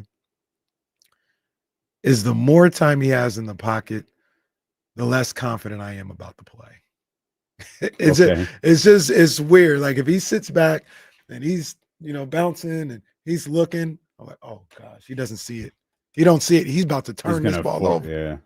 And he didn't do it for most of the time. The fumble, he had a lot of time in that situation and he didn't get rid of the football. But just watching him, and that's just a feeling that I have. It's not anything factual, I don't think. But the more time he has to think or watch what's going on, it's like, oh no, this is not going to end good. But he played with that. He only had like 1 or 2 mistakes yesterday. He was fine. I think Stanley's on the phone. What? Yeah, I think Stanley's on the phone. Oh, snap. Thank God. Oh, snap. Let's go. 916-909-1320. Stanley, we were afraid we might have lost you. What's up, man? I wanted to come down there and join you all. What, you coming down tonight? Coming down Sky River? I'm coming down there today. I am getting ready. I'm off every Monday. I work a schedule of Tuesday through Saturday, and I'm coming down there because it was a glorious day for football yesterday. It was a glorious day. And Saturday was a glorious day, too, to be honest. Don't you like Miami? Hurricanes taking care of business. Like Miami, they should. They the real deal. That old boy Carson Beck, you got him going. Yes, sir. It was a great weekend, Stanley. The whole team is going. And I'll be down there later on. Hey, Stanley, you got to come holler at us. Yeah, you got to. I've never met you all before, but I'm going to meet you today. Well, I didn't like the way he said that. That sounded a little dangerous. Don't do that. Hey, Stanley, we're looking forward to it. We're gonna have a seat for you right next to us. Okay, should I wear the Tony Romo or no, please, neither one of those. Where did Tony Romo? Where did Tony Romo for? Do you want me to bring the Steve Young joint? I got the Steve Young jersey you can wear. You want me to bring it? I'll use that as a mat. Okay. That's the mat. Looking forward to seeing you, Stanley. Appreciate you, my friend. That's terrific. Oh man, come on, man. Hey, forget the watch party. It's a Stanley meet and greet tonight man. at Sky River Casino. Stanley about to be a star tonight. It's gonna be TC level of stardom when Stanley walks through. It is a Stanley meet and greet tonight at Sky River Casino. First time ever. This is awesome. Goodness gracious. Hey, his boys had an interesting day. They did. Sure. They had an interesting day. We'll get to that game. We'll get to all of the games. We'll get back to the 49ers. We'll preview the Raiders. And it was a wild weekend for the other Giants, not the ones in New York, but the ones in San Francisco. And I want it. I'm going to tell you when we get back because I need something to be known. And I'm going to tell you when we get back. Steeling with KC on Sacramento Sports Leader. Saturday? Well, ESPN 1320.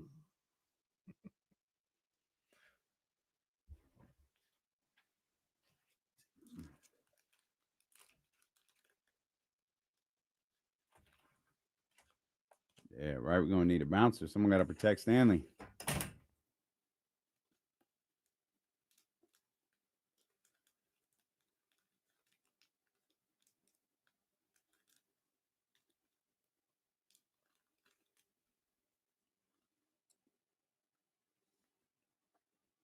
Yeah, Marcus, that was a rough stretch for your pitchers, man. Rough. Yeah, Michael. I like that team. Watching Russell Wilson just throw for 450 yards was hilarious. No, Russ, I'm definitely not. Definitely not.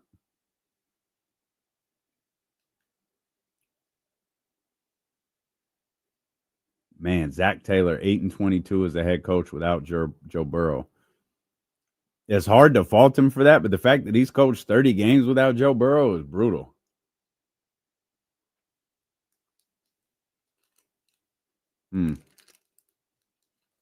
Tough.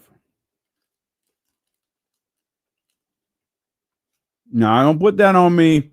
Well, don't put that on me.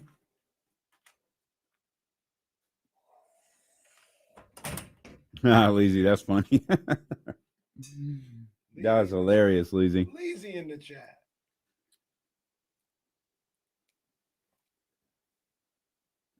It was hilarious. Leezy gonna get 10 IG posts out of that Sac State experience. DC, I'm gonna need you to make sure you're there when I get to go.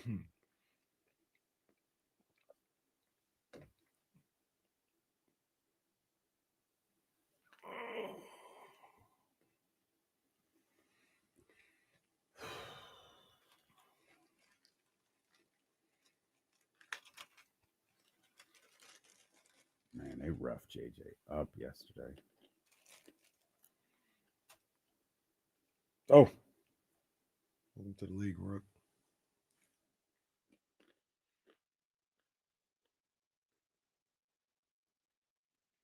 Yeah, I didn't even know about the Jaden thing. Yeah, I saw that on my way in.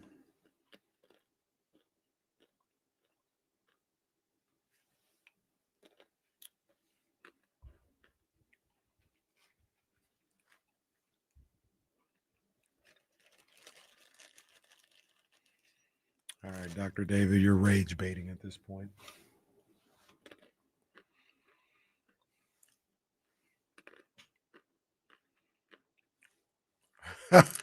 Shout out, Leezy, in a real way. Sugar free changed your life, huh, Leezy? Judging by some of those pictures he did. Bullshit.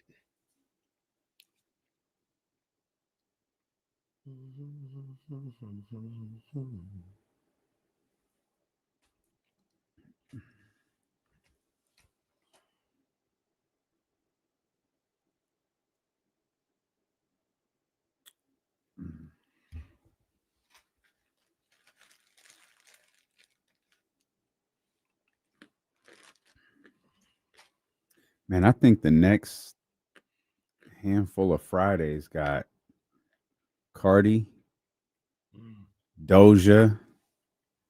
I think Taylor's the week after that. Oh, man. Ty's coming up. I feel like there's one more big album coming up in the next month, and I'm forgetting it. Second half about to pick up. Mm-hmm.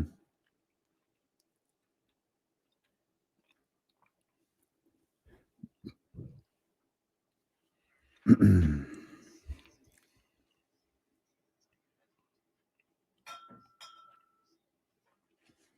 to be at Sky River Casino tonight. Yeah.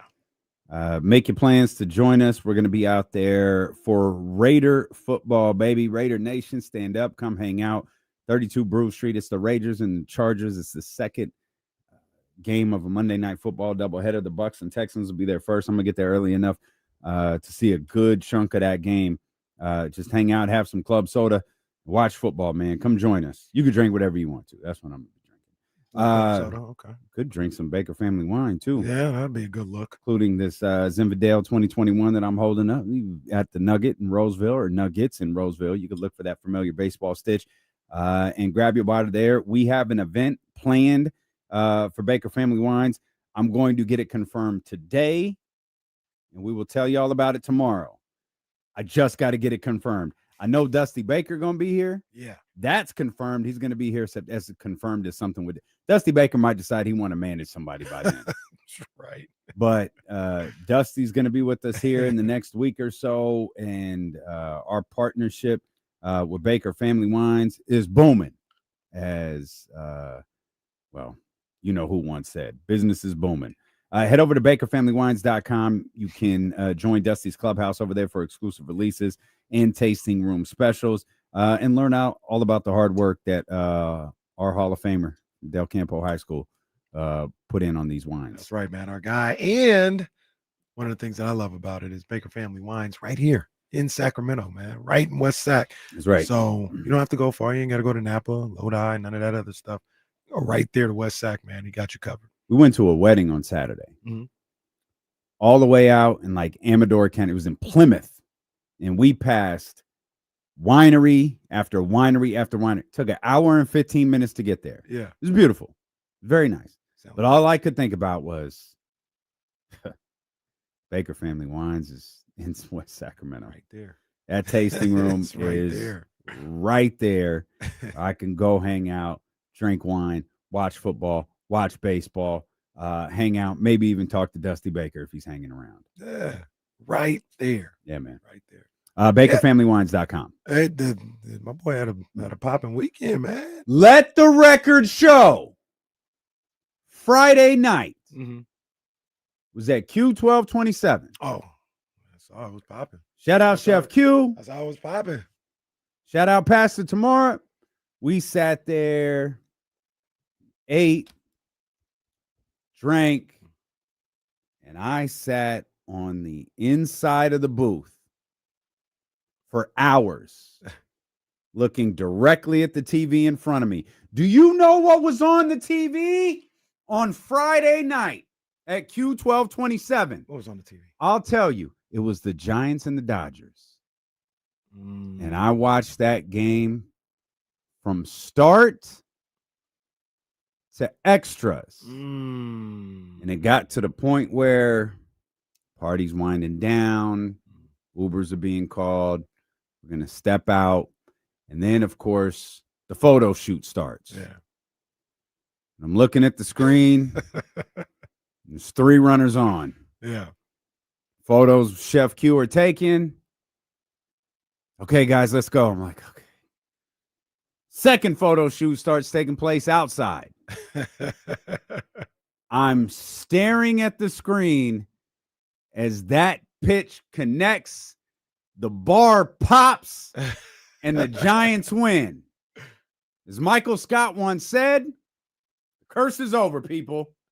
Did you curse see is it? over. Did you see it? I absolutely saw it. Okay. All right. I saw a bit. Okay. I saw a lot more of that game than I'm comfortable acknowledging. Not that my attention was on the people around me for sure, Yeah. but I was with a lot of talkers. And so there was plenty of time where it was, see what's happening up here. Yeah. And your boy, was it Drew? What's your boy? Drew, what's your boy's name? Oh, The Drew weird Gilbert. Yeah. It's a wild boy. He came up in conversation. I was like, well, I can't really explain it. Let me show it to you. Yeah. And I thought, oh my God, this weekend is going to be something special. Did not see a single second of the game on Saturday, and you saw what happened. That's your fault. Did not see a single second of the game on Sunday. You saw what happened. Your fault. Now I'm caught up on everything. but I didn't get to watch it live because of the wedding like I was able to on Friday. So I reversed the curse and sent the Giants back and a game and a half back. I apologize to everybody. No, we appreciate that. Thank you. It's so selfish. No, You're supposed to watch the game. You reverse the curse on Friday. You're supposed to watch the rest of the weekend. Only thinking about himself. Hey, man, be a team player. Giants need you. Be a team player. It won't happen again. It won't happen again. All right. I'm just let it be known. I mean, like next time. Maybe though, maybe you could be angry at someone else from Rockland other than me. Maybe you could shift your anger elsewhere. He didn't. You might have to call another one of those power meetings, one of those power dinners. Would a Rockland power dinner? On Friday, you had the power dinner. Well, that was the power dinner. You know what I mean? Like I did Jesse, me and Jesse, we ain't in that. We ain't in that. Well, we ain't in that. It's the power dinner. Well, let the record show. Yeah, whatever Casey just said. Yeah. No, I'll state. We're not in that. On wax, if I'm ever involved in a power dinner, it's for D-Lo and KC. Let that be known. My dog. It's not for the Giants, apparently, because it's just selfish when it comes to them. I helped y'all get a win that night. You got to follow it up. Look, I can't do everything. You blamed me for a 4-month losing streak just last week. I was just happy to see them win win a game like that for the first time in a long time. No, that was really dope on Friday night. I was hyped. I thought it would have been great if I said I watched through the 6th inning on Saturday. Yeah. And then left. I have my eyes on the Mets Rangers game on Saturday afternoon.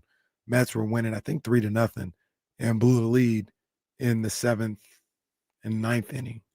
And watched the end of that game. They ended up losing. I said, yo, these boys, they can be in the wild card at the end of the night with a win over the Dodgers. And then went out to the Sac State game, and it just kept checking the score, and it just kept getting worse. I said, damn, well, that's not going to happen. And then yesterday was just tough. The really upsetting part about it was set up to at least win one of these games on Saturday or Sunday. You had your aces. You had Logan Webb going on Saturday. You had Robbie Ray going on Sunday. And both of them got shelled, absolutely shelled. And you missed an opportunity.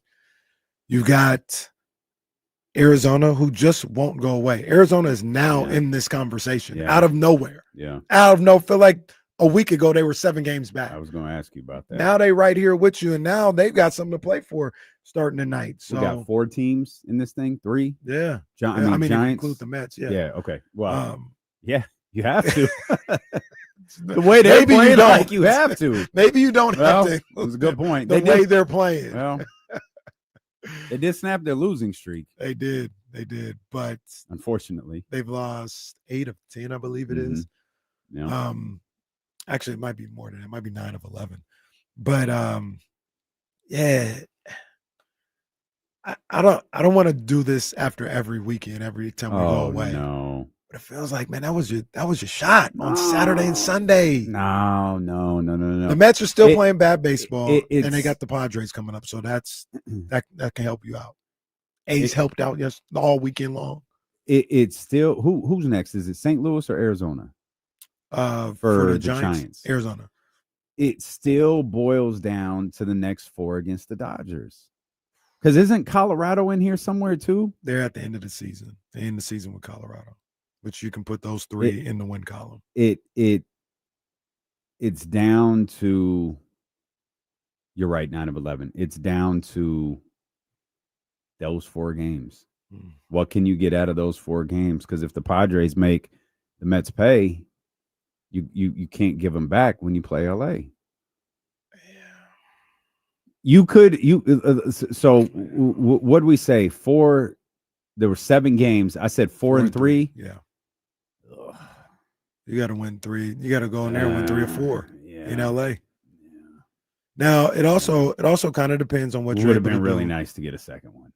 Yeah. You get a second one, I think it's a game changer, but it also kind of depends on what you do. And you have to win the non-Dodger game. So point that out too. Well, that's what I'm saying. You got to win the non-Dodger. You can set yourself up to split the 4-game series with the Dodgers. I hate calling for these, but if you get a sweep in Arizona, Mm-hmm. you get a sweep in Arizona, that gives you a little wiggle room to be able to go 2-2. Really, you want to, for sure, get through this week a game back or tied. Okay. Because in that final week, it's a game and a half right now. It's a game and a half right now. In that final week, you're going to have St. Louis and Colorado to close things out. And you went 5 of 6 to close out the season. I think that could get you in. I think that absolutely could get you in. So they're up against it. I thought this weekend was a great opportunity, and they missed it. That's the second straight weekend they missed an opportunity. So you're not going to – the season is coming to an end. You're not going to have too many more opportunities. Damn. It's right there. It's still there. Mm-hmm. The hill is steep, but it's there. Getting that one on Friday with the Mets losing was a big deal. Mm-hmm. Mm-hmm. We'll get back to the NFL, including the San Francisco 49ers. What stood out the most from their win on Sunday? And there's a surprising 2-0 team out there. Had a hell of a win yesterday. We've already laughed about it once. We'll laugh about it again next on Sacramento Sports Leader, ESPN 1320.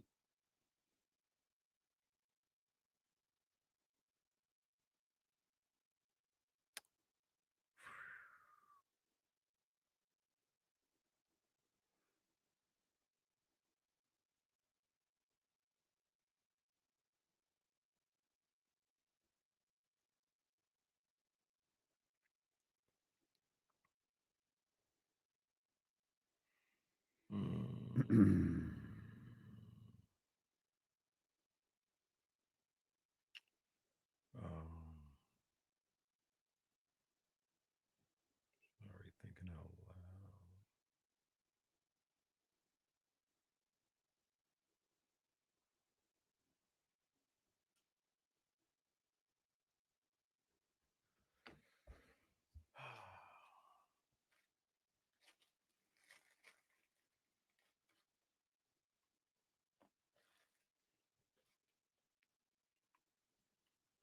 I saw you guys talking about a little bit in the chat. I think college football's changed a little bit. I think we talked about this last year, where we used to be like, oh, it was great because one loss and you were done. And that made everything exciting. It's still like that. It's just 2 losses now. Like that's all it is. You get one mulligan. And Clemson and Notre Dame might have lost their chance to be part of the college football playoff with their weekend. That was brutal.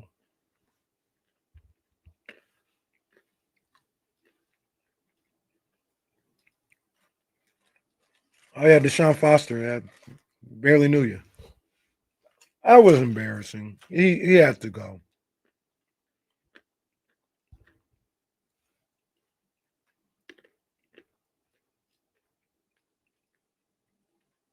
Yeah, Lotus Prime. That is awful. I don't know what they're still doing in the top 25.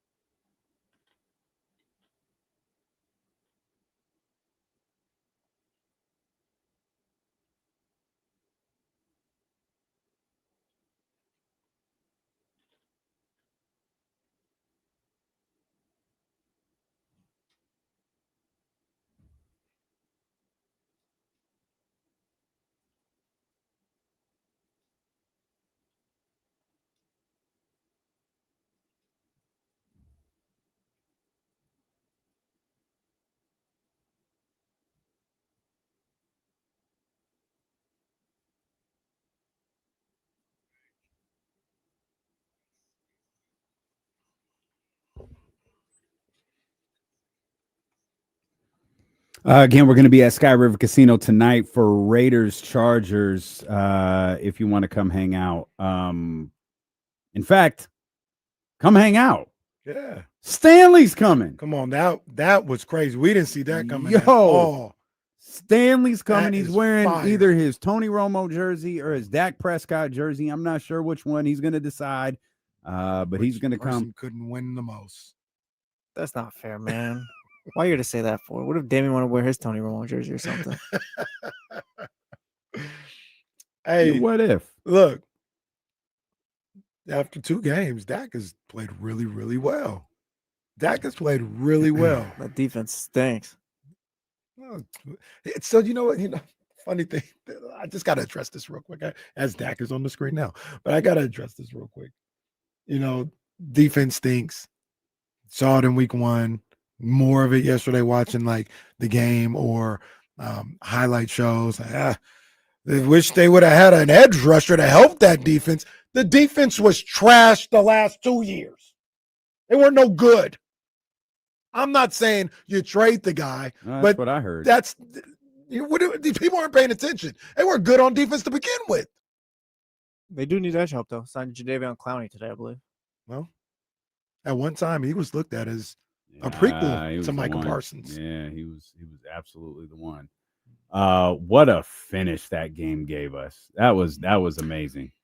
What a game it was, period. I was so ready to believe in your Giants too. I thought they were gonna win. I was like, oh, they got something here, and then 64-yard field goal. That's funny. Even I wasn't believing. I was like, there's no way Russell Wilson's gonna ever do this again.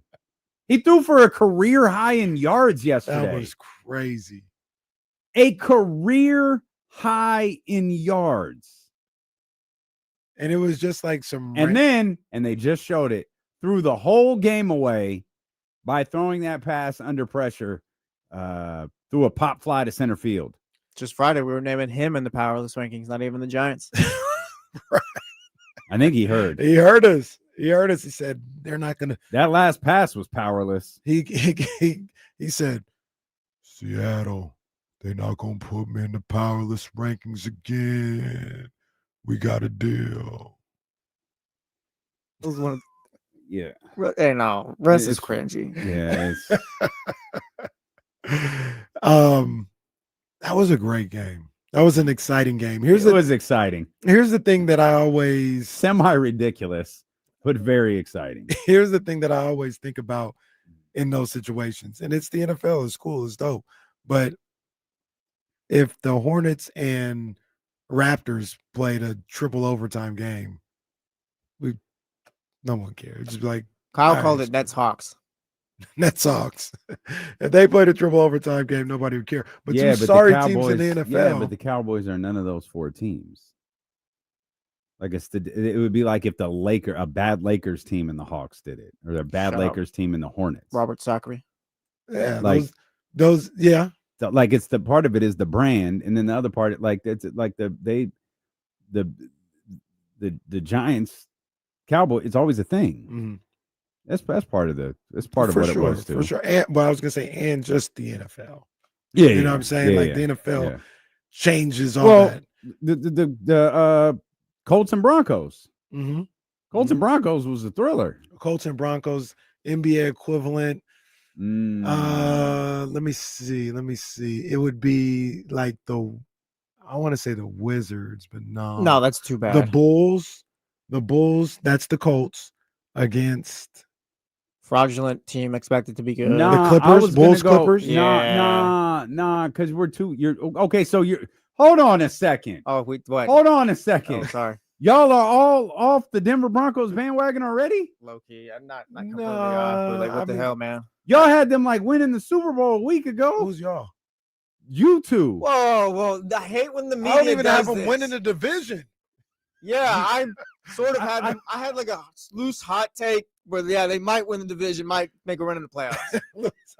Like it wasn't even firm. This is a loose hot take. Hey, wait, wasn't what? Hey, no, you know what? Hey, what is this dude talking about? Where's our flag? Here, I got it. Flag I'm not gonna lie. I've had a day. I've had a day today. I'm not gonna lie. Hey, I said some of the insiders earlier too. Yeah, no. Crazy. I'll take a lap. I was talking about Kyle Shanahan spreading out the football earlier. I heard that. Hey, I've been talking too much today. hey, that's a retroactive flag. Like you can't repeat it. There's I another think Kyle one. threw it earlier. Man. But no, I didn't. The Broncos are where I think they're going to be. I think they're going to be a playoff team. But I still got the Chargers winning that division. Yeah, they did a little too much with the Denver Broncos. I Crazy agree. thing, it was their defense that struggled yesterday. Yeah, that was kind of surprising. You want to pose the question you asked in the rundown? The Daniel Jones one? Yeah. Oh, could he be this year's Sam Darnold? Where he has a good year and then he's someone's franchise quarterback next season? Sure. The only reason why I'm hesitating is because I don't think the Colts are going to be any good, even after this 2-0 start. I think this little 2-0 start's fraudulent. I mean, Yeah. Sam Darnold was like 15-2 last year. I'm not saying he's got to go Something 15-2, but like say the Colts go 10-7 or whatever, and Daniel Jones throws for maybe near 4,000 yards, just not too many interceptions. He just has a good year. He's like, all right, wow, this is like good quarterback play. That might do it. It could happen. That Yeah, he doesn't might do have it. to go 15-2 or I anything. could, like that. I'm still not of the, and I'm being fair to the question. Like if that happens, they go 10-7, and sure, but I still believe this is a 5-6 win team max. Really, they're at 2. Yeah, they'll win 3 more. Man, They shouldn't have won yesterday. but they did. Even with the before you talk about the miscue at the penalty at the end of the game. Did I hear correctly that was Lutz's first field goal missed in his career? That can't be right. I don't think. Maybe within a certain range. Maybe that's what it was. I was putting a bed together and had that in the background. I was like, You was doing what? Ryan got it's emotional. You got a bed. You got a big girl bed. Oh, It was his first field goal missed this season. But yeah, he's definitely missed It's only before. been a typical game. Yeah, he's Jesse brings it back home real quick. That's fine. No one cares about your stupid kid in their bed. Well, just real quick, yeah. Nah, so he should have made that though. It was a I want to say close one, but it was 40 something like that. Something that you think he should be able to make. Don't want to take nothing away from the Colts. So they won that game. They did what they had to do. I just don't think they're gonna get to 9-10 wins this year. Correct me if I'm wrong. Wasn't Jonathan Taylor out last year? Or am I complete? Am I missing that? He did get hurt. I remember he got period of hurt. time, I just yeah. can't remember if that was He last came back year or the later year in the year, I before. believe, last year. I'll He double did. check that right now. Okay. Because if he was out a chunk of last year, I'd give him the benefit. Like Jonathan Taylor's a good. Got a new coach there too. Maybe this guy's better than what they had before. Better energy. 2 home games to start. Last year, he started 13 games. Jonathan Taylor did? Yeah, year before that, he started 7. Okay, maybe that's the year I'm thinking of. I mean, he did miss sometime last year. Yeah, I didn't know. I did. I thought he missed significantly more than 13 games. I'm clearly thinking about. Did the he year miss prior. the start of the season last year? Because I thought he got hurt in training camp, but maybe that's the year before.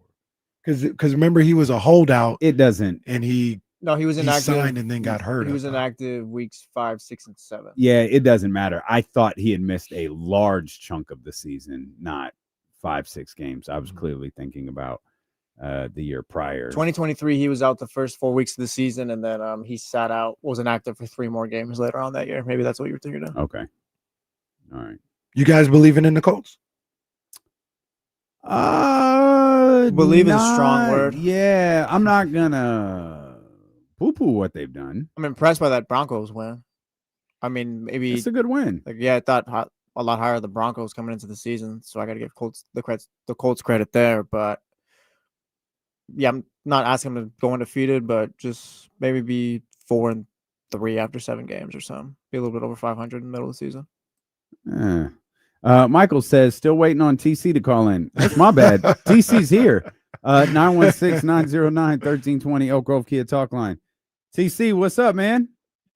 Hey, what's up with my 2 brothers? What's up, TC? How you feeling, man?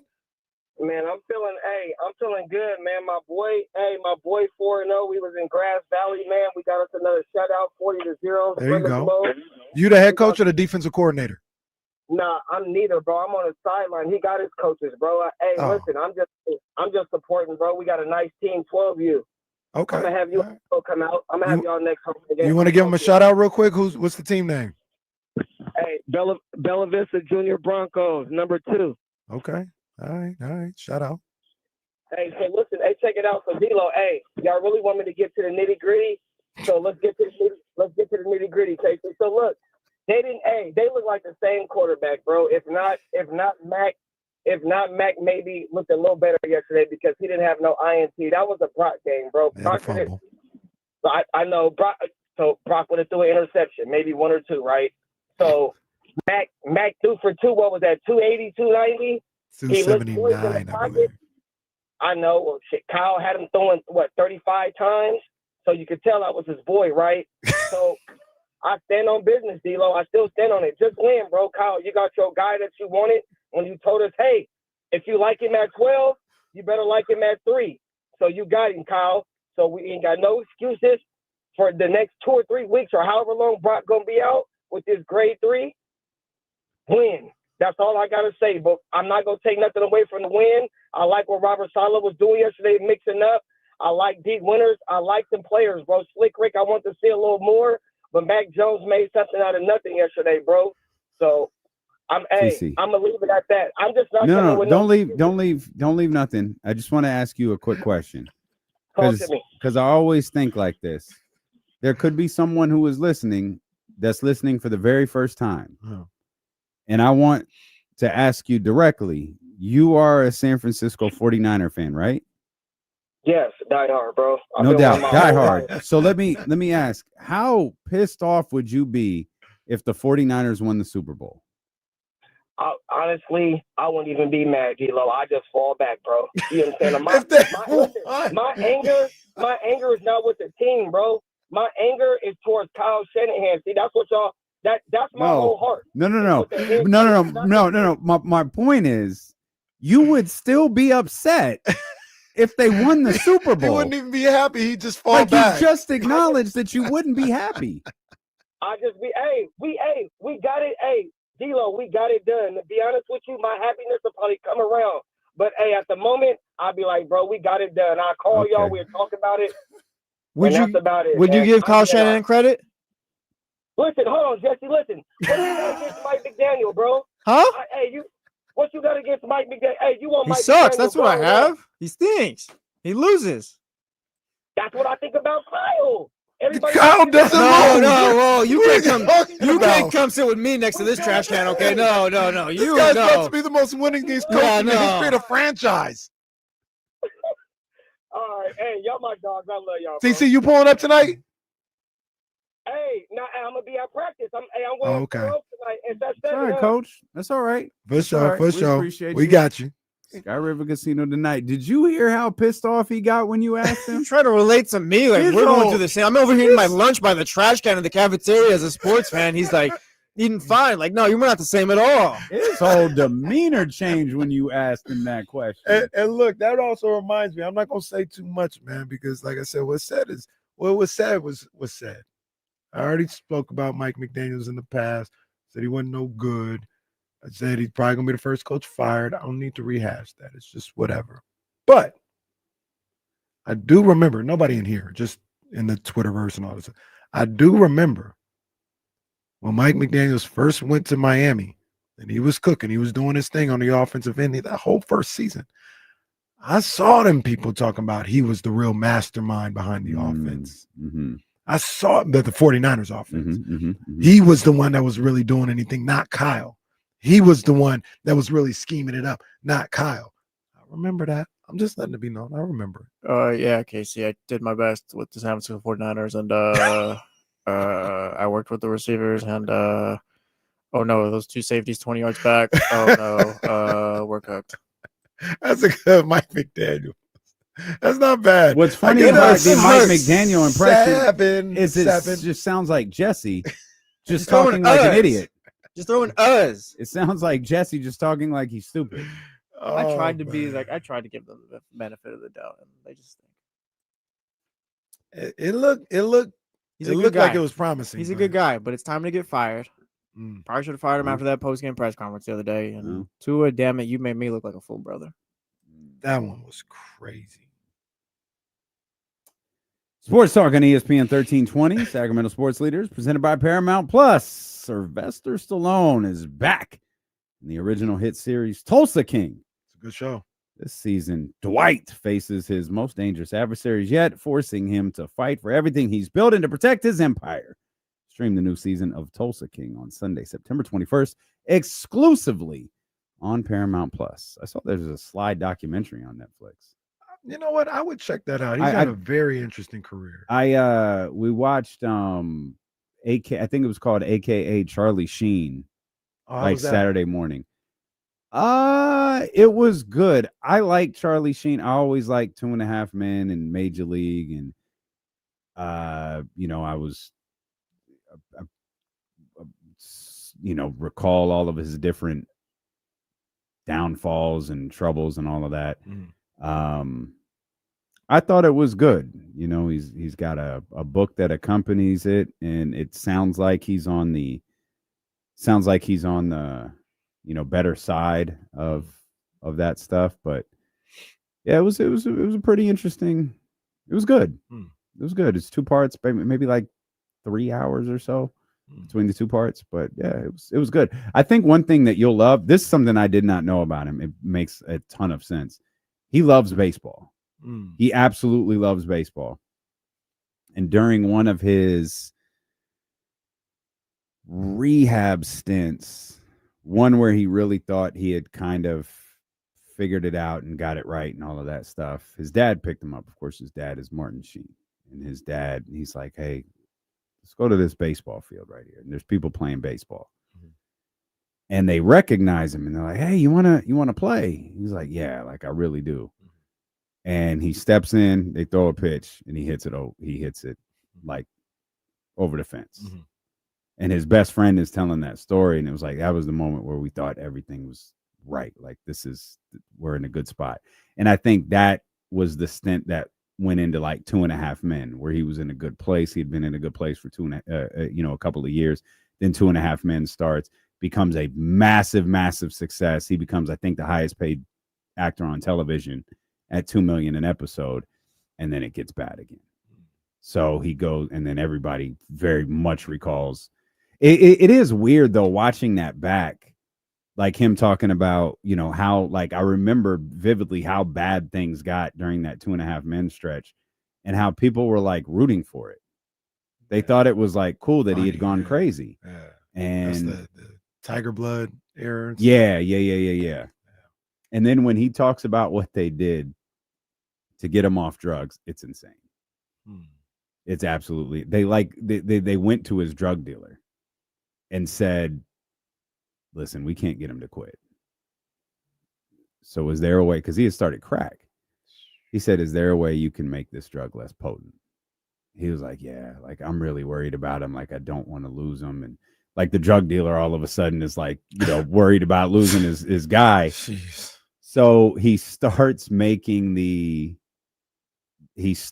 essentially diluting the product. And one day Charlie was like, this doesn't even work anymore. It's a waste of time. And quit. Wow. Because he couldn't get the same high anymore because his drug dealer had diluted the product. And that's how he got sober. That's crazy. And he's been sober ever since. That is crazy. Yeah. It's a good doc though. It's a really good doc. All of that was to say obviously the next thing that pops up is you might also like, it was a documentary on Sylvester Stallone. There's 2 Sheen brothers, right? Yeah, Emilio Estevez. I couldn't think of who the other one was. Yeah, and it's funny. Like I don't know when I learned that they were brothers, but as soon as they showed Emilio on the screen, it's like, dear God, they all look alike. They all look the same, and I didn't register the guy from Breakfast Club looking like the guy from Ferris Bueller. Like I didn't connect that, but like now seeing them older in life, it's all they all look very similar.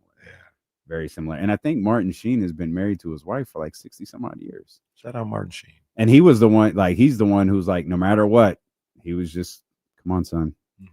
Like never abandoned him, never left him. Just like, come on, son. Come on, son. And he credits him as like, I wouldn't be here if it wasn't for his unconditional like love and support of my horrible behavior, through my horrible behavior. So back to football. Mac Jones's horrible behavior in New England was not what we saw yesterday with the 49ers. That's a high-end segue right there. That's very good. And no, it was not. Mac Jones. TC added a little bit of extra, 290 yards, 35 touchdowns. No, he threw the ball 39 times. To TC's point, though, that was a little more than I expected. Yeah. I did not expect him to throw the ball 39 times yesterday. One thing because I feel the same way, and I was thinking about Kyle Shanahan and how he calls plays and everything. And one thing that I think we have a grasp on when it comes to Kyle is he obviously wants to run the ball first and foremost. That's what he believes in. That's how he believes you set up an offense. But I think his mentality to calling plays is we're going to do whatever they're trying to take away, or we're going to do the opposite of what they're trying to take away. So if there's 8, 9 in the box, all right, we're going to have you drop back and we're going to pass the ball until they soften that area and we can run the ball and keep them off balance. And I think New Orleans probably had the same mentality as everybody else. Mac Jones as starting quarterback. They need a win. Going to get Christian McCaffrey the ball 25 times. Mm-hmm. They're going to run the ball. They probably were stacking the box. Kyle saw that and said, we gotta pass. If you're the quarterback, we got one-on-ones everywhere and it's man coverage, you got to be able to pass. And I believe, I could be wrong, but I believe that's kind of how Kyle looks at play calling. Whatever they're trying to take away, fine, we'll do the opposite. He took 3 sacks yesterday. Yeah.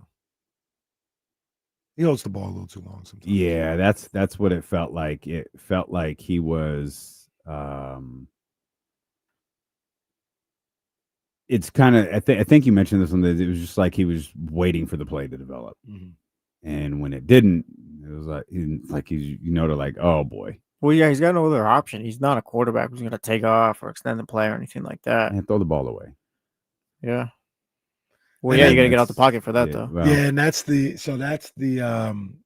where I think there's a big discrepancy between Brock and Mac, is the athleticism and the ability to extend plays or create plays with their legs. I think Brock is underrated with that. And I was, because you watch these guys play, you watch Mac play and everything, you're like, well, I know Brock is better. I just know he is. But instead of just saying I know he's better, you ask yourself what separates the two. And I think Brock's accuracy consistently, like he throws some dots. And Mac had some good throws yesterday too. That drive before the half was perfect. Yeah, he was beautiful. Phenomenal. Two beautifully thrown balls on that one. I think one to Juwan Jennings, the other one, the touchdown pass to Christian McCaffrey. He was fantastic. But Brock traditionally is more accurate, and his ability to make something happen with his legs, I think, is the two things that separate the two. And Brock does that at a very, very high level, not just better than Mac. He does it at a very, very high level. And I think that's the difference between the two. But outside of that, holding on to the ball too long, not being mobile enough, Mac was doing some really good things out there yesterday. Really good things. It was can I tell you, like, I'm glad the game went the way it did. We could talk more about this. The first quarter, maybe not quite. It probably wasn't a full quarter. It looked like two bad football teams playing each other. The way that the game started, it was like, oh God, this is rough. And then it felt like things kind of settled down till maybe the 49ers. I think the 49ers third drive. Yeah. It felt like it was like, okay, we going. We've got action, as they say. We've got action. We'll come back. We'll talk more football, more 49ers. And how about some Kings? Hey. How about this run Dennis Schroder's on? Come on, man. Hall of Famer. That's what some people are saying. Let's talk about it. I don't know why. Where did I see that? Was that Windhorse or somebody said he might make the Hall of Fame? Hey, salute. Yeah. Well, let's talk about it. What did they used to call Carmelo? Was it Olympics Melo? That would go crazy? Oh, yeah. Eurobasket Euro Schroder. Yeah, Euro Schroder. Euro Schroder. It's D'Lo and KC on ESPN 1320.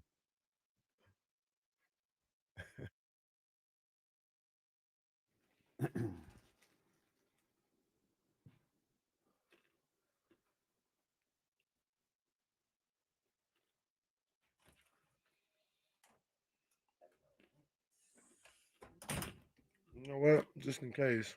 Let's do it now. Let's do it live.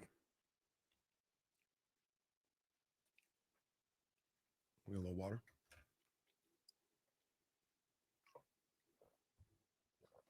All right.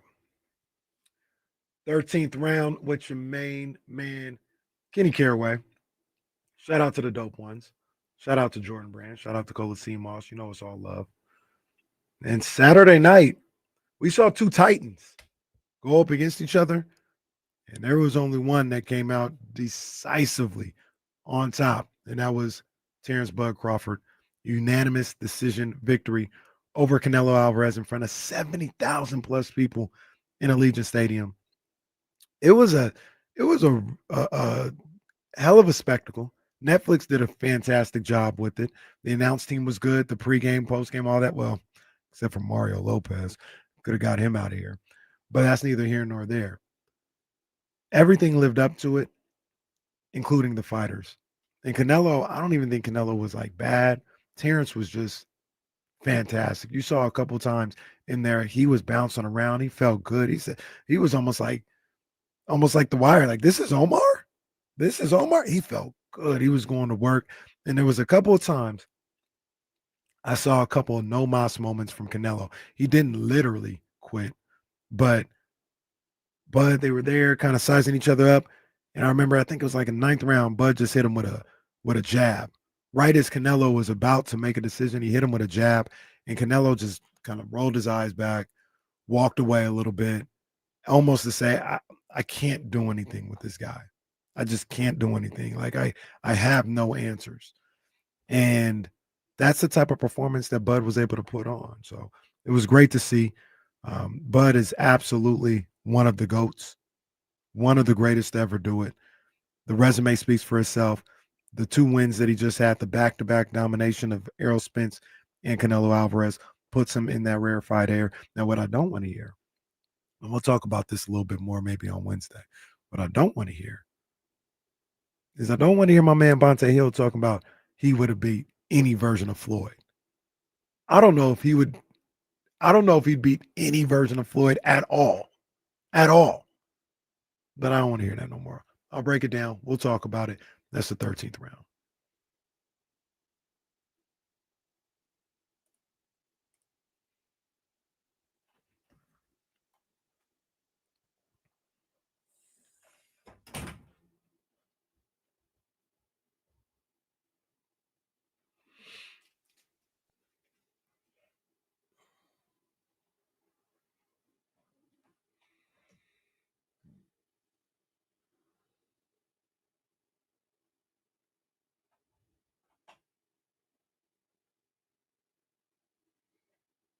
I meant to text. It's Ponte's birthday, ain't it? I didn't even see that. My guy. I think it's Ponte's birthday.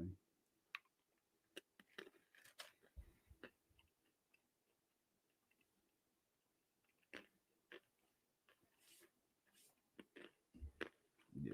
Dr. David, I don't think it's outrageous. I just don't. Bud never faced anybody that was close to the skill level and the skill set of Floyd Mayweather.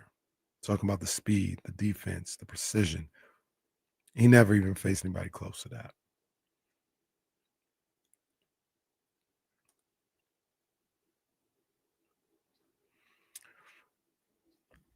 Hey, I got to give a big shout out to my people over at Prize Picks. My people, they've got me ready for tonight. Sky River Casino, Monday Night Football. Yeah, let me get this. Raider Nation. Let me get this little lineup set. Hang on. So this is what we can do. Prize Picks. Because we're all gonna be hanging out together. Yep. At 32 Bruce Street inside Sky River Casino. Why doesn't everybody, and I'm gonna post it on social media as well, why doesn't everybody just all have the same lineup. Okay. And we all root for the same thing. All right. I think that's a fantastic idea. Let me tell you the lineup. Okay. All right. Ooh, Baker on a demon. Oh, all right. Never mind. I'm gonna have two lineups. It's all right. Go ahead. Go ahead. I'm gonna have two lineups. I got Daniel Carlson. This is a goblin. More than half a field goal made. I'm going more. Yeah. I'm going more on that. Okay. Justin Herbert, 260 yards passing. I'm going more on that. You can go double demon at 2.5 on DC. All right, if you're scared, say it's fine. It's fine. Go ahead, Well, they got a single demon then, right? 1.5? Yep. Let's do that. 1.5? Let's do that. Let's do All right. 1.5. 1.5 We're on going DC. with the single demon. All right. DC. Or the real 1.5. DC. The real as, DC, as Sarah Hodges would say. Yep. 1.5 field goal made. Okay. Justin Herbert, 260.5 yards. I'm going more. Lad McConkey, wide receiver for the Chargers. They got him at 6 receptions. I'm going less on that one. I think it might be a big Keenan Allen game. And at 1.5 field goals made, I'm going to go with the Chargers kicker, Cameron Dicker. That's I didn't want you to look up or anybody to say anything. I'm just trying to be professional. I didn't. You didn't have to look. I didn't hear you. What line? Who was the kicker? What was his name? The Chargers kicker. What? Cameron Dicker. Dicker the kicker. And which one are we doing? We're doing the PATs. What are we doing? Just field goals made. 1.5. I'm just. We're going I thought it was. 1.5 I thought it was field a good play. That's why I put him in the lineup. Thought it was a good play. I don't need the Chatty House doing. I don't know. Stop, Chatty House. I'm trying to be somebody that puts a good lineup out for the people. Yeah, Digger kicks it firm through the uprights. Jesse. All right, man. What?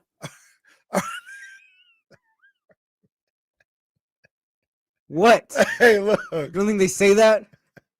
What was the Justin Herbert number? I had him at 260.5. 260? Oh Passing my God. yards. Oh, 260.5. Okay. He might get another 300 yards tonight.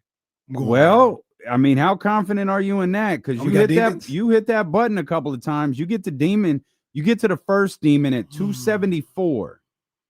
You get to the second demon at 299. 300 plus yards against the Raiders defense that I thought played pretty well. I'm gonna play it safe. I think you're wrong about 300. Okay. You can hit that demon button 3 more times. You can get it all the way to 349.5. Damn, what do they think is gonna happen tonight? Jesus. I'm playing it safe though. Yeah, I'm playing it safe. Just going with the normal 260.5, but I'm going more. I'm with you. I'm gonna go 260. Got the real DC. There is. I got him in a demon. 1.5 field goal. What are we gonna make? $4? There's no money in this lineup. But we got the demon though. We got the DC demon. So we got the kicker. Mm-hmm. We got the real DC, and then Herbert. Did I miss one? Yeah. What's my man? Lad McConkey at less than 6 receptions. Which kicker do we have again? Daniel Carlson. Oh, okay. I don't know where you. Okay. Okay. I'm gonna set. Hold on. Let me get Lad. Get Lad in here real quick. Then I'm gonna set a different lineup for people who actually want to make money. What was the number on Lad? 6 receptions. I'm going less. Less. Yeah, I'm going less. All right. They didn't want to have them all more, so I'm going less. But this is the case. We're gonna have the lineup ready. We're gonna post it on social media. Power play. I'm doing flex play. That's so we're gonna get it in. Submit lineup. We're gonna get it in. I'm gonna post it on social media. Everybody that's watching, or if you come down to Sky River Casino, we could all root for our lineup together. But what you need to do though is you need to download the Prize Picks app. Put in the promo code KIFM. You get $50 towards your first $5 lineup by just putting that promo code in there. Once again, KIFM. Get $50 to your first $5 lineup. You must be present in certain states. Go to prizepicks.com for more details. Prize Picks, it's good to be right. Securing the Bagley. Securing the win. Oh, there. Securing the Bagley is tied with Zay for the lead. Boy, your boy. Put it in perspective. Zabo hasn't played in like 2 weeks. They said Zabo gonna be there tonight, huh? Yeah, he's gonna come watch the Bucks. Okay. I'm gonna go. Who do you think winning that Let's game? go Brock. I'm gonna go Bucks. Okay. I'm a little concerned about the Texans. Try to tell you. No one asked you. We tried to tell you, me and Casey. We'll see. We'll see what happens. I mean, I still think they're a playoff team. Still think they're a playoff team. This lineup didn't set me up for bread the way that I hoped. But I'm you got to go all demon. That's the D-Lo special, the all demon lineup. It's special. It worked once. It's the D-Lo special. I mean, it paid off, but it worked. It worked once. I set another lineup with Baker over a touchdown and a half, CJ over more than 13 and a half rushing yards, Mike Evans catching a touchdown pass, and Brock Bowers scoring a touchdown. Yeah, it's not going to net you a ton. That's not the riskiest play, but I got 2 lineups out there. I'll post those on Instagram too. Did you believe it or not, I partnered with Prize Picks too. Y'all just can't hear it no more.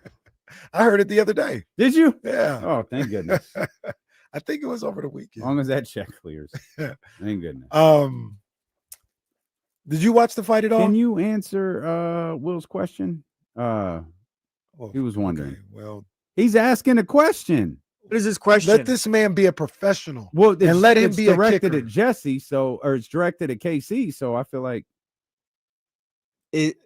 You say it, Jesse. Say it. I'll answer the question. You just say. Will, after our Prize Pick stuff, is asking, is Dick or a demon?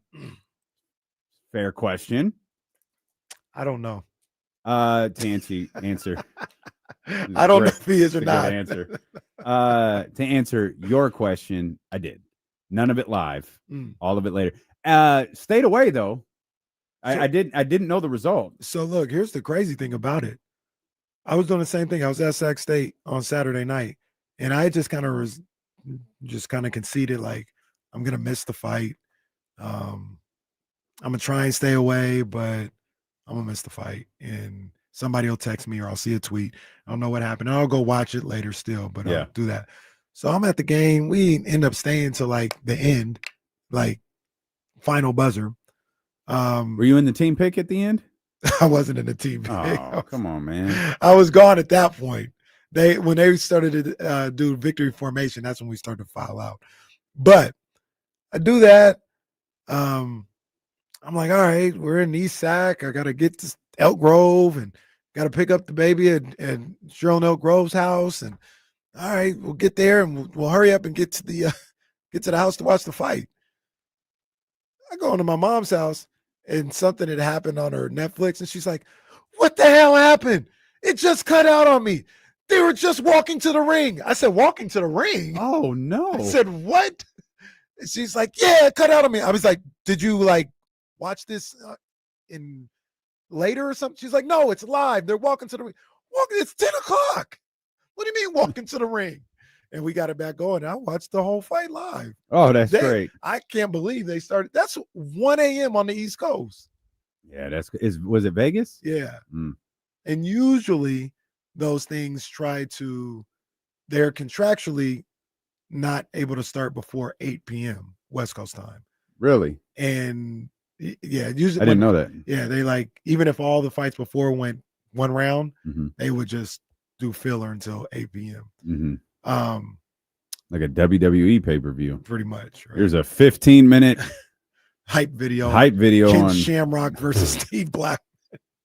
But I think there was a SummerSlam when they put him in that weird cage. Yeah, they put him in like an octagon, but wouldn't call it the octagon. I think they called it like the dungeon or something like that. But like, this is the stupidest thing I've ever seen. But yeah, I have no idea why it took so long for that fight to start, but it starts like 9:45, 10 o'clock. That's hilarious. I absolutely could have watched it live. I assumed it was long over. Yeah. Because we got back, I think, from that long ass drive at like 9. It was just before 10 o'clock. Yeah, you would have been live. I assumed it had well been over. And hope everyone enjoyed it, because that's the last big fight we're getting for a long time. So let me ask something, because this was the part I was a little confused about. Mhm. Was that like a Mayweather-Pacquiao big fight in that it was a big fight in names, but the moment had long passed? It wasn't even something that's been building up. It was Like a if that one-off, like a random fight- Yeah, it was like it built from Crawford beating Errol Spence's ass and just kind of what can he do against Canelo? Like just I guess Crawford just taking out the Giants. And in my frustration, looked like everybody was there. Yeah, it was packed. I saw videos all morning of it was packed. People were Angel in the Reese building. and everybody walking in. Angel Reese was in the Terrence got Angel Reese. Canelo got Sophia. What's her last name? Cunningham? No, not Sophia. Sophia, the WNBA player? No. Oh, Vargas. Yeah, Vargas. Modern Family. Vergara. Vergara. Yeah, Vergara or something. Like that. Oh, okay. Yeah. That's the Modern Family girl, right? I just got the last name wrong. So that stars were out there. They came to see him and everything. It was popping. But my whole thing was like Bud might retire now. This leads to nothing. He looked to your bored. point, there was no build up as far as like history between the two. Yeah. And then they fought, and say for instance, like Bud won, and it's like, all right, you got the juice now. Like you are the face of boxing. You fight in all these big fights. No, he's done. He's not going to fight anymore. Period. He looked genuinely disinterested. Like it was easy work. It was easy work. Yeah, it's fine. He beat him. That was easy. That's how Bud looked when he was fighting. He's like, but also too, like, there's no stars in boxing. Like Bud can't sell out Allegiant without Canelo. No. Bud not a star. Yeah, so like, there's no like Canelo's done now. There's no stars in boxing. Is that most fights, or was Floyd selling out versus a Pepsi can? Or do you have to have a good? He was. No, yeah. Floyd was. Manny was doing the same thing. He was like Hogan, where it didn't matter who you put across from him in the ring, like the arena was going to sell out. I saw a graphic when they said the highest viewed boxing fights of all time. And the first one was Paul Tyson. And they made a asterisk, like this was on Netflix. But I think it was like 42 million people, they said, watch that. But it was like, it's on Netflix. 2 through 5 is Floyd versus everybody. It's like Floyd versus Manny, Floyd versus Oscar, Floyd versus Connor, Floyd versus, like it was him. Like, yeah, but those are all names though. Yeah, but it was Floyd. Like they fought other fights, except for Connor. They fought other fights on pay-per-view, and they did cool, but it wasn't that. It was Floyd. Well, Connor fought other fights on pay-per-view too. He made a combined $7 in all of those fights. That's why he fought Floyd. Dana made about no lie there. Dana made about 100 million off of each of them, and Connor made $7. No lie there. Dana probably gave him the whiskey company, like, here, you can have this instead. Somebody pressed Dana over last week about, because he's trying to get into boxing. They're like, we're gonna do the same thing in boxing. It will not work in boxing. Dana had a tough week last week, man. Leave him alone. It will not work in boxing. But yeah, they're just in a period where they don't have the guys. Tank was supposed to be on that level too, but Tank is pretty much out of boxing at this point. Whether or not people believe it or like it or not, Jake Paul is one of the ones that does numbers. Yeah, that's different though. Sure. I'm talking about like actual like boxers and stuff. I think the biggest fight that will do major numbers, Haney and Ryan, if they fight. Haney and Ryan fight again because they have a story like you talked about. It's like wrestling. They have build up from before they fought. Then they fought and Ryan knocked them out. Then Ryan tested positive for PEDs, got suspended. You know, they have a 2-year story. They'd be talking crazy back and forth. Well, that one works. I don't know if it's going to be as big anymore though, because Ryan already lost to Rolly. No, I will. People will forget that. It won't be the same, but people forget. They got a grudge match. It's a grudge match, and they'll be talking crazy. Michael says UFC is TKO'd boxing. Bro, nobody knows 5 UFC fighters right now. Yeah, they're in the same boat, but worse. The funny thing is, nobody even knows. People have been saying that about UFC for like 15 years. Look. The UFC people, like, you like your sport. It's fine. It's not taking down boxing or anything like that. It is not this mega, like, they make pennies. That's not that. We don't even know these people right now. Like, and they're great. That doesn't mean they're not great. That doesn't mean their champion is like. I think Boots Ennis is a phenomenal boxer. Like, he's gonna at one point be the best boxer in the world. My mom don't know who Boots Ennis is. Like, that's how the UFC is, bro. Like, you got great people with no. I don't know a single active UFC fighter. Well, except my man Josh. I know Josh. Yeah. I don't know if John Bones Jones still fights or not.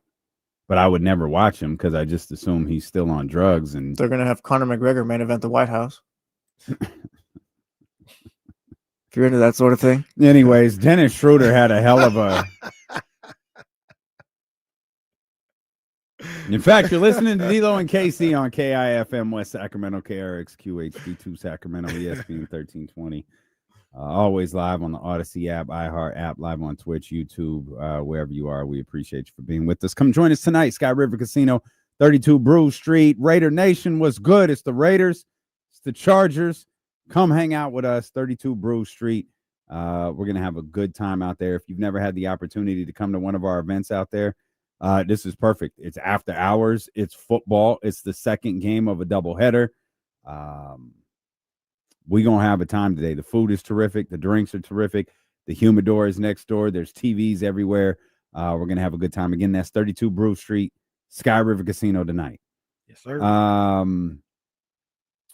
Dennis Schroder is having somewhat of an epic run in international play right now. He won the EuroLeague championship, was named the EuroLeague championship MVP. And I feel the need to point this off because this all sounds so familiar. Dennis Schroder is not Sasha Vezenkov.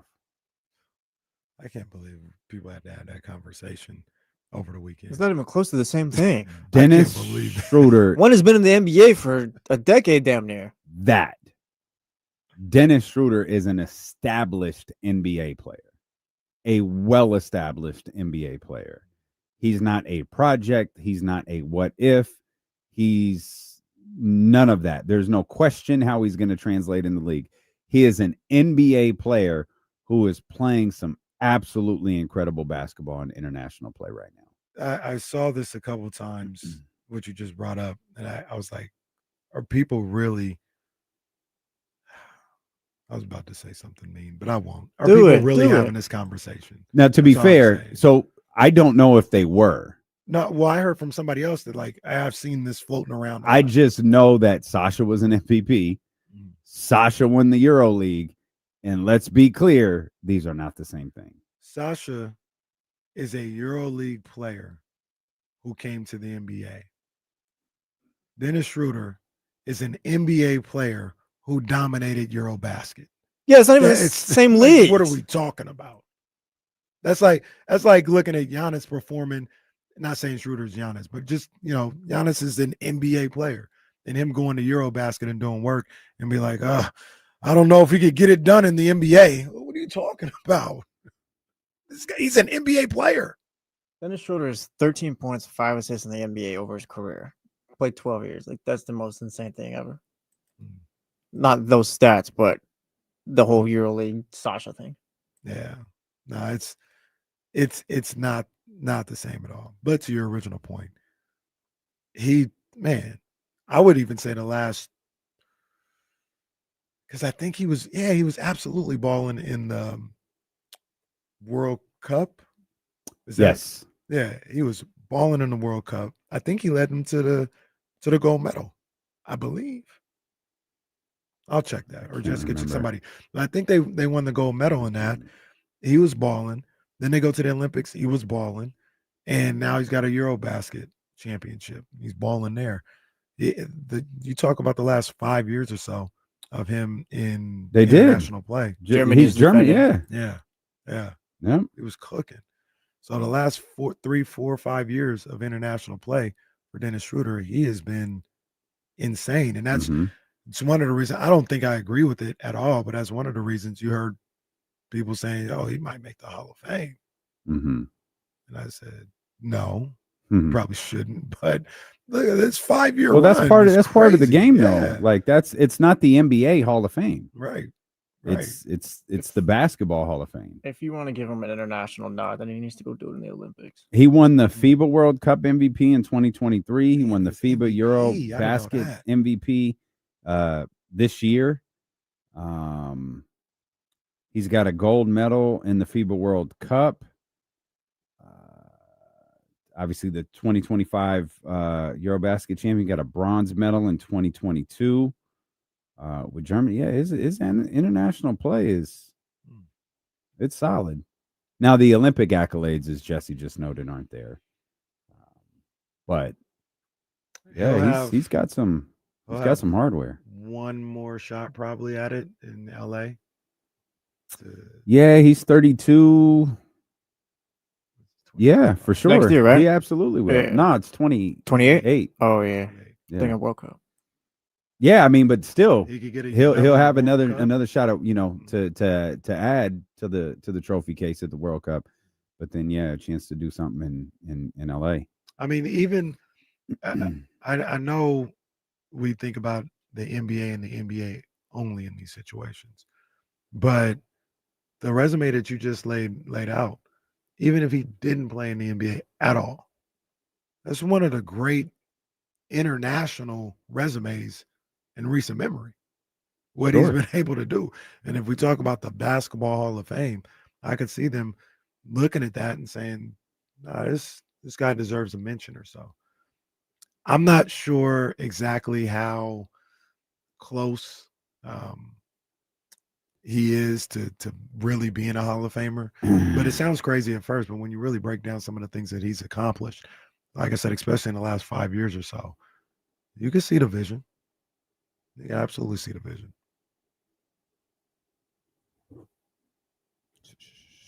Talk amongst yourselves. Yeah, nope, not going to do it. Oh, his accolades are strong though. I'll just say that. I compare him to. I was looking up Luka's. Luka's are a bit much. He's got a lot going on, but he's won a EuroLeague MVP. He's been a EuroLeague champion. Like his accolades overseas are pretty incredible, and they date back a long time. Yeah, he was like 12 winning EuroLeague. Pretty much. Pretty much. Does Schroder have he doesn't have an NBA championship, huh? No, I don't think so. I'm trying to think if he's on. No. Yeah, looking at his Basketball Reference, he's got a bunch of 17 jerseys up there. Closest he ever got was like a second round of a playoff situation. I think maybe. It's hard to tell because I don't know who he started and finished with. So, am I wrong? Oh no, that's the wrong year. No, what was the COVID year was 19 to 20, right? Okay, he joined the Lakers that year. After they won the title, like the second, because he was. I remember for sure he was part of that team that won the first playing game. Okay, because I remember having conversations with my homeboy Alan, the Bears fan. I was like, Schroder is not leading them. Oh, sorry, Alan.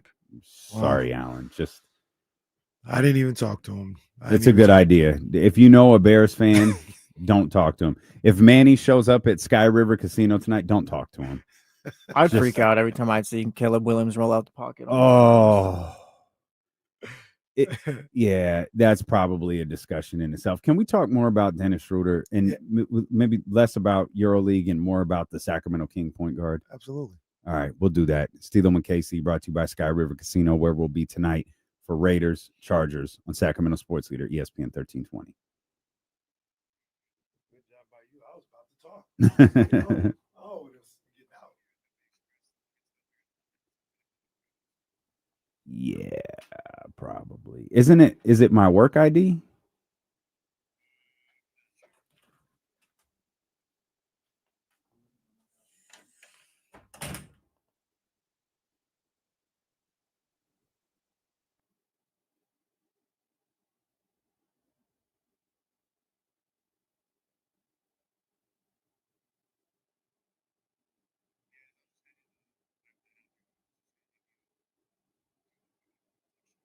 Yeah. So yeah, I can do that from here. So I sent you what I think it is.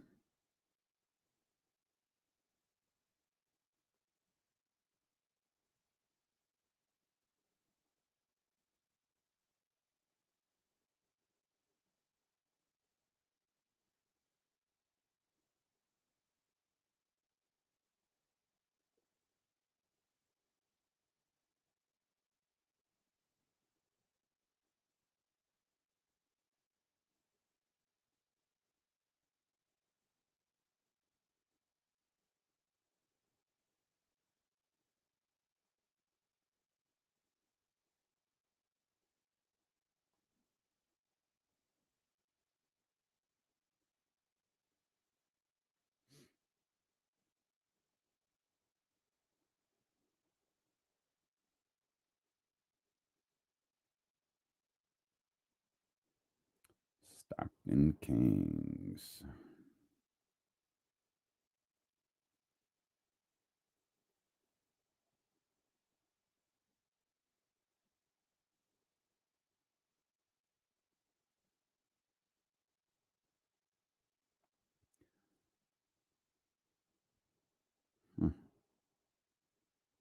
Los Kings.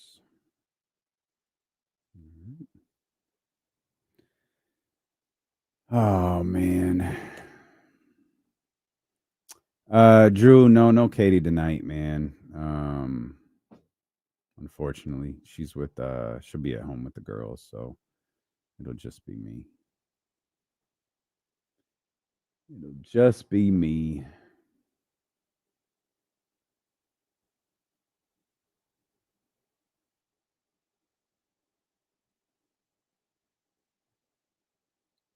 Oh, Steven, settle down. Steven changed his picture. Does he look taller?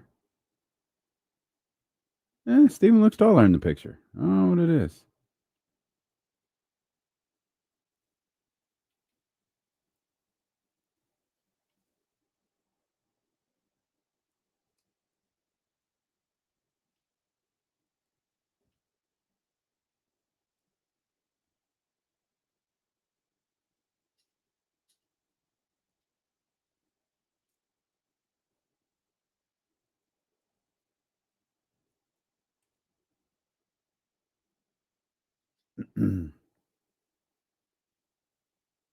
Oh, let's go, Zabo. Well, Steven, she is thick.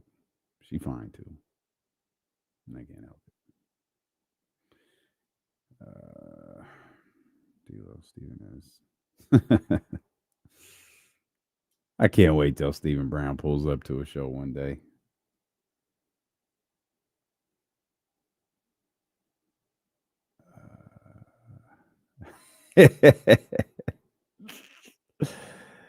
Oh man.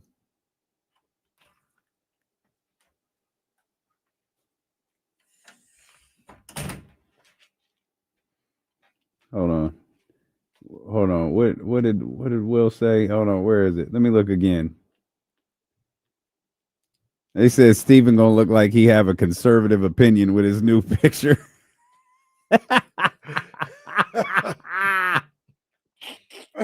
Well, that's funny as hell. That's hella funny.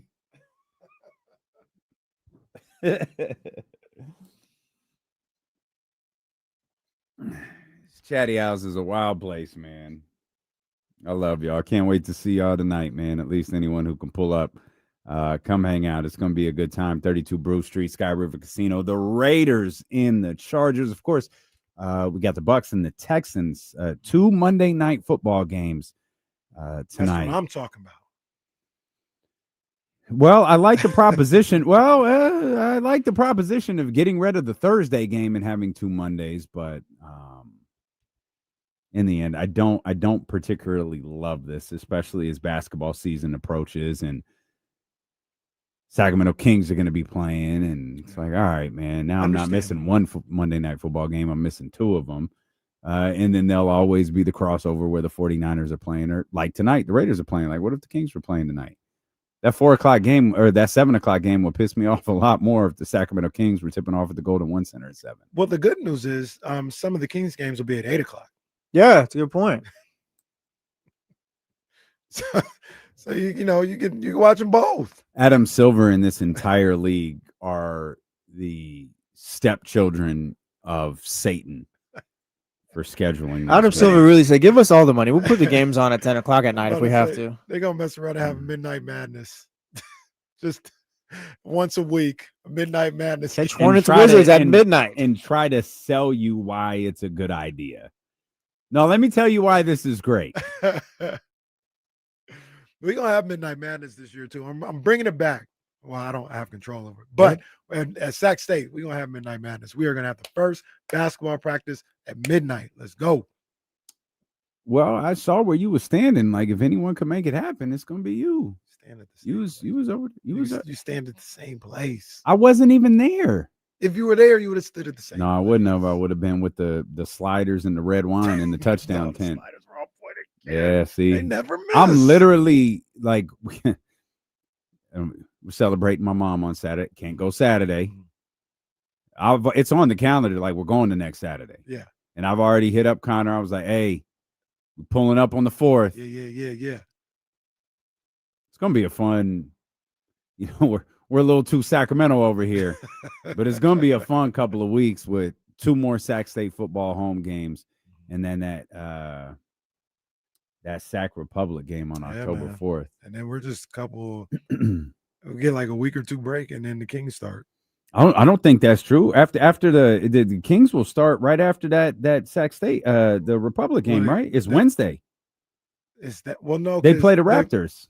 The preseason. Yeah. Sorry. I'm but that tapped game's into the here. preseason too, That game's here. That Raptors game is here. Yeah, for sure. I'm going to some preseason games. I gotta see how my people to go to one, man. It's been too long. It has, man. And it's always like you hug everybody when you're back the first time, because that's the place that's the only place you see them. They're going back to school. That's what it is, man. It's first day of school for everybody, and everyone. My office for the day. Back home. Oh, I missed you in a picture of the court. Like, you corny jackasses, stop it. All of you. Even the ones I like, y'all stop doing that. Dennis Schroder would never do it. No. Do you think here's what I'd like to know. There were a lot of people who were, I think fair to say now, irrationally excited over the idea of Sasha Vezenkov last year with the Sacramento Kings based on what he was doing in EuroLeague. He was sight unseen in the association. But there was one point where we worked ourselves into a shoot and asked, what if he starts? What if he replaces Harrison Barnes or whatever like story we came up with? And is anyone doing the same thing for Dennis Schroder? Dennis, as we speak right now, is the starting point guard for the Sacramento Kings. And there were people who were like, whatever, journeyman, he can't stick with a team. He's this, he's that. But he's playing great basketball right now. Now, I don't agree with any of those takes, by the way. I've always been a Dennis Schroder fan. I speak pretty highly of Dennis Schroder. I think we've always spoken highly of Dennis Schroder. We've always kind of understood why he hasn't stuck on certain teams, and it really just boils down to that Lakers contract that he didn't accept. But after watching him play in EuroLeague, are you as excited as you were for Sasha 2 years ago? I think I am. Mainly because. But you like Dennis. Yeah. You always have. I'm speaking more to people who don't, or were making the stink face when he signed as a free agent. I don't think they are. I don't think they are. I think the vibes. I think the vibes are so low, so around Dennis or the team. Around the team. Got it. you know, they go these places and obviously do the same thing, and people want to talk about the Kings. And whenever it comes up, whenever the Kings come up, it's man, like that's the sound everybody makes. Oh man, what do you think? Do you think? I mean, tell me they're not going to be as bad as I think they are. Like that's the conversation I've had all off season with people regarding the Kings, and I just think that no matter what Dennis did in Eurobasket or what reports you see out of what he was able to do, that's not going to be enough to get people to feel differently about this year's Kings team without seeing them. Like maybe they see them and see the vision and see them play better and obviously change how they feel about it. But right now it's bad vibes in Kingsland right now. So I guess nothing's really going to change that. Before they play? Yeah. Yeah. Yeah, nothing. I don't think so either. Do you think Kuminga would change that? If they landed him? Honestly, I don't know. Maybe because it feels like it's a Warriors Kings game that you win. You know what I mean? Like it's I don't know. Because I don't know what people even like. If you had mentioned Jonathan, like there was a group who thought, because we were asked a lot about this before free agency starts. Hey, what about the Kings and Jonathan Kuminga? What about the Kings and Jonathan Kuminga? And my thing was always, there's just no way. There's no way to make it work. I didn't realize that there was, but like, all right, maybe there's something there. Like, okay. And now I can't tell if fans are excited about the idea of adding Jonathan Kuminga or they're just excited about the idea of adding somebody. And, you know, time has come and gone. Dennis Schroder was the free agency signing. There's Sarge, like whatever other handful of players have wound up in Kings uniforms. It's nothing anyone really cares about. But are we at the point where you want something and you know Kuminga's right there? And again, you've worked yourself into a shoot where it's like, oh man, Kuminga could be this. Kuminga could be that. Kuminga could work here. And, you know, they wrote about it in that article. Shams and Slater wrote about, you know, the Kings and I think Phoenix as well, saying, no, you're a basketball fit here. You're not a basketball fit in Golden State. You're a basketball fit here. We got 30 minutes a night for you. We've got a starting position for you. And maybe fans have taken that as like, oh, yeah, no, absolutely. I could see how this works. He's a young such and such.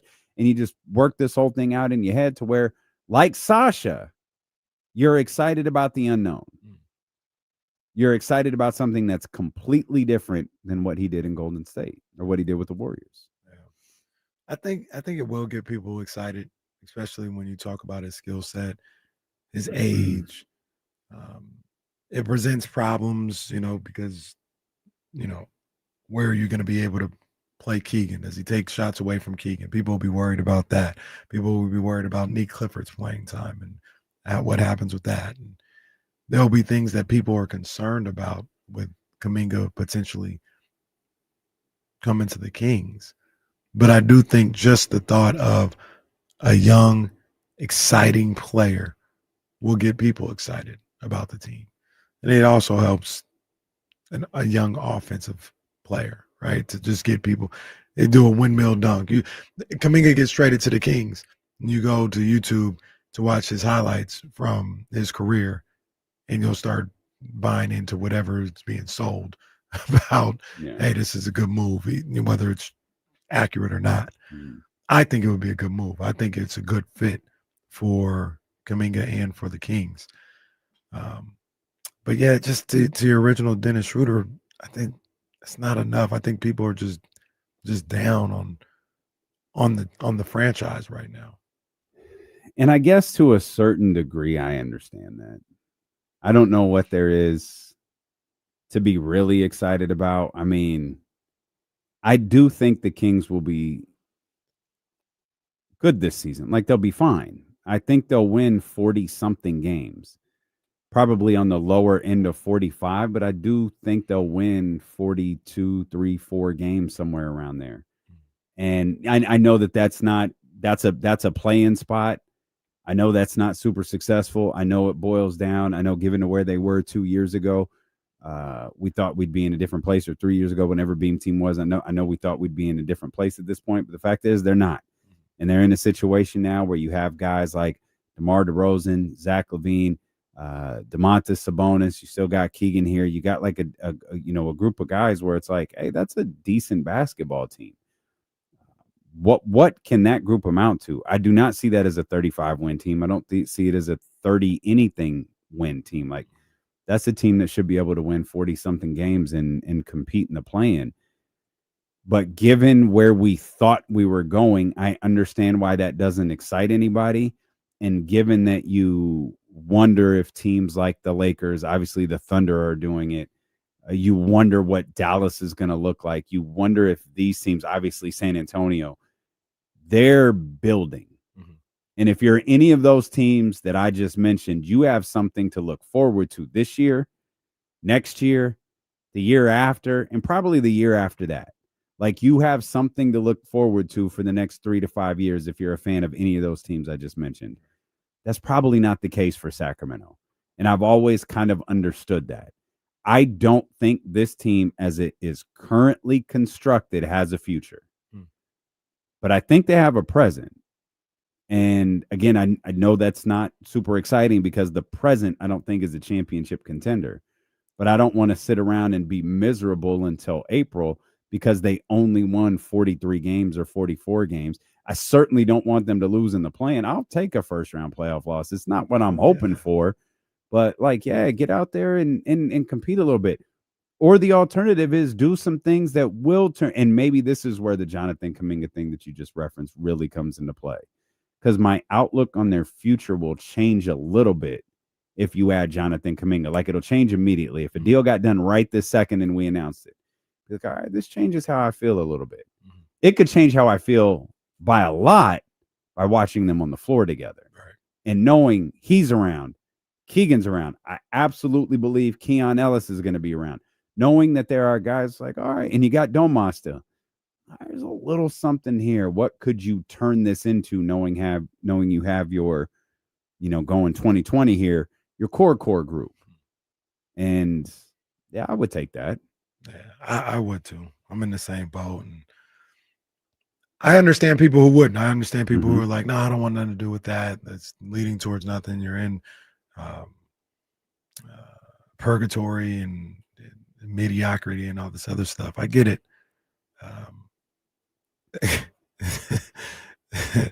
In some respects, it feels like it's just how you choose to live your life. Mm-hmm. Right? That's like, yeah, for sure. You want to be miserable and think everything is miserable and all bad. You can do that and be correct. If you want to be excited that 43 times throughout the year you got to see a Kings win and they have an opportunity to go to the playoffs, or they get to the playoffs even though they're playing the defending champions in the first round, be happy about that. I tend to do the latter. I tend to try to embrace the wins, the positivity, and stay focused on that. But once again, I'm not here to talk down or say somebody is ridiculous for if they're look at it like, man, this isn't getting us anywhere. We're in a fast track to nowhere. I understand that as well. It's just a different line of thinking. Like Ellis says on youtube.com/ESPN1320, the present isn't even a playoff round win. Like, maybe it's not. Like, and I get why you might not feel that. But if this is a playoff team, you're going to be sulky and salty all the way till the playoffs. Ellis follows up with, it's easy for media. It's your job and you go to games for free. That's never lost on me. Right? I never have to pay to watch to go watch a bad basketball team. What I tell you is a little bit different for us, Ellis, is you could walk away at any point you want to. We can't. I mean, we could. Our bank accounts would suffer greatly and we'd have to find something else to do for a living. But through hellfire and brimstone, we have to stick around and watch this team play basketball and find ways to talk about it and find ways to make them interesting for a fan base that is just diehard about their basketball team. Right. no matter they love to love their basketball team. They love to be angry with their basketball team. They love to be frustrated with their basketball team. I told you I went to a wedding on Saturday. One of the first people I met was a man named Dennis. He walked over to me, and Dennis looks at me and he goes, YouTube. I said, yep. He was like, I can't remember your name, but I know your partner's Kenny Caraway. And I said, that's right. That's right. Why do you come up with these stories? I said, you're right, sir. My name's Damien. And he goes, that's right. Don't listen to him, everybody. This did not happen. Dennis has been a Kings fan since he's been a Kings season ticket holder since 1985. And he has watched every incarnation of this basketball team. And like, he, to me, is the epitome of a Kings fan. Like, maybe not everybody has been season ticket holders since 1985, but, you know, he hit me with the, oh, man, and just shook his head. It was like, we got some great guys here. It's just, I don't know if we have a team. And he told me everything he thought about this version of the Sacramento Kings. And despite his outlook, despite his frustration, like, he was passionate about this basketball team. Right. Shout out Dennis if you're listening. And I think that's the way most Kings fans are. Yeah, man. And like I said, if Ellis feels any type of way, if Dennis feels any type of way, you're not wrong, man. You're not wrong. Like I said, I know I'm more on the fan side of things than maybe you are, even though you definitely want the Kings to win. But it doesn't feel any better for me if they're losing, because my job is to talk about them. Mm-hmm. I'm pissed off. Mm-hmm. You know what I mean? Like, we talk about the 49ers all the time. What I tell you all the time, Mm-hmm. yeah, this is my job. I get to talk about them. When they win, it's fun.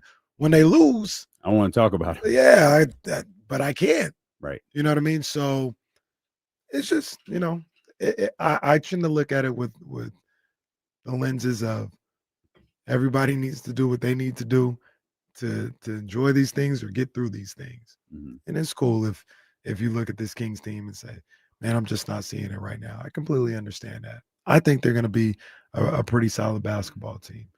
We've talked about it a number of different times. 41 to 44 wins, something Mm-hmm. like that. Then have an opportunity to get into the playoffs, which I will say this, here in Sacramento, we should not sneeze at, because there's a generation of people who have not seen playoff basketball. So I'll take a playoff series, even if that meant playing against OKC. I'll take it. I've tried to scan. I feel like I've scanned this article so many times I've actually read it. I could be wrong in this Sham Slater piece. I don't think there's anything in here. Like, I think the most telling thing to me is, one, the nonsense the Warriors are perpetrating about, no, we've got a roll for you, buddy. We just want you to sign this deal where we can throw your ass out of here in February. That's all. And the idea that Kuminga's people said, okay, well, why don't we do this? Because this boils down to a no trade clause. Okay. You want value in return. Understood. Sign us to an inflated 1-year deal. It's not the qualifying offer. Sign us to an inflated 1-year deal. And because it's not the qualifying offer, the built-in no trade clause no longer exists. So you could trade me. If this is about the trade chip, which you have told everyone from Anthony Slater to Mark Spears, I don't know if Marcus Thompson has written something about it. I'm sure he has. Shams Charania, everybody in the basketball universe, you have said you want the $21+ million trade chip. We're giving it to you. You can have it. We signed this deal. You have till February to trade him. And they said no. It's like, all right. If I'm Aaron Turner or Jonathan Kuminga, it's like, what do you even want out of this then? You don't want me here. Go the line. Do you want to be here? And Kuminga turning back and saying, "Do you even want me here?" Question is never answered. And I think we already know the answer to that. You could talk about having a role for him and all of this different stuff.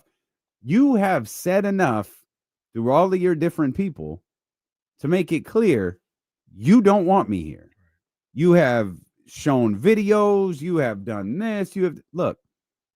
Let's just part ways. And this is all driven by ego and the fact that the Warriors are probably a little embarrassed that they devalued a player for the better part of a season and a half and now feel stuck because they don't know what to do with him. It really feels like we're getting to the point here where I could be wrong, but we're getting to the point where Kuminga's like, I don't want any of your offers. Mm-hmm. I just want to be free of you guys. And if I sign a contract, number one, there's no guarantee I'll be free of you guys. Number two, you still have control over where I want to go. We won't even say Sacramento because I don't want to make it like a homer sounding thing. But if Phoenix was offering him, yeah, well, you'll start here, you'll get your 30 minutes a night, you'll be the number one option. He'd be like, just trade me to Phoenix. That's where I want to go. And they're like, no, we want to have your right so we can trade you wherever. If we want to trade you to Charlotte, he said, no, I don't. You're not hearing me. I want to be able to go wherever I want to go. There's a team that's allowing me the things that I'm looking for and allowing me the opportunity that I'm looking for. I want to go there. Now, some would say, JK, sorry, but that's not how restricted free agency works. It's not how this is set up. Seems unfair, but that's not how this works. And he's willing, it seems like, to be like, all right, well, that's not how it works. I'll go with how it does work and just play on this qualifying offer, and then I'll be able to do whatever I want after that. No words like, whoa. Hold on now. Hold on, player. And here they are. But I don't think he wants anything to do with the Warriors at all because what you talk about in that article, do you want to be here? Do you guys want me here? Obviously, he feels like they don't. The messaging from Kerr and the Warriors is that Kuminga would have a substantial role to open next season. Oh, first time I've read it out loud. We'll read that again. The messaging from Kerr and the Warriors is that Kuminga would have a substantial role to open next season. So game one, they're going to give him an opportunity, and then they could bench him and say, well, we tried. Yeah. But Kuminga's side has regularly referred to some postseason comments where Kerr highlighted the difficulty of fitting Kuminga next to Curry, Butler, and Green for heavy minutes and expecting to win at the highest level. He said that. We all remember it. They said it's proof to them that the basketball fit is less than ideal for the trajectory of Kuminga's career. And then it continues with their discussions and contract offers from Phoenix, which was believed to be 4 years, 80 to 88 million, and then Sacramento, which was believed to be 3 years, 63 to 66 million. Nowhere in this article does it note that Kuminga was leaning towards Sacramento, which is something that I remember early in Kuminga. Kuminga Watch.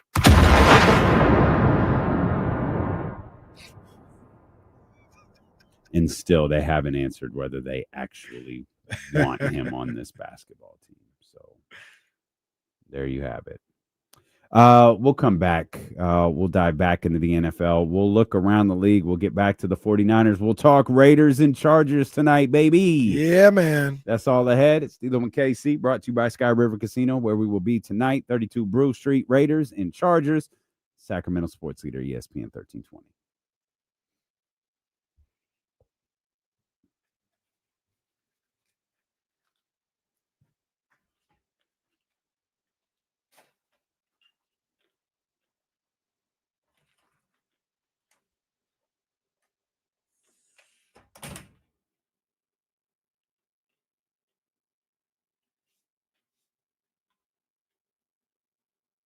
Is Terrence Crawford's resume before Spence so weak because he didn't fight anybody or because he was just too damn good? To be honest with you, it's kind of one of those things where he was on the wrong side of the street. Everybody that was in his sphere and in his weight class and stuff was on the PBC side. He was on Top Rank, and that just deaded being able to get those fights made. He would fight people and just dominate them.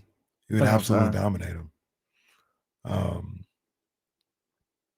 But yeah, all the welterweights. So like, you look at like Spence resume was being tested. They were all over there. That's why Spence was able to collect all the belts too, because everything was on that side. So that played a role in it for sure. You see this too? It's a Riyadh season for Tom Brady.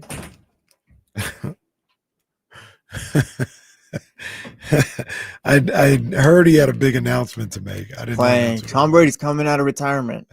Adam Schefter says he's playing in a competitive flag football tournament in Saudi Arabia, coached by Pete Carroll, I believe a Harbaugh, and your guy Kyle Shanahan.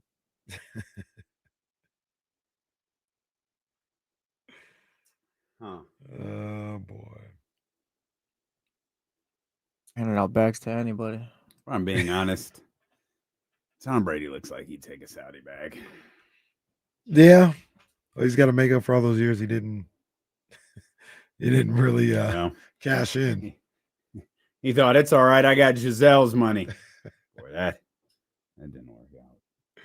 Not anymore. Now he's poor. I'm trying to feed his family. Poor guy had to take a broadcasting job just to stay afloat.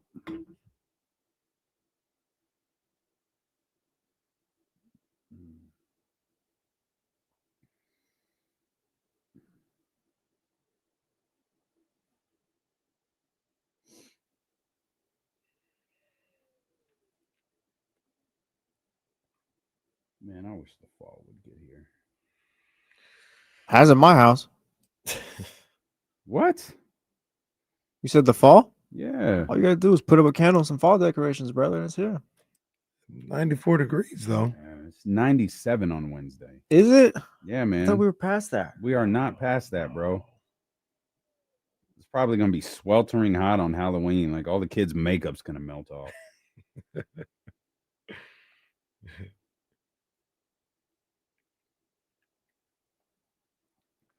You see that video of Young Zell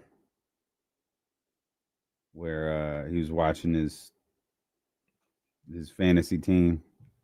Yeah. And the missus was laughing at him. Be real in the field. Be real in the field. I figure given the way the weather works at this point, anything 92 and below is like, all right, it's a little cooler there. Mm-hmm.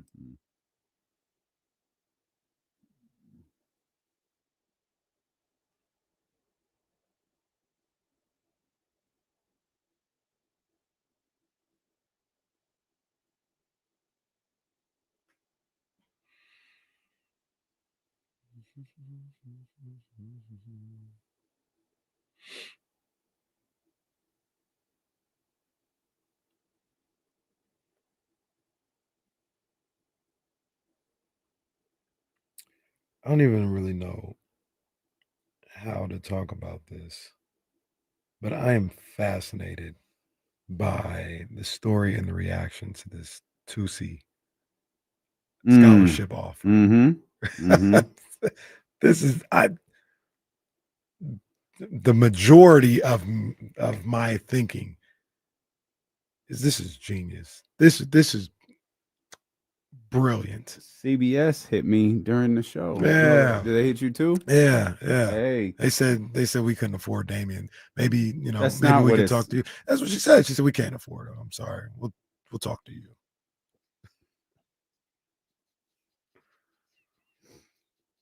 Do you ever feel bad about lying to people? What did I lie about? Do you? They text Dennis us. did not say anything about me. He did. He did. He's like, you're the one I don't really like, but that other guy is great. Oh man. Yeah, no, we were talking about CBS. Our friends, our very good friends at CBS, reached out to both of us during today's show, asking us to be a part of a story on Toosii, the rapper, going to play for Sac State. Yeah. And it was like, well, what do you need? We're on the air till 4. And I don't think we can help them the way that they hoped. But the story is fascinating to me because a lot of people look at it, publicity stunt and all this other stuff. And I'm of the belief there's a few things that could be actually true here. Number one, I remember before I even heard about the Sac State thing, like a couple months ago, Toosii had been working out. Like I remember seeing the story, like I might have done a Casey's Corner on it. Like, yeah, Toosii said, I want to play college football. Like I used to play in high school. I'm working out. They'd have video accompany him being in these facilities, training to play wide receivers as a college football player. I was like, that's cool. That's dope. And then you hear that Sac State Coach Marion offers a scholarship to him. And I'm like, well, he did play high school football. I think he's like 26 now. He's like, he did play high school football. He has seriously been working out recently to try to get back to this. I don't know how good he is, but that's something that Coach Marion might know or whatever. The other thing about college sports is you're your own media relations sometimes. Sac State has been everywhere in the last 3 days with this story. Everywhere. Sac State was on the Shade Room. Sac State. Sometimes that's not a good thing. Hip Hop DX, Yep. Complex Music. Yeah. Sac State has been everywhere. And to me, that's just genius. It's like how I feel almost with like the SeaWorld performances and stuff. Nobody had talked about SeaWorld in years. Yeah. And they did that. I was like, that was perfect. I'm not saying there's nothing nefarious going on with the scholarship offer. I do believe Coach Marion wouldn't offer a scholarship just based off the guys around. Did you hear him post game? I'm sorry, Jesse. Did you have something? Well, I guess what does the publicity do for them though? It's Sac State's logo all over these websites. All over the place. Where you But here's the thing though about that, and maybe to answer Jesse's question, you heard Coach Marion post game after a 20-something point win. One, he was pissed. He was disappointed in the way his team played. And he openly talked about, like, this is my first win at Sac State, but I'm a winner. He's not going to offer a scholarship for a haha. Right. Or for a post on the Shade Room or an article on Hip Hop DX. If he sees something that says, yo, this young man could help us win, he's going to do it. I believe that. Like he's not I think you said this to start. Multiple things can be true. Yeah, no, this will get us some attention, but he's going to come help us do something. If he's not going to play. Right. Because Coach Marion, Brendan Marion is not. I can say this with definitive clarity after listening to him talk Saturday. He is not going to do anything that is going to sacrifice his program's ability to win football games. That's facts. All of them. He does not accept losing in any way, shape, or form. He wouldn't even talk to us last week after they lost. He was like, I'm just not doing this. He don't even accept certain winning in any way, shape, or form. They won by 20. They won by 20, and he is fuming. All right. Like, and there's a story to the game. Like, there's context to it. Like, they didn't play great in the first half. The score really got run up in the fourth quarter, but the totality of the game, yeah, I'm sure Coach Marion is not happy about that. Yeah. And he decided he wasn't going to wait till he got to the locker room to talk to them about it. He was going to tell everybody that it wasn't good enough. Yeah, straight up, man. So I just this story, it's just fascinating. I think I agree everything you said about him being about winning first and being about trying to be the best football team he could be first, but I, as a son of a PR person, the PR aspect of this is just perfect. This is perfect. This was fantastic. Like I said, Sac State has been everywhere. And Jesse, to answer your question about that, if they're recruiting somebody and they're on the fence, maybe a 17-year-old will be like, man, they got it popping over there. Like, I know New Mexico's recruiting me too, and I'm a 3-star, but I might want to go to Sac State. They got it popping. Yeah, I guess. I don't know. Jesse wasn't impressed by that stuff when he was. It's a football team. But if all things are equal, that could be something that pushes somebody over the top. Or if he's actually, because I've heard different reports about him just being offered and him actually accepting the scholarship. So I don't know if he's actually accepted it yet. But say he is on the team and you got a 3-star recruit and they can be like, man, New Mexico wants me too.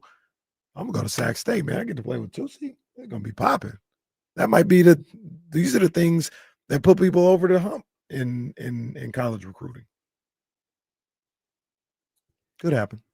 Could.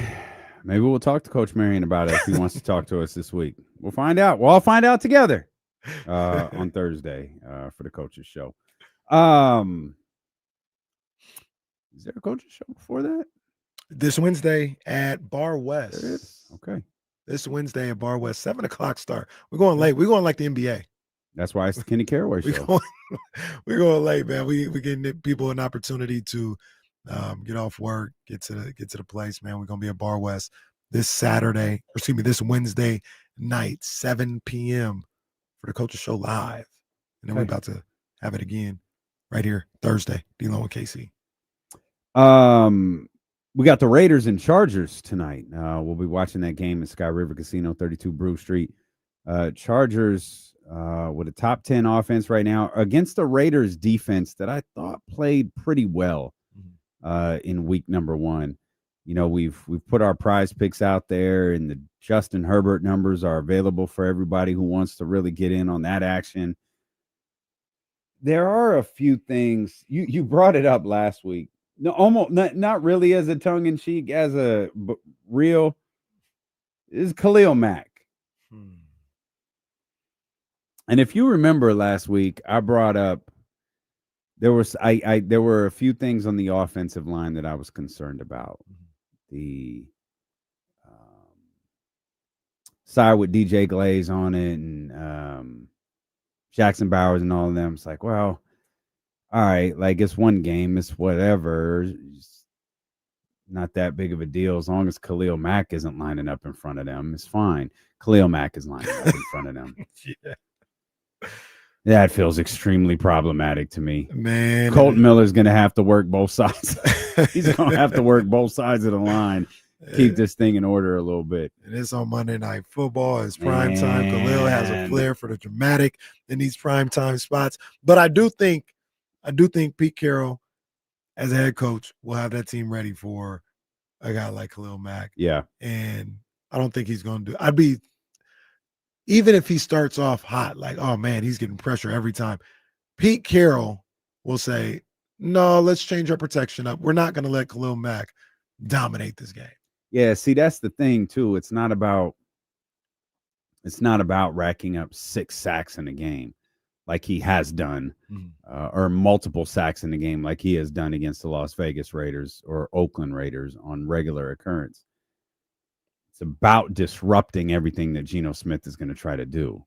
And Geno was pretty comfortable last week. Yeah.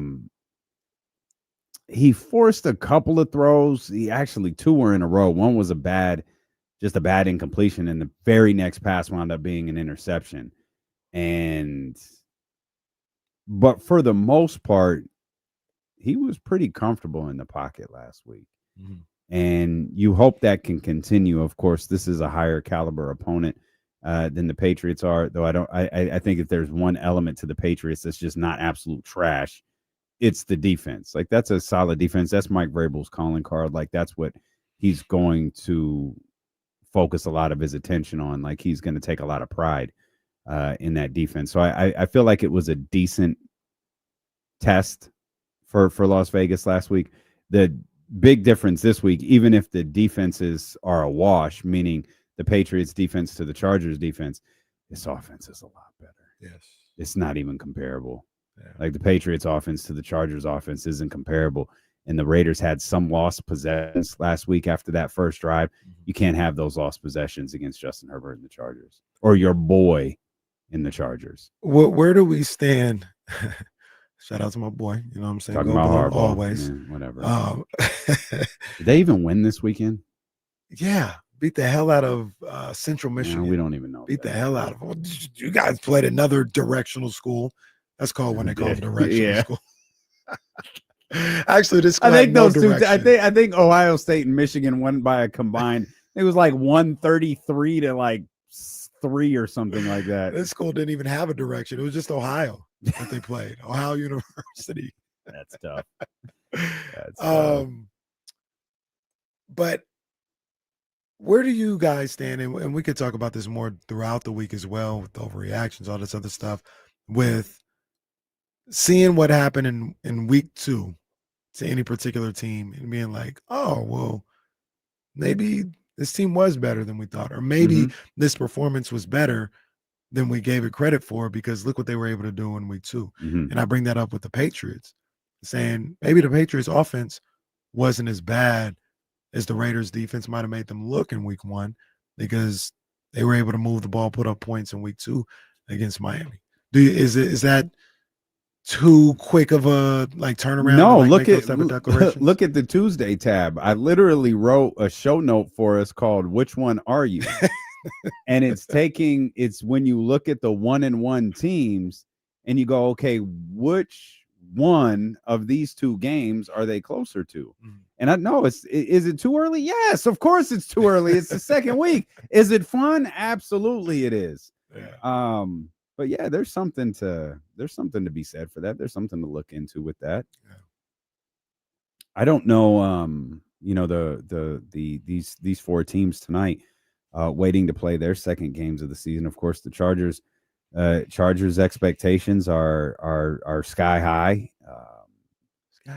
Sky high. Justin Herbert carrying a lot of weight of this Chargers team. I think it's also, when you have a quarterback like Justin Herbert, lots expected of him. When you have a personality as big as Jim Harbaugh, I think that's actually a huge help.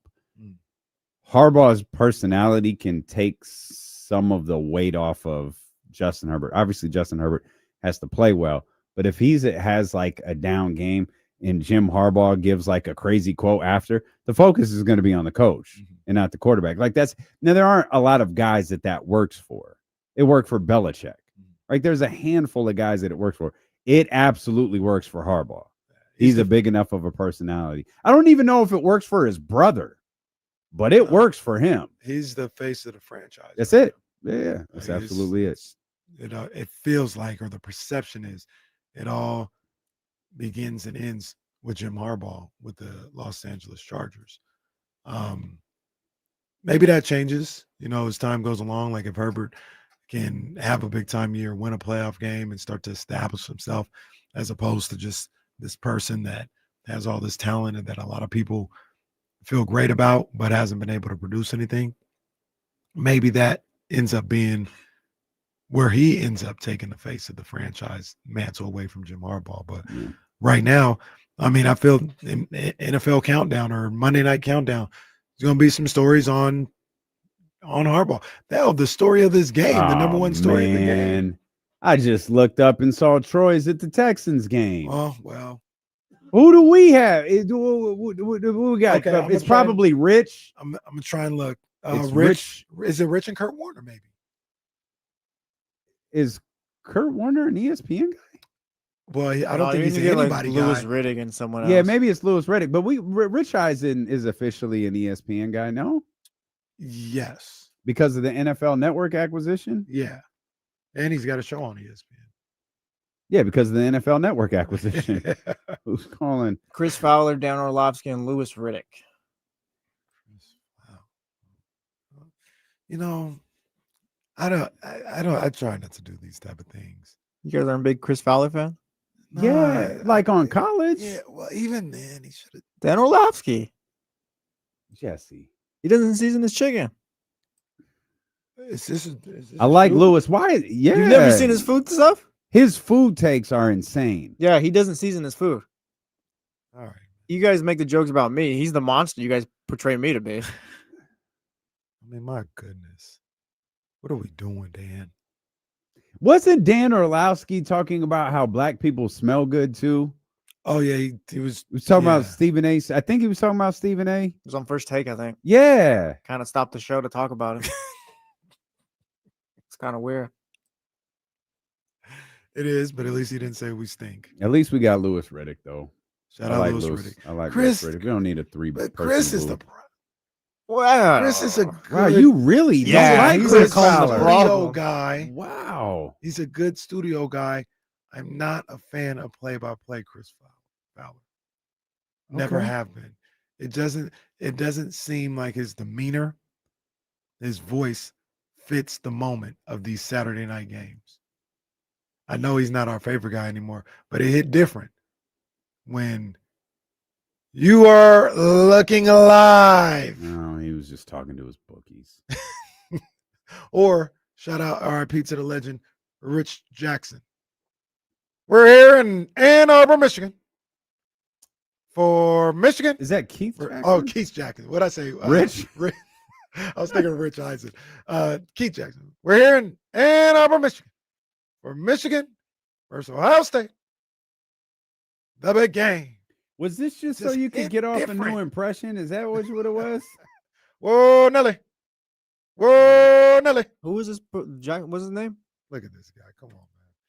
This is the young buck just watching college football for the first time. You don't even know life before Chris Fowler. I'm asking, what was the guy's name? It Keith Jackson. Keith Jackson sounds similar to one of your impersonations. I don't know who. Maybe you've just been doing a Keith Jackson thing subconsciously.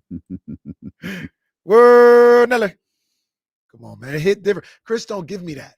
It's just like, we're here, Kurt. Somehow it's at the Rose Bowl too. I don't know why that was so funny.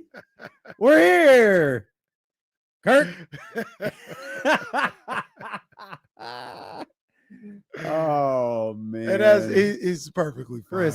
Chris is good. He's I guess not. He's a studio guy. Maybe that's what messed it up. He started as a studio. So this guy. is the prime example for why we can't have two Monday Night Football games. To me, I want Troy. I want Joe and Troy. Okay, but what if you get Lewis and all this? No. Wow, I want Joe. Lewis Riddick. No, I want Joe and Troy. Monday Night Football now is Joe Buck and Troy Aikman, and I want that. What if we do both games? You can buy another top tier commentary team. Yeah. Greg Olson. Well, I just don't know Joe why. Davis, Why come wouldn't on they down. have? I don't understand why Rich Eisen wouldn't do it. Not that I don't love. Rich Eisen's not good. Yeah, He's not good. Like, let's be real. He's not good. It's at not that. as bad. Yeah. It's not as bad. They need to stop. You know what they need to go get? They need to go get my boy Brad Nessler. I was a big Brad Nessler fan. Go get him. That feels old school. It's not that old. I was gonna. Oh, Brad Nessler feels very old school. Yeah. Brad Nessler does college football like now. On what channel? ABC. Brad Nessler was like on my MVP college baseball game back in 06. Brad Nessler is one of them dudes now. I don't think so. Brad says Brad Nessler's 106 years old. No, he's not. He's 69. It's different. Well, I guess so. We got 70-year-olds coaching games. 75, I think. And there he is right there. Or 74, excuse me. Oh, it's Pete Carroll's birthday. Oh, happy birthday. Happy Pete birthday, Carroll. Pete. I think he shares a Happy birthday with birthday. Bonte Hill. They had a guy, I forget his real name, but his name was Brad on Young and the Restless. He was at the Sac State game. What? His character's name was Brad on Young and the Restless. Were you hanging out with Devin Carter too? Brad Carlton, by the way. Did you tell It's good knowledge by you. I just looked it up. Did you tell Devin Carter what a big fan of his you are? I didn't get a chance to talk to Devin. Oh, that's a shocker. I didn't have to get a chance to talk to Devin. Saw Devin and Neek out there and thought, oh. I Jimmy walked sees by him a Steele gonna couple punch times. him Like, in his oh, there go belly. Devin. You what? I just walked by him a couple times. Like, there go Devin. What's up, Devin? Okay. In my head, I don't know him like that, so I ain't gonna be like, "What's up?" You think he listens to the show? No. You think he ever did listen to the show? No.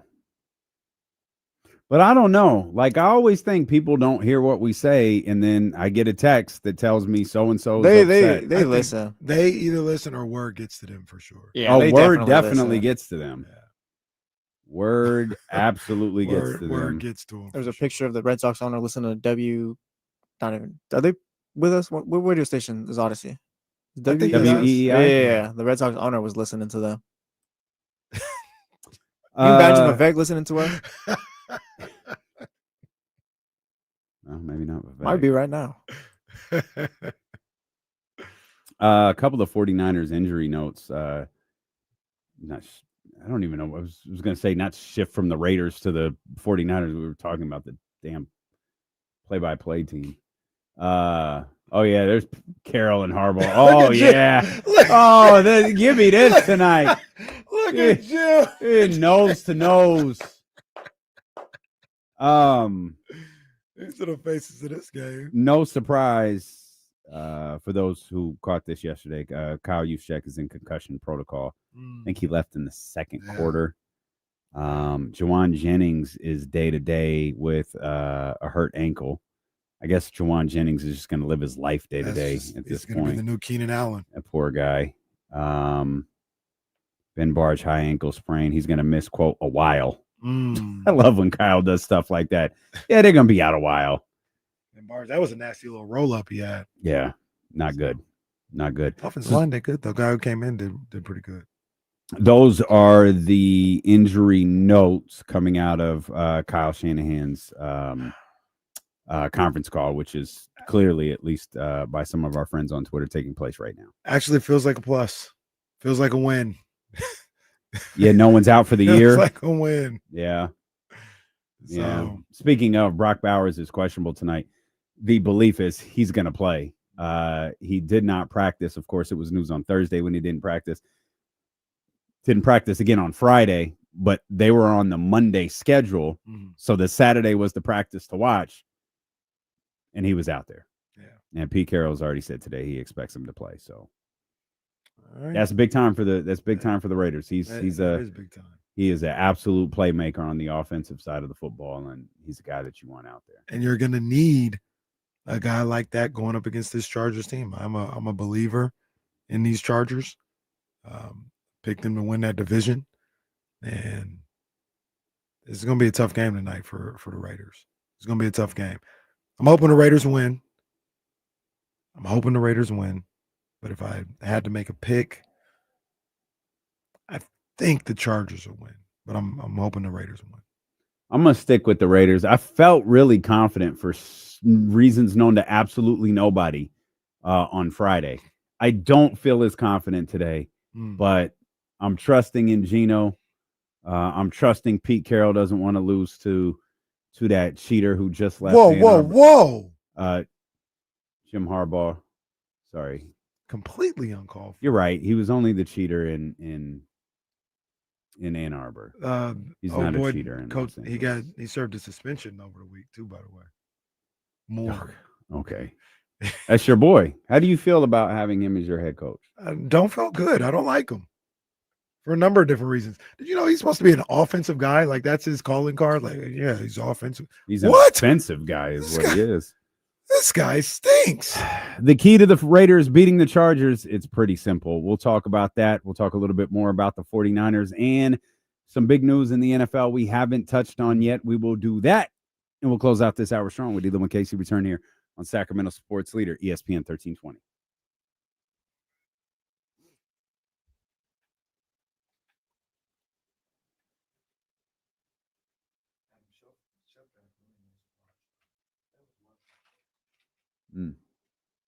It made Jason Kelsey dress like a normal human being.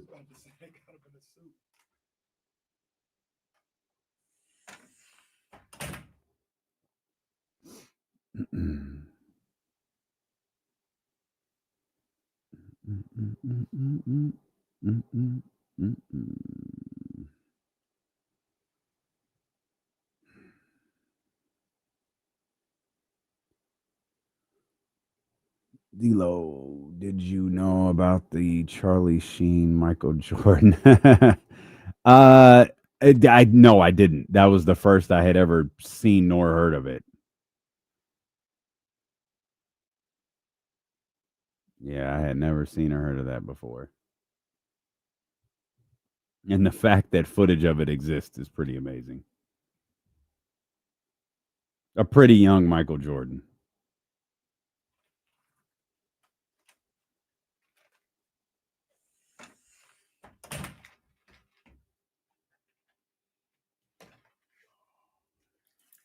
Good question, Ash. Any Charger fans going tonight? That was great. Oh, that was great. Charlie Sheen was hitting in the corner.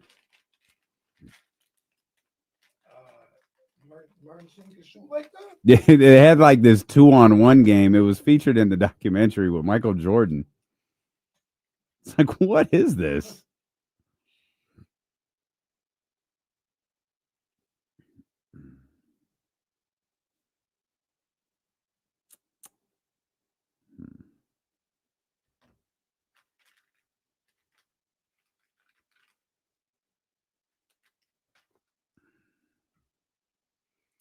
I got a suggestion for a movie when you're on Family D'Lo mode. The Wrong Paris.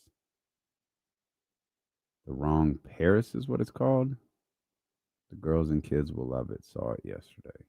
Okay. I'm familiar with Forget Paris.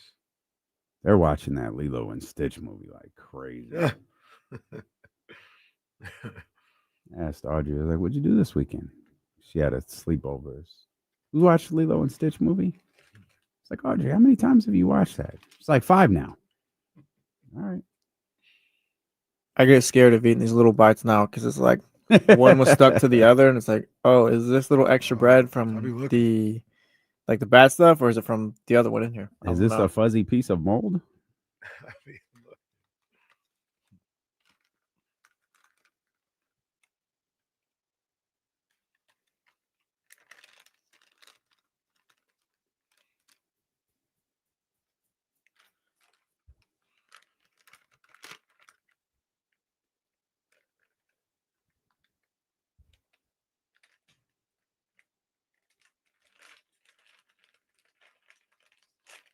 Did you watch any of the WNBA games yesterday? Not live. No, I watched a condensed version of the Aces, and that was it. I flipped over to was it Indiana and not Indiana and Atlanta, Indiana and somebody. Indiana, I remember thinking, why is Indiana here? Atlanta. Was it Atlanta? Mm-hmm. I turned that off pretty quick. I mean, there were other games on. That's why, like, I just was like, oh, I just wanted to see what was going on, and then turned it off. I just saw the Aces game, and ironically, it was also like turned into the Aces game because the football game was trash. Mm-hmm.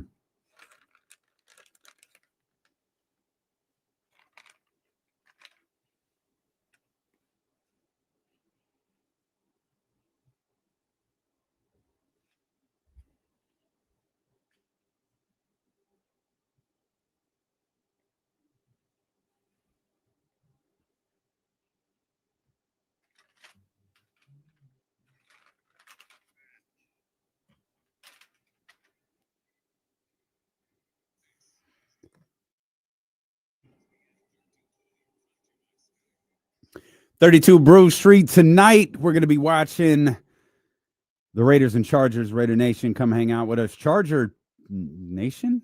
I don't know. Bolt Up. Okay. Oh, I think Bolt Up is their thing.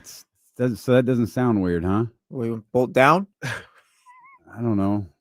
I don't like it. I mean, especially on this show. Yeah. I mean, you could just walk around saying Bolt Up on this show and no one's going to look sideways at you. You couldn't even say Dickers earlier, for God's sake. Yeah, you yelled at me. I didn't yell at you. I said yes. Digger kicks the ball firmly through the uprights. Okay, and you yelled now, Jesse. wait, you can't say that. No, TC yelled at you. As soon as Jesse said something, TC got hot. Couple of big stories coming out of the NFL this past weekend, centering around the quarterback position as usual. Looks like Joe Burrow is going to be out for a while. Surgery is going to be needed on that toe he injured.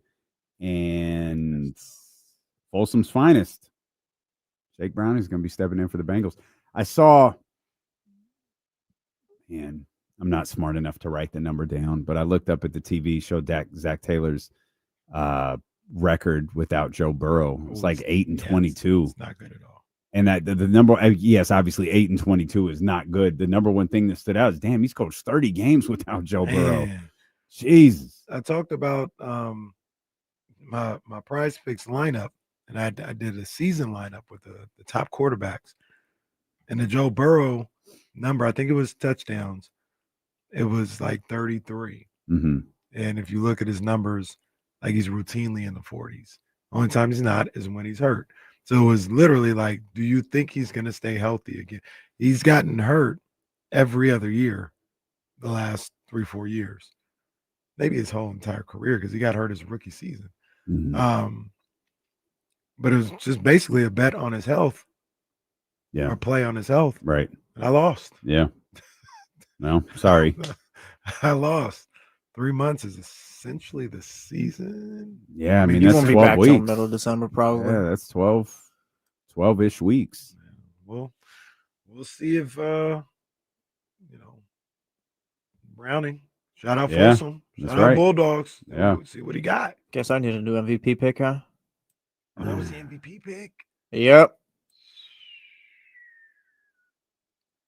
Did anybody check out any of that game though? Jaguars and Bengals. I had that one on. Yeah, I was interested in that one. Biggest thoughts coming out of that one is that Brian Thomas Jr. seems afraid to get hit. Trevor Lawrence waved off his coach after telling him to hit up the guy in the chest. The Jags, as much as I want to, and I'm not writing them off or anything, but it's just the Jags feel New Orleans Pelicans-ish, where there's just a glass ceiling. There's talent there, but it's just for some reason there's like you guys just can't put it together. I'm not saying that's what they are now, but it feels like we're kind of headed towards that way. Maybe it's just because Trevor Lawrence just isn't. That's what I was going to he was supposed to be. Doesn't that all center on Trevor Lawrence? Trevor Lawrence, 271 yesterday, 18 incompletions, 3 touchdowns, 2 interceptions. He's inconsistent, and I think you see that inconsistency. Hell, Jake Browning threw for 241. He just threw for 2 touchdowns and 3 interceptions. So these guys were throwing the ball all over the place. 3 picks is crazy when you're not even the starter. Yeah, it's a little wild. But he'll get that taken care of. Yeah. I mean, I hear you with the Jags. Like I said, they got talent. They got that was a game I was tapped into because, like we had talked about leading up to that game all last week. That could be a situation where the Jazz can make a statement. Yeah. Say, like we're here, we're for real. Yep. And I don't want to say that they're not for real now that they weren't able to win that game. But yeah, that was a tough loss. Yeah, that's when you probably, if you are what we're kind of expecting, because I had them making the playoffs at 4-4 out. Like you probably should have won that game. Like you played a lot of that game without Joe Burrow. Like Jake Brown, I think I get the exact number. I think he threw the ball 30-something times. Yeah. So it's not like he threw the ball 32 times. So it's not like he stepped in the fourth quarter, and just tried to bring it home and not trick away the game. Jaguars should have won that, and they didn't. And so until further notice, I can't take them seriously. I was watching that game, and is it an overreaction? Sure, but we don't do overreactions on Monday. We do them on Tuesday. Or Wednesday or Thursday. Or whenever we get to them. Potentially Friday. Possibly. NFL overreactions. It's happened. You know what? I just thought about. Did you guys see that story that Schefter put out Sunday morning with Schroder and the Ravens? Yes. Yeah, passed on the Ravens. Yeah. You guys believe that?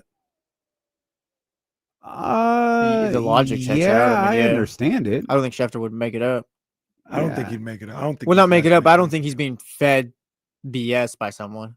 The only reason I just wonder is because wasn't the Ravens on Deion's list? The list was. I don't think the list was ever real, to be honest. I think there was always a list, but the list was always just his former teams. And the Ravens are one of his former teams. I believe he wore number 39. Memory serves me correct. 37. 37. I'm sorry. Thank you. Very bizarre. Not sure. Well, I think it was his age. I could be wrong, but I think that's why he wore it. That was his age. I didn't know he was that old over there at be more. Khalil Mack, he wore 46 in college because that was his rating on NCAA football. Oh, that's great. That's great.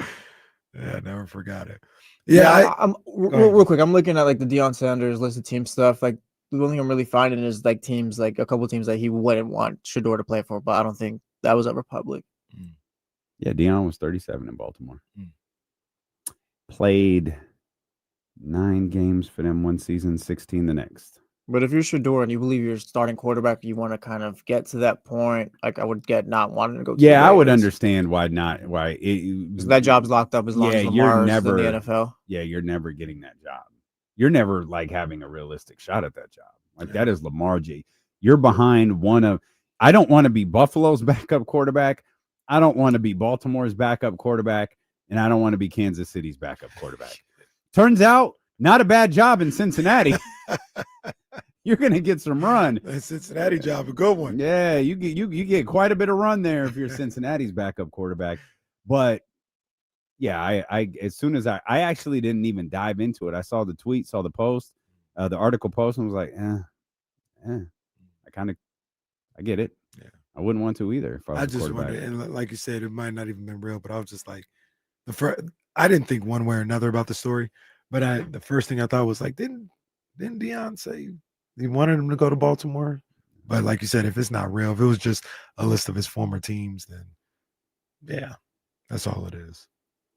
Shout out to number 37. 37. He's got some Ravens Deion Sanders shoes. Some Ravens Deion Sanders Ravens shoes. Colorway type shoes. Okay. Kind of go nice. That's how I remember him, the Baltimore Raven that he was. Do you remember the Washington Redskin? I actually believe that. No, I'm being serious. Yeah, Deion Sanders. I was like 7 or whatever when he came back. What? He retired, I think, with Washington like 99 or something like that, right? 98. Yeah, that was late. Washington was 2000. That was the last team, right? All right, yeah. Baltimore was the last team. Yeah, he retired after Washington, came back and played with Baltimore. Excuse me. Yeah, my first football memories are until like 2002. Shout out Ricky Williams. He played for the 49ers for a single season. That's incredible. Yeah, not even. That is absolutely incredible that he played for the 49ers for that short period of a time. Is he a beloved 49er? Until like week 7. I got him as 14 games played. 14, huh? Yeah. Were there 21 games that year? They include the playoffs or just regular season? I think that's just regular season. I feel like his first game was against the Saints, and he got a pick 6 to win it. I thought that was his first game, but I was laughing. I could. my mind. If it was 7, you would remember it perfectly. Is he a beloved 49er or just a guy who good question played for the 49ers for a year and helped you guys win? I feel he's not. He's loved. I don't want to say beloved because he did leave. And he went to the Cowboys, and then he took. And what happened when he went to the Cowboys? Yeah, he took the championship with him, basically. So we don't hate him because of that. He did what he had to do, but it's not. We don't look at him in 49er lore. Okay, yeah, that's basically what I'm looking for. Yeah, Deion, but he did get his. He got us that ring.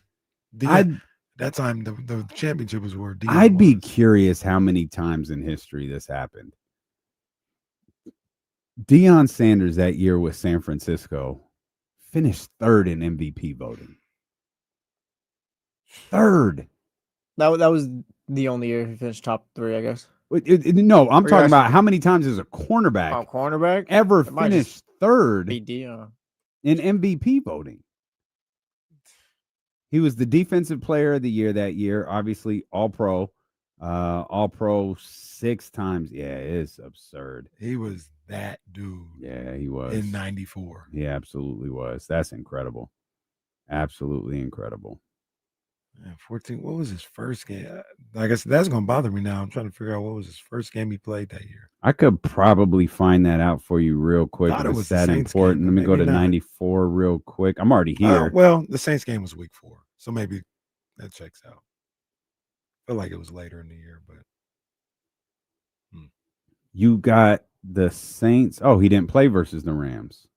yeah, that was the game when One Ken- interception, 74 yards. game winner, that or game sealer. That was the Rams game. I think that was when Ken Norton Jr. first punched the goalpost. Oh, really? Yeah, they beat the Rams, and no, maybe not, because they got him at the Los Angeles Rams. I think they were in St. Louis at that time. I know they were in St. Louis when he did that. It doesn't matter. That was when Dana Stubblefield said, "Same old sorry ass Rams." Wait a second. Really? Hmm. Ken Norton Jr. was still in the league when they were the St. Louis Rams? Yeah, I think that's when they first They had just moved? year, yeah. And he got the interceptions, and that's when he punched the goalposts. Or, did the boxing combinations. My mom asking me for a Puka Nacua jersey. Who got a touchdown last year? I pulled up that text this weekend just to make sure it was real. Like, did my mom really ask? Because I know my mom loves the Rams. She always has. I'm just trying to envision her walking around in a Puka Nacua Does she want a white one or the She doesn't know. I did wind up ordering her a Rams jersey. It wasn't Puka Nacua though. What'd you get, Eric Dickerson? Nah, it's a different one.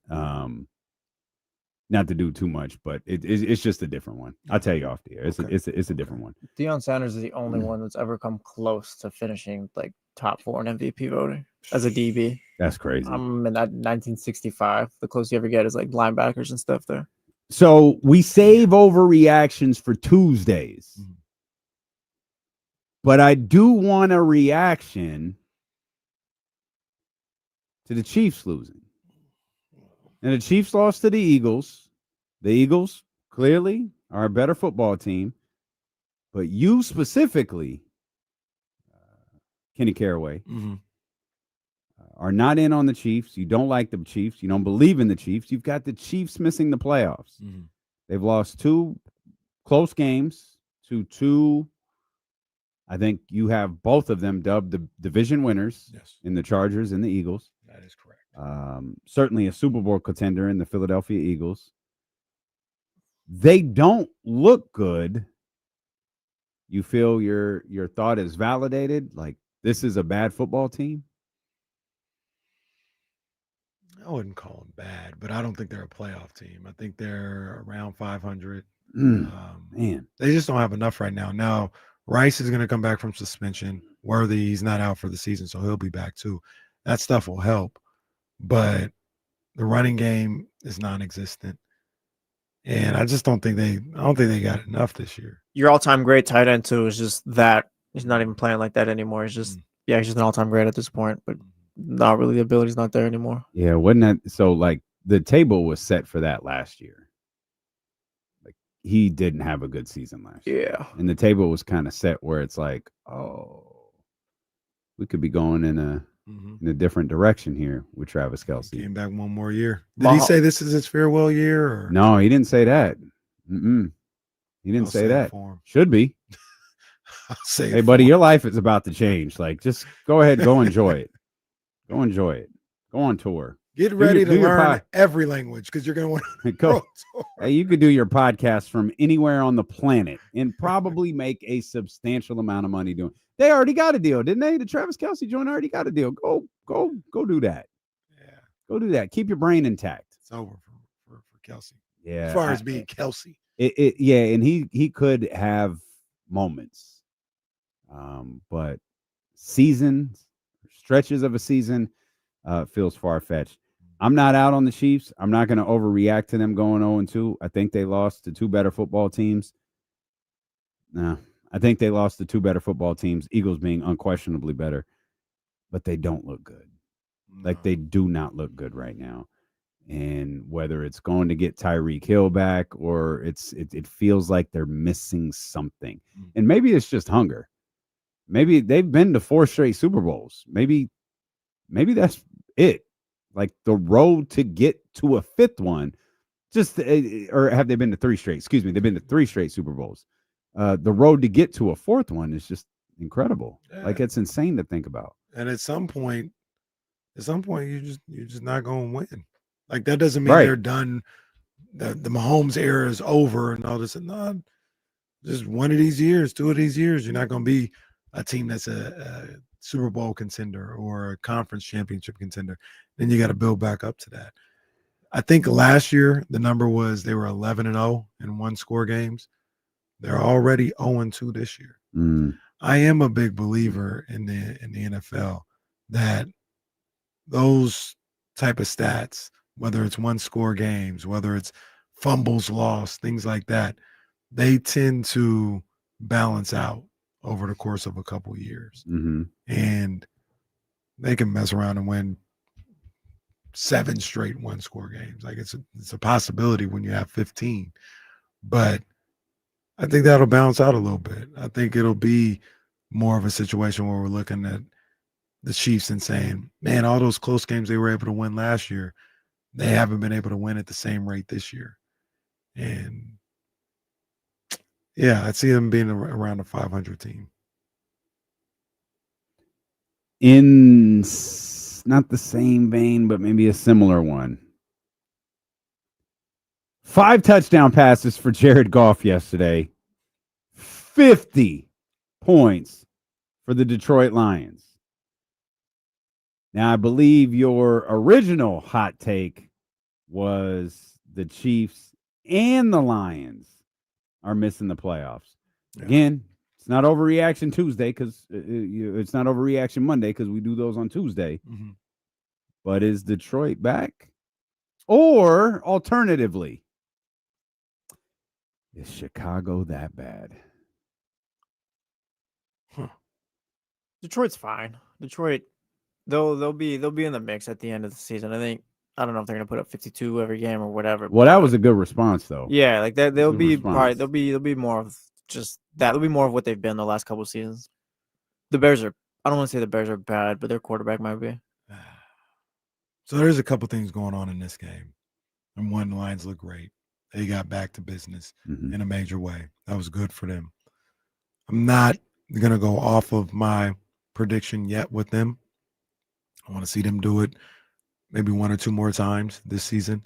Be like, okay, we're good. KC was wrong. They can do things just fine without Ben Johnson. So I'm still got my eye on that. Number 2, Chicago just may not have it. I mean, that was a pathetic performance by their defense. Caleb is just right now he's average at best. Like I don't think Caleb was horrendous and lost them the game or anything yesterday, but he wasn't part of being able to win them the game. Yeah. Here's the third thing. I want to know your guys' thoughts on this. If I'm Ben Johnson, if I'm Caleb Williams, if I'm whoever's on that defense, because can't think of anybody right now,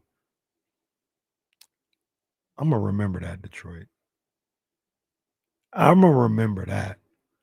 Y'all were having a little too much fun. What was it? 4th and goal on the 5. You want to run a play. You get your 50, put your 50 burger on me or whatever.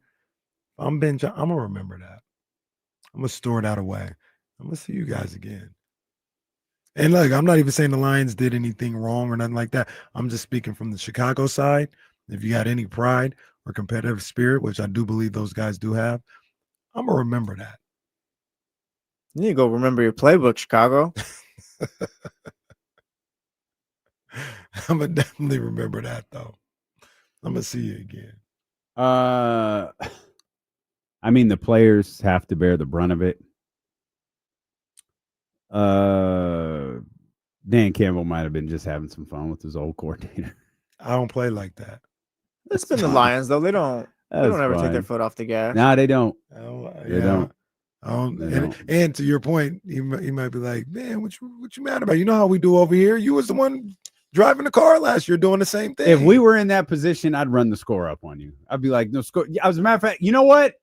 Kick an onside kick. I know it's 52-21. Kick an onside kick. See if we can get to 60. And I'd remember it. Yeah, as you should. See you. As you I'ma see should. you. As you should. You should shake my hand like Jim and Pete. No, what's the other one? Schwartz. Who was the other guy? The Lions coach. Jim Schwartz. Yeah, do it like that. Hey, come here. Hey. What? Ball was running away like his head was straight up. This guy's trying to get his attention. What? He's like, no. Harbaugh's funny. Harbaugh's he's a troll, like a real life troll. It's just absolutely hysterical. After the game, he said, "Let me see what I get here, Justin. Let me see what I get here." He said, "Yeah, that was my fault. That was my fault. I, a handshake afterwards. The handshake, I shook his hand too hard. I want to shook his hand too hard, and that's This is Jim Harbaugh. That's my fault. Yeah, that's kid, my your fault. cut. Go home. Yeah, I Okay. want to point out Go to all of chess your practice or impressions sound like you. I Go just join the want chess club. You're gonna have to join the NFL game streaming on NFL HD. Bells, microphone, football, and phone. Yeah. You know how hard it is to mute this stuff when they throw in the bees and the ball and the phone and all Do of they that. subscribe? You have to subscribe to chat, by You the do. way. You do. I have to assume that they subscribe. Yeah, 'cause I click that little option every morning. Thanks, guys. We've just been pounding our most loyal P1. I know. Yeah, the NFL game streaming on whatchamacallit and whatchamacallit. I wonder if Wait, they did get he paid really for say that was my bad? Yeah, that's what he said afterward. He goes, Oh, they're I like, th- Jim, what happened after? He said, yeah, that was my fault. Oh, that was my fault. I shook his hand too hard. Oh. You know, I gave him a real firm handshake, and that was my fault. I'm sorry. That's great. As you say that, I'm watching the USC handshake. What's your deal? You all right? Yeah, I'm good. What's your deal? What? If that isn't okay. First of all, I apologize. But if that's not the whitest, like, angry exchange, what's your deal? You all right? Yeah, I'm good. What's your deal? What? They had that's when they had to cross paths real These quick. two really are hilarious. Harbaugh and Pete Carroll are hilarious. They're gonna do a podcast together when they retire. Oh, that'd be so great. Oh, Pete Carroll is never retiring. That's true. That man That is is true. never retiring. He's Yeah. like, I'm doing this forever. Yeah, fine. Is that another impression? That's how Jim talks. He goes, Man, stop. yeah, Stop. that's he would do the coach's show, and they'd be like, they would say, they'd be like, Coach, is Alex Smith all right? We saw you left with a concussion. Yeah. No. Yeah. It's always like he was surprised by the question. Like he was just really shocked that the question happened. Seahawks and Ravens both bounced back with wins yesterday. Ravens, good job. Seahawks, surprise. Did you see the poor guy who didn't know the kickoff rule? Not poor guy. How was he not prepared for that? That wasn't even a new rule either, bro. Like that's Did football. he, Pick up the maybe, football. did he think the ball was going to go out of the end zone? So what? Because he when I- wasn't looking, right? Now I will take He's a rookie as well. I will take it back though, just a little bit. Wasn't the rule always if it gets into the end zone, it's dead? See, that's what I thought That's what too. I could be wrong with that.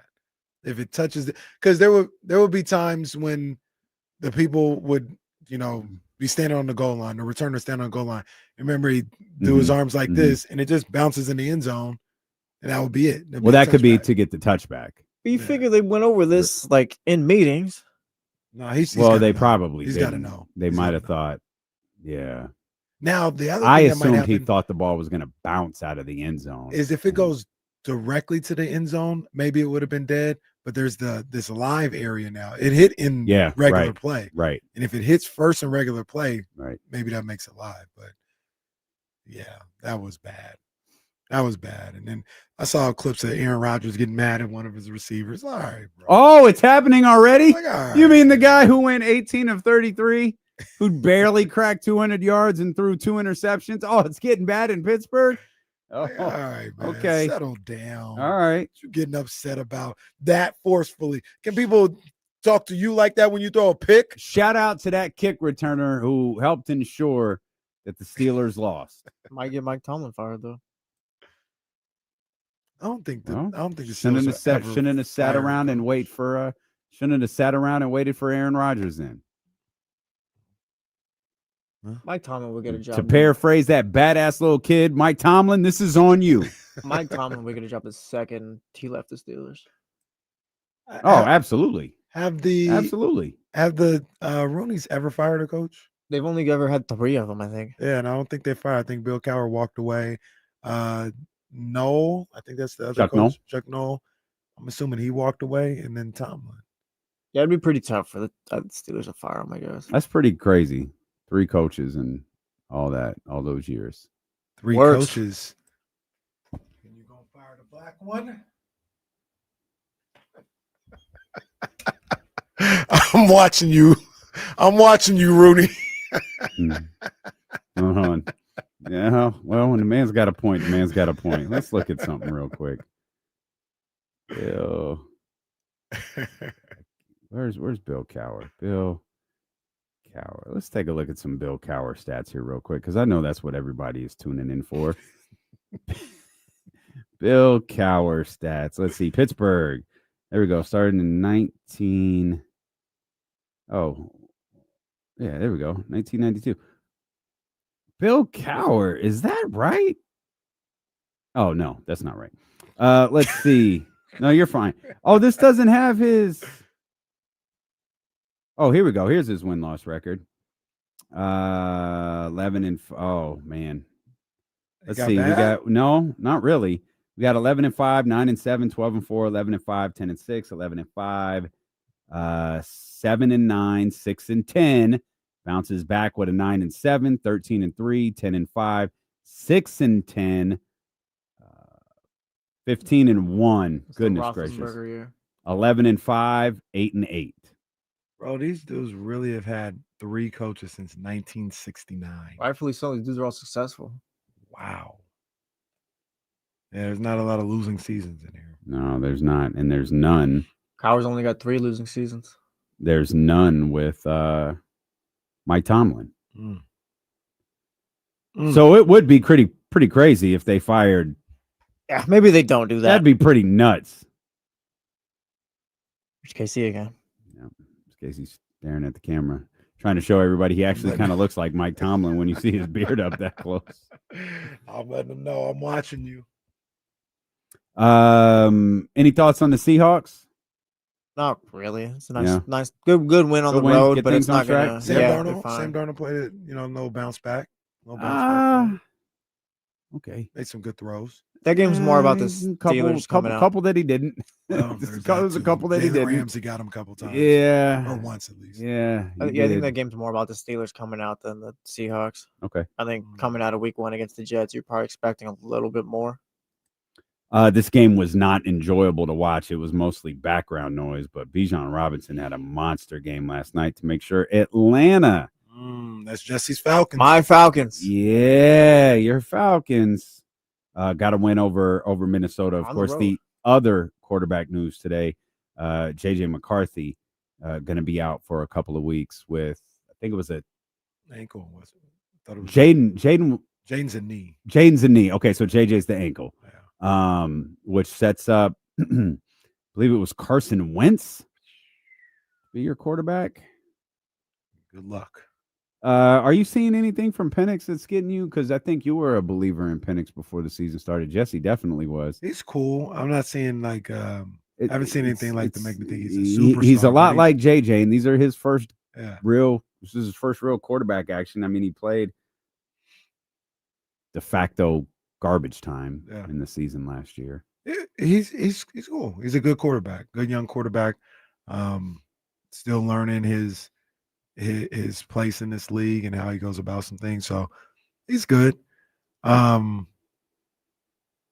national championship rematch last night. Penix versus McCarthy. Penix got this one. That game was just boring. Yeah, it wasn't fun. It was really, really boring. It was not fun. It was dull. That was a bad way to end the week. Yeah. Yeah, especially after the excitement of the Broncos Colts game, and then of course the insanity of the Giants Cowboys game. Did you watch any of the Cardinals Panthers and how that game was? A little bit. I saw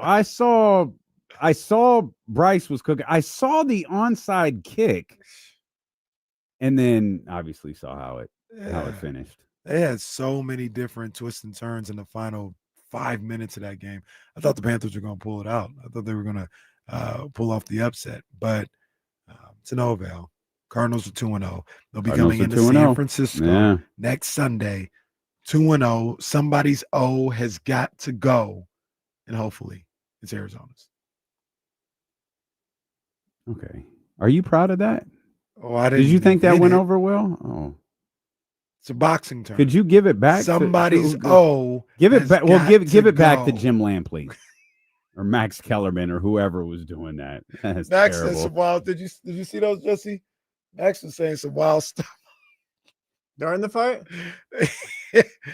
Yeah, I mean, all right. If I read it, am I gonna get flagged? Yep.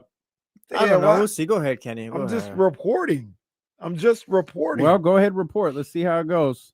Let me see. As a reminder, we're going to talk about the Raiders and the Chargers in just a second. Stanley is pulling up to Sky River Casino. Yeah. Come through. It's a meet and greet with Stanley tonight at Sky River Casino. During the fight, Canelo and Crawford, Max Kellerman said, quote, "You need to bring ass to get ass, and Terrence Crawford is bringing ass tonight."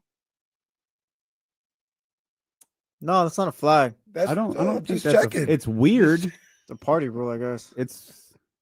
I'm just checking. Terrence Crawford is bringing ass tonight. What does that mean? Give me the line again. Yeah, hold on. Let's run it back. If you're bringing ass, you need to bring ass to get ass, and Terrence Crawford is bringing ass tonight. I'm going to use that line when I get home. What is the benefit to getting ass in this thing? Like to bet Terrence Crawford. Like who's he getting? Like that's a good thing, right?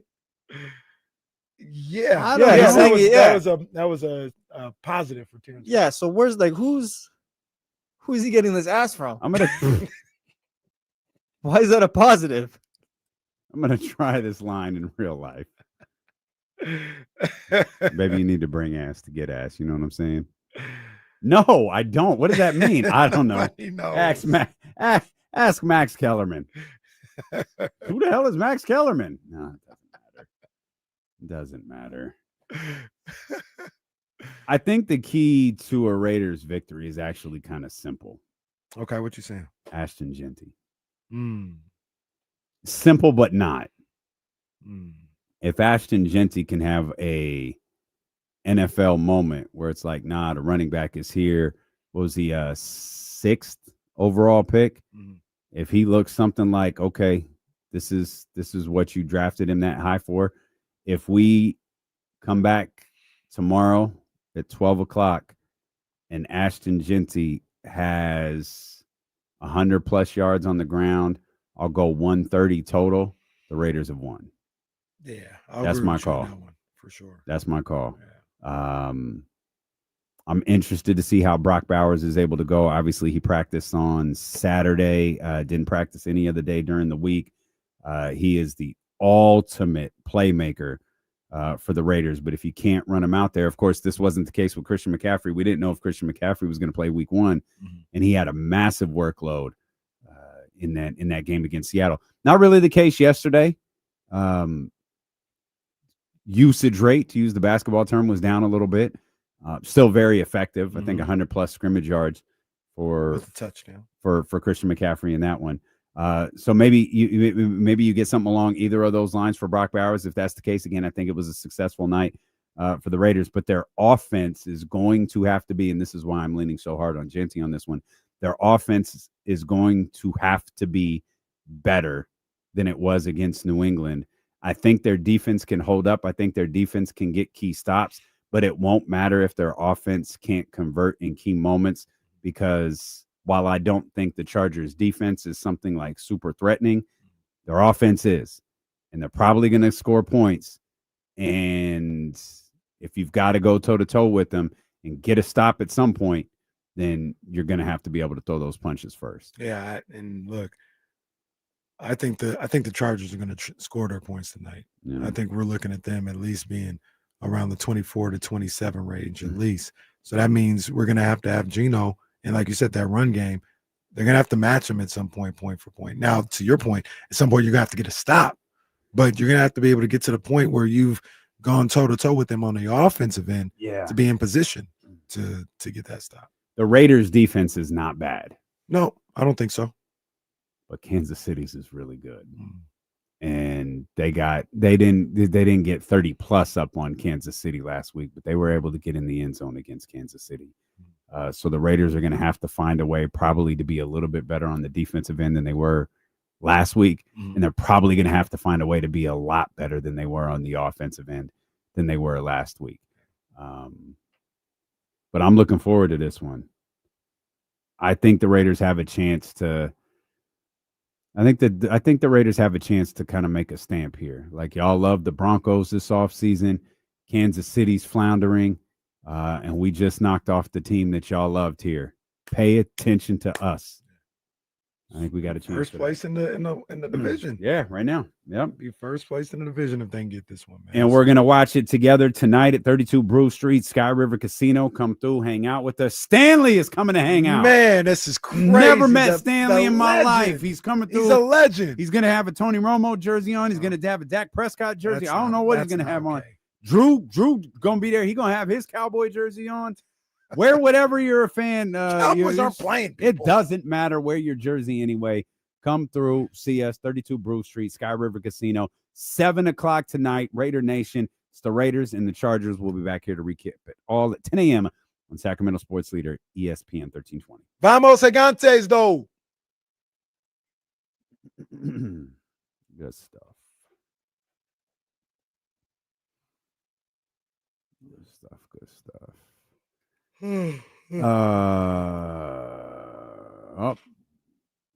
Was that Steven? Who was that? Was that Steven or was that Securin? No, Securin says Bucks Chargers. All right. I'll go Bucks Raiders. I really want the Raiders to get this one. All right, man. Hope to see you guys tonight. And if not, we look forward to seeing you tomorrow.